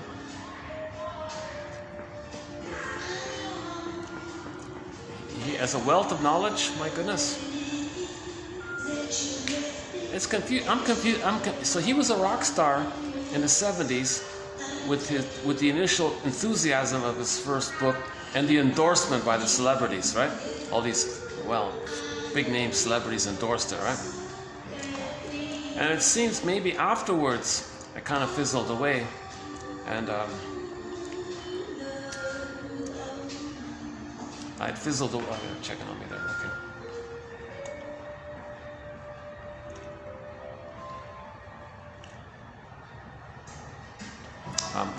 It fizzled away.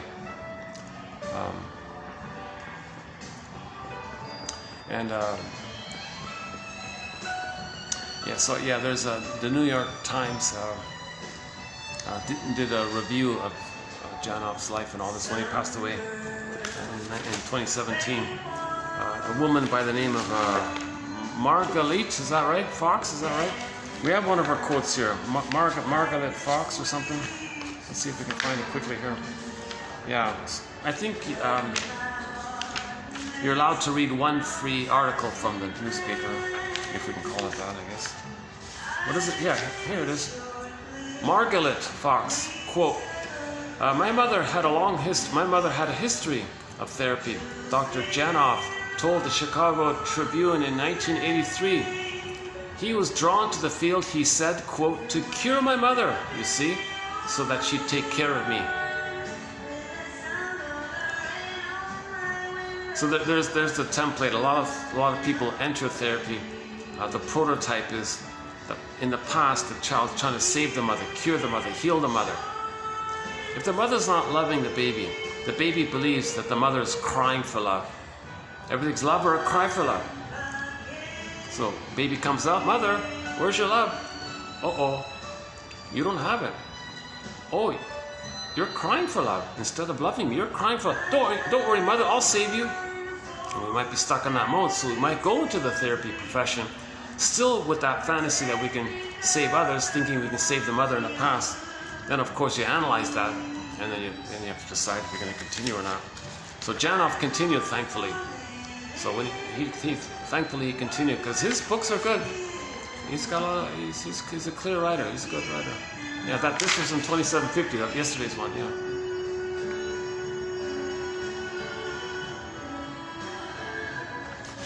Plus, she was saying there was a whole temptation to make easy money. All you got to do is say that you know how to. Oh my God.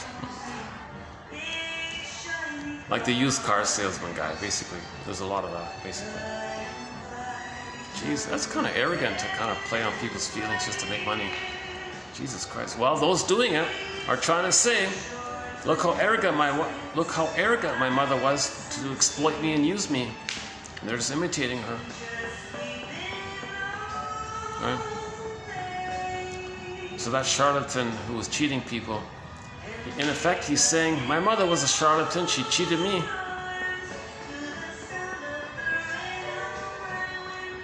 It's all theory. So once again, this is all theory, speculation. We're just brainstorming here, just looking for clues. No set answers here, no fixed answers here. We're just exploring, trying to be a detective, brainstorming here, looking for clues here, looking for clues there. Things are always being updated.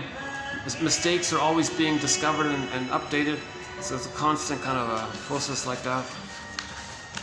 And as I mentioned at the beginning of this video, 50%, not 30, 50% of what you heard in this video is wrong. Half of what you heard here today is wrong. Half of it. It's got to be about half. It's got to be about half.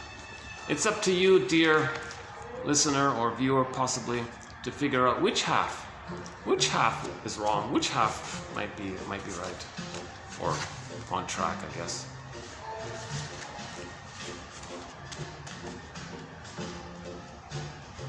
Yeah, ironically, his writing gives me a little hope and all that.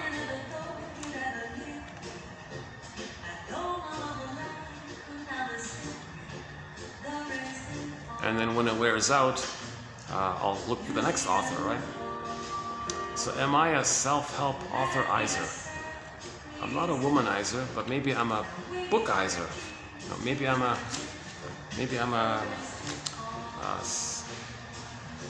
psychology modelizer. Because there's an imprint in me, right? I've got a flashing sign as well, right? So that was one of the first key quotes here with Janov's work in TQ 2745, the one about the electrochemical neon flashing light. Unloved, meaning the needs for a secure attachment style wasn't met. That's what he means. Unloved, the needs weren't met. Unloved. It's continuous. It's a flash, frozen. Oh, wait a minute. Did we do that one here? Hold on a second. Wasn't that? Wait a second. I think we missed one here. About the flash freezing one. Oh, that was yesterday maybe. One of his quotes was about this thing about it's kind of like flash frozen or something. Or maybe it's in the next video. Oh. Okay.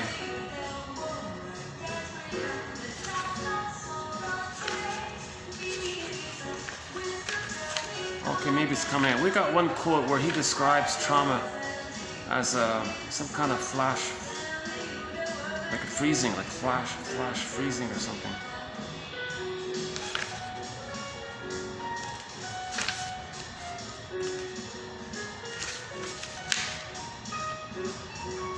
Okay, it's coming up. It's coming up now. Okay, yeah. So imagine the image of you as a baby screaming, but it's frozen and it's stuck and it's frozen. And it's a screaming, it's a silent, voiceless, silent scream, frozen, flash, frozen and flash time warp, looped time warp. Okay, like a void there of time. There's no time. It's like frozen, flash, and the light is saying unloved, unloved. Okay, that releases. That sends orders to the brain's pharmacy. Endorphins. So imagine like an umbrella, a swoon of endorphins, masking over the pain.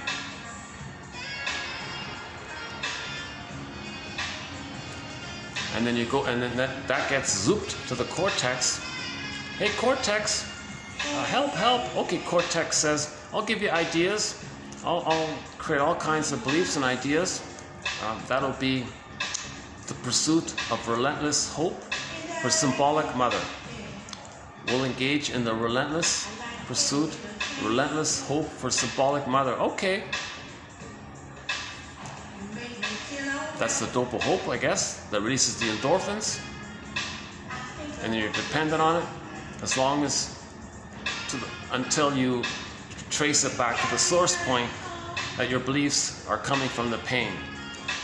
That the pain is feeding into these beliefs, and the pain absorbs these beliefs to hide the pain. The beliefs absorb the pain to hide the pain, but reveal the pain, and we're not aware of the link. So when beliefs are being used as a defense against pain,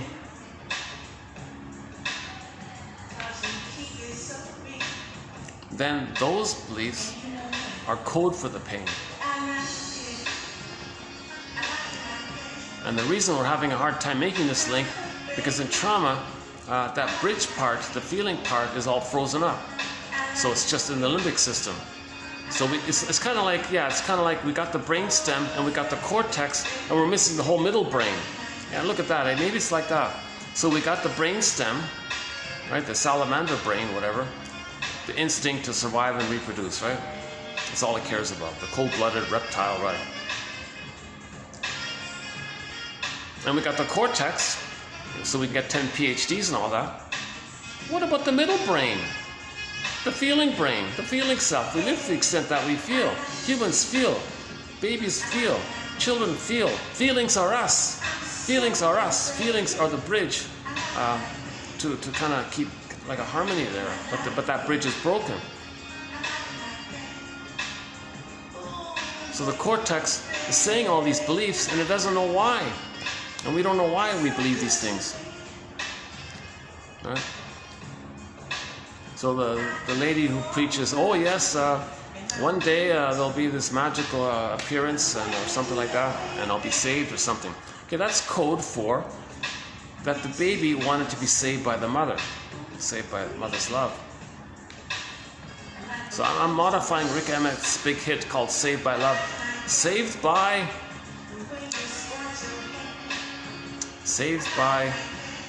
understanding, saved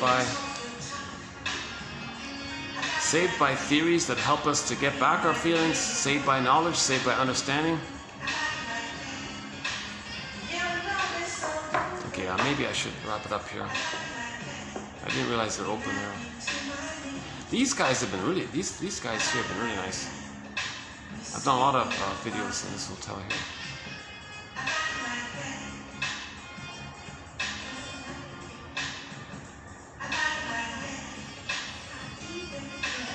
I just wish I had more wealth. I could, be a regular at the restaurant. Just everything's just so pricey, and this is a pricey touristy area kind of thing. Actually, this is not even like the busiest tourist area. It's sort of like a secondary or maybe third type of thing.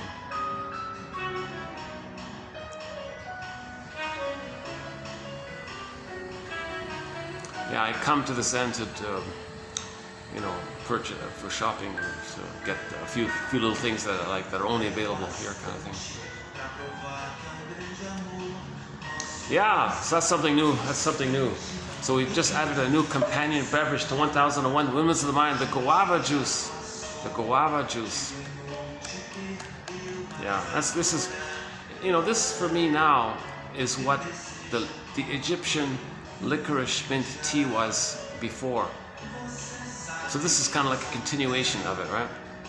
So the comfort drink that got me through all along was Egyptian licorice mint tea by the Yogi Tea Company from Oregon. And that's hard to find. Then I switched over to this. And this has been sort of a continuous comfort beverage. That's excellent. If you can find a half decent pressing of it or whatever. Not all. It's not all the same, right? It's kind of like orange juice. You gotta find the right one. Oh yeah, there was once a vendor that sold tangerine juice. Oh geez, oops, hold on a second. Third floor. Third floor, yeah. Thank you.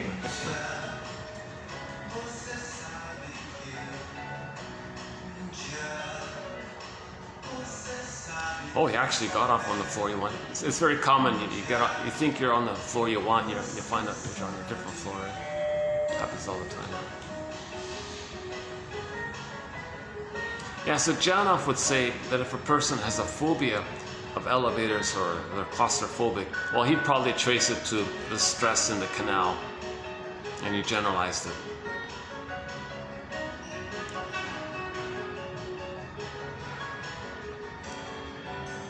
So he says a lot of phobias come from the imprint in the brainstem.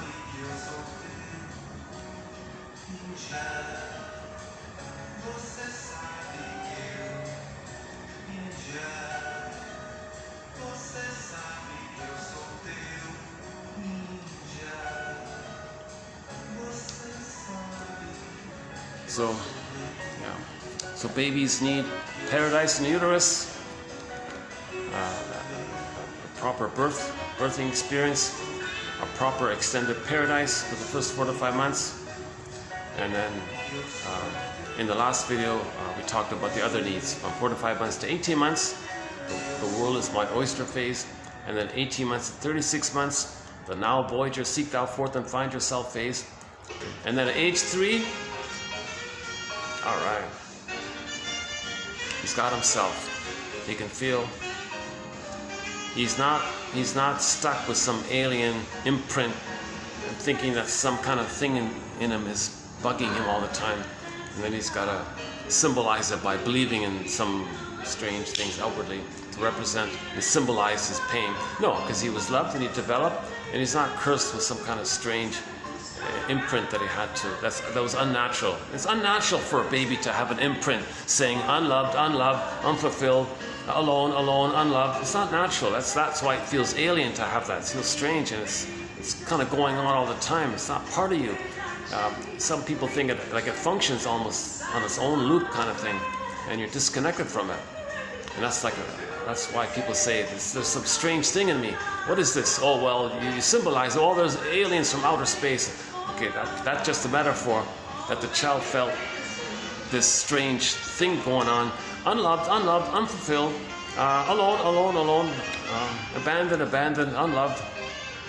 And it's going on like this. Where's this coming from? This strange thing. That's not supposed to be there. It's alien. Okay, let's talk about alien outside. That's a symbol for the inside. So the belief of the outside is a metaphor, or a belief created by the pain. Pain creates the beliefs. Need creates the belief. What did he say? We don't need to believe. The needs create the beliefs. The pain of our unmet need creates the beliefs. The beliefs are code for them, signs of them, symbols of them. And in those symbols, embedded in those symbols, is a hope that one day we'll get mother's love. And you're addicted to it and dependent on it until you're willing to make the transition from false hope. What did it say here? The death. Here it is here.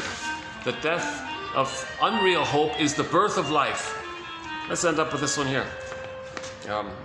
The unconscious hope of fulfillment. The unconscious hope of fulfillment of old unfulfilled needs. Pain automatically makes one honest with oneself, while it does away with unreal belief systems. We never got and will never get what we needed as a child. The death of relentless, unreal hope is the birth of life. You get back your feelings, now that's the so-called metaphorical rebirth, right? Okay, let's end it up here today. So thanks very much. I don't even know if you're hearing me. This might all be copyrighted. But I'll see you in part 8. So that'll be TQ 2752. So yeah, I feel Janov has a lot of heart to share all this. He dedicated his whole life. He didn't live a luxurious lifestyle. All of the money he made, he says he devoted it to research and funding research things. And I didn't get the impression he lived some kind of extravagant lifestyle or something.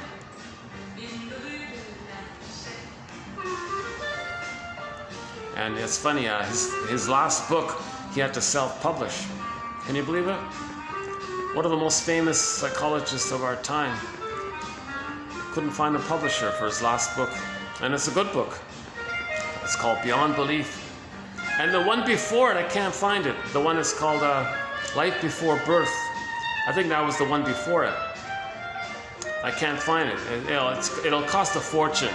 You can buy a new one online, but the shipping makes it too pricey. Oh my God, yeah, if somebody has a copy of it, let me know,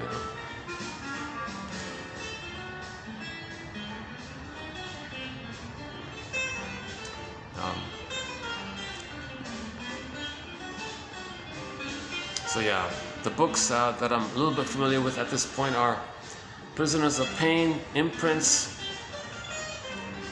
Primal Healing, Biology of Love, The Biology of Love, Beyond Belief, and one more.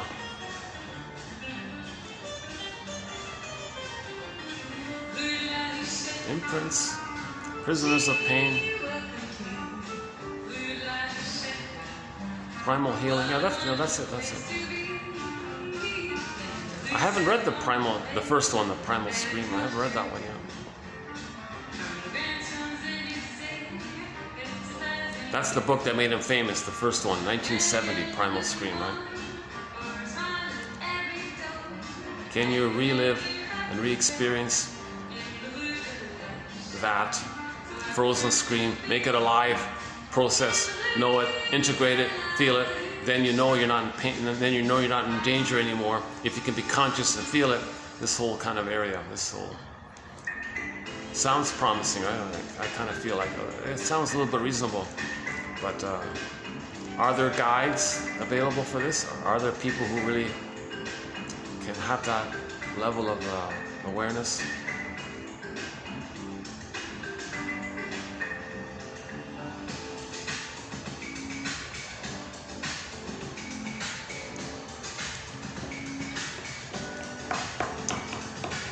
Yeah. One woman, let's do the pigeon joke. One woman was very much searching for fame and power, prestige and money and all this, but she was getting older and older, and she didn't want to admit it. She had this relentless pursuit for fame and money and all this, but she was getting older and older. But she heard about this reincarnation thing, that maybe she can continue, and in the hope in the future she'll get it. So she didn't want to admit the pain of mortality and meaning giving up your narcissism. So she asked a comedian called a guy named Steve Behrman, who calls himself a New Age comic, cosmic comic or something. And but she didn't say that about her pain of her fear and anger at not getting fame and all this. So she said to him, "Hey, Mr. Behrman, what's this with reincarnation? What's that all about?" His reply was, "Oh, that's a funny thing about that. Yeah, I once knew a guy who in his lifetime wanted to be famous and rich. He was reincarnated as a pigeon and made a deposit on a BMW."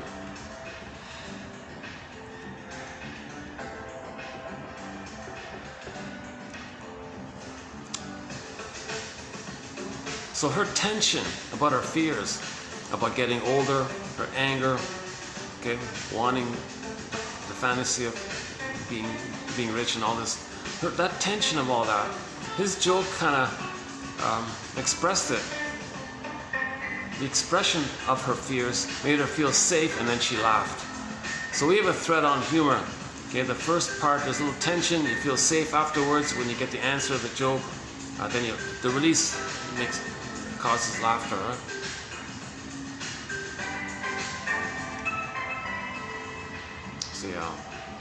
So James Gottstein and Edmund Bergler, Martin Bergman have given us some excellent quotes on the psychology of humor.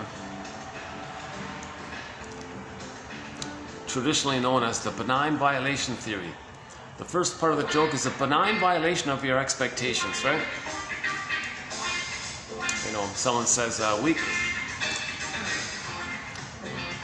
another one from C. Behrman, someone asked him, "Are you an evolutionist or a creationist?"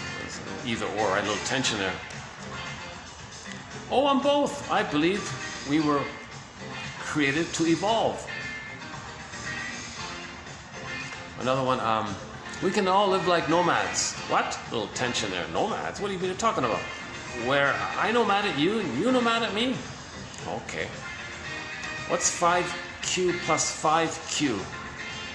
10Q? Oh, you're welcome. So the first part of the joke is considered like a little benign tension of your expectations. Then when you get the answer, you feel safe. The safety, in contrast to the prior state of tension, the safety releases, okay, the psychic energy that was bottled up. That's laughter. And that mechanism, by the way, is a little bit analogous to the therapy process, because your whole life is tense. You do the therapy, you feel safe, and you might get a release. But in therapy, it's a deeper release, so that's called weeping. So lifelong denied grief, you feel safe, then you're going to weep. So the weeping comes from the imprint. If you can weep, if you can do a deep weeping and screaming from that place. So you feel safe with the therapist. The safety, in contrast to the prior tension of lifelong complicated grief and all this, the safety and the contrast is, so if it's a deeper issue, you're going to cry and all this. If it's a micro issue, you might laugh. But similar kind of mechanism. When you feel safe, the prior feelings can come up. Minor, you laugh. Deeper, you grieve. So humor and comedy and tragedy have a similar. So comedy and grief work are a little bit similar. Share a similar dynamic.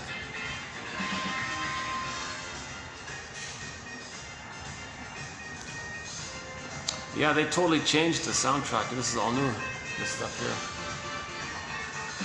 It's yeah, I noticed it's a more up-tempo, this stuff here.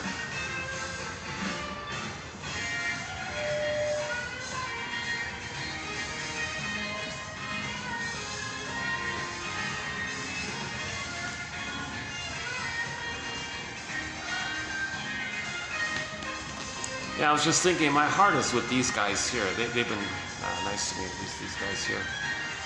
I really hope they can flourish and be successful. You know, I bet you 10 to 1 they've got good dishes, good prices here.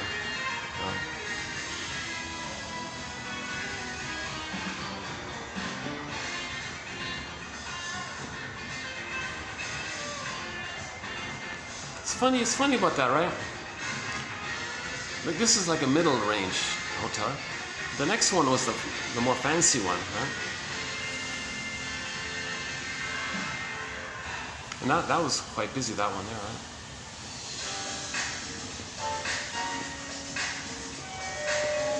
Yeah, that's the idealism, relentless. Maybe they tried the middle range ones before. Oh, it's another staff member just gave me a little light nod, gentle nod there. It's nice, yeah. The other guy there looking and staring at me. Actually, the other guy, he's a good guy. He's a good guy. He's conscientious. I feel like he's really alert and conscientious, and maybe he believes, he's a true believer of the rule manual of his hotel or something. And sometimes people use systems as surrogate egos, to think for them. Book says this, oh, I think this. Like sports, some people regard sports, all the rules and everything's precise, as a source of comfort, because you got all these. So it has a packaged rules, like a surrogate ego. If you feel your ego's damaged, you watch baseball, all these delicate, fine rules. It knows a lot, kind of. So you feel that kind of projection, right? But it's a fantasy. No matter how many baseball games you watch, it's not going to give you a strong ego, right?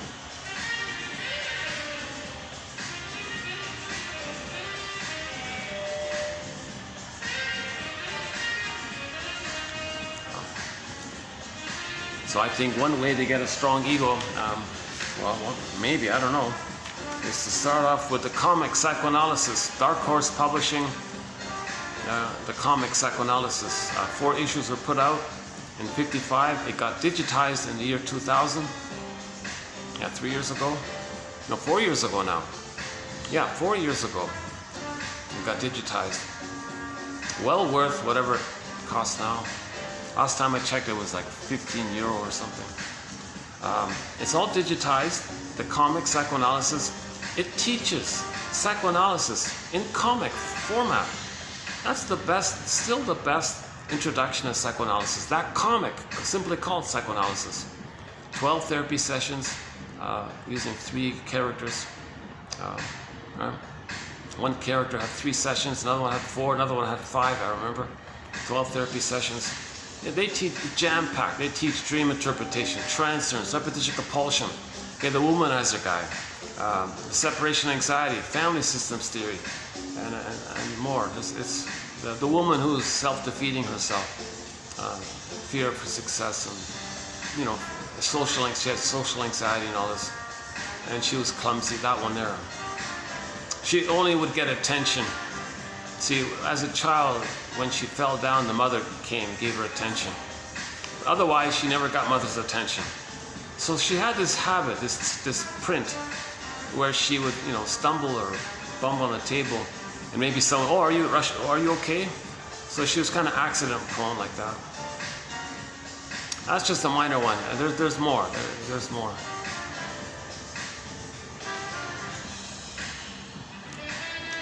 And then at some point, I think this collection here, nothing like it out there.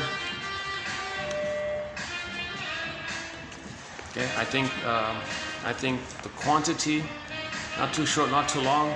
Quality, 1 out of 10. I'm hoping 1 out of 10 will be of interest to anyone. Okay, the manner, okay, from the shrinks, and relevance. Yes, it's all on the topic of building the ego, strengthening the ego, giving the scarecrow a brain. We got to give ourselves this brain, strengthening the ego. These quotes are helping us to give us night vision, a lantern in the unconscious. Okay, sometimes a forest is a symbol for the unconscious. Dark, lots of things in there. We need a lantern.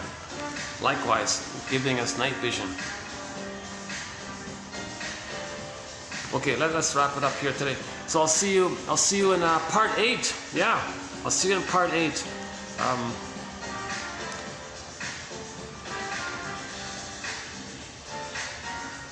But for me, how I'm getting the feel for Janoff's material is not by any one set of quotes in each video. You got to kind of look at the whole thing. You got to dig out the whole. Well, it'll be 10 by the end of it, right? Dig out the whole 10 and read those 10 pages. Because I couldn't really organize it clearly. That's why it's a little choppy like this.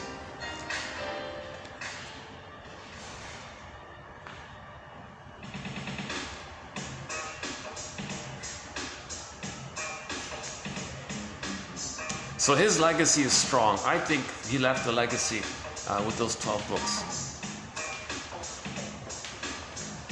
Okay, let's let this customer pass by here. Yeah, let's just wrap it up here. Okay, so thanks very much once again. I'll see you in part 8. And yeah, I'll see you in part 8. And oh, metaphors be with you. Metaphors. So metaphors kind of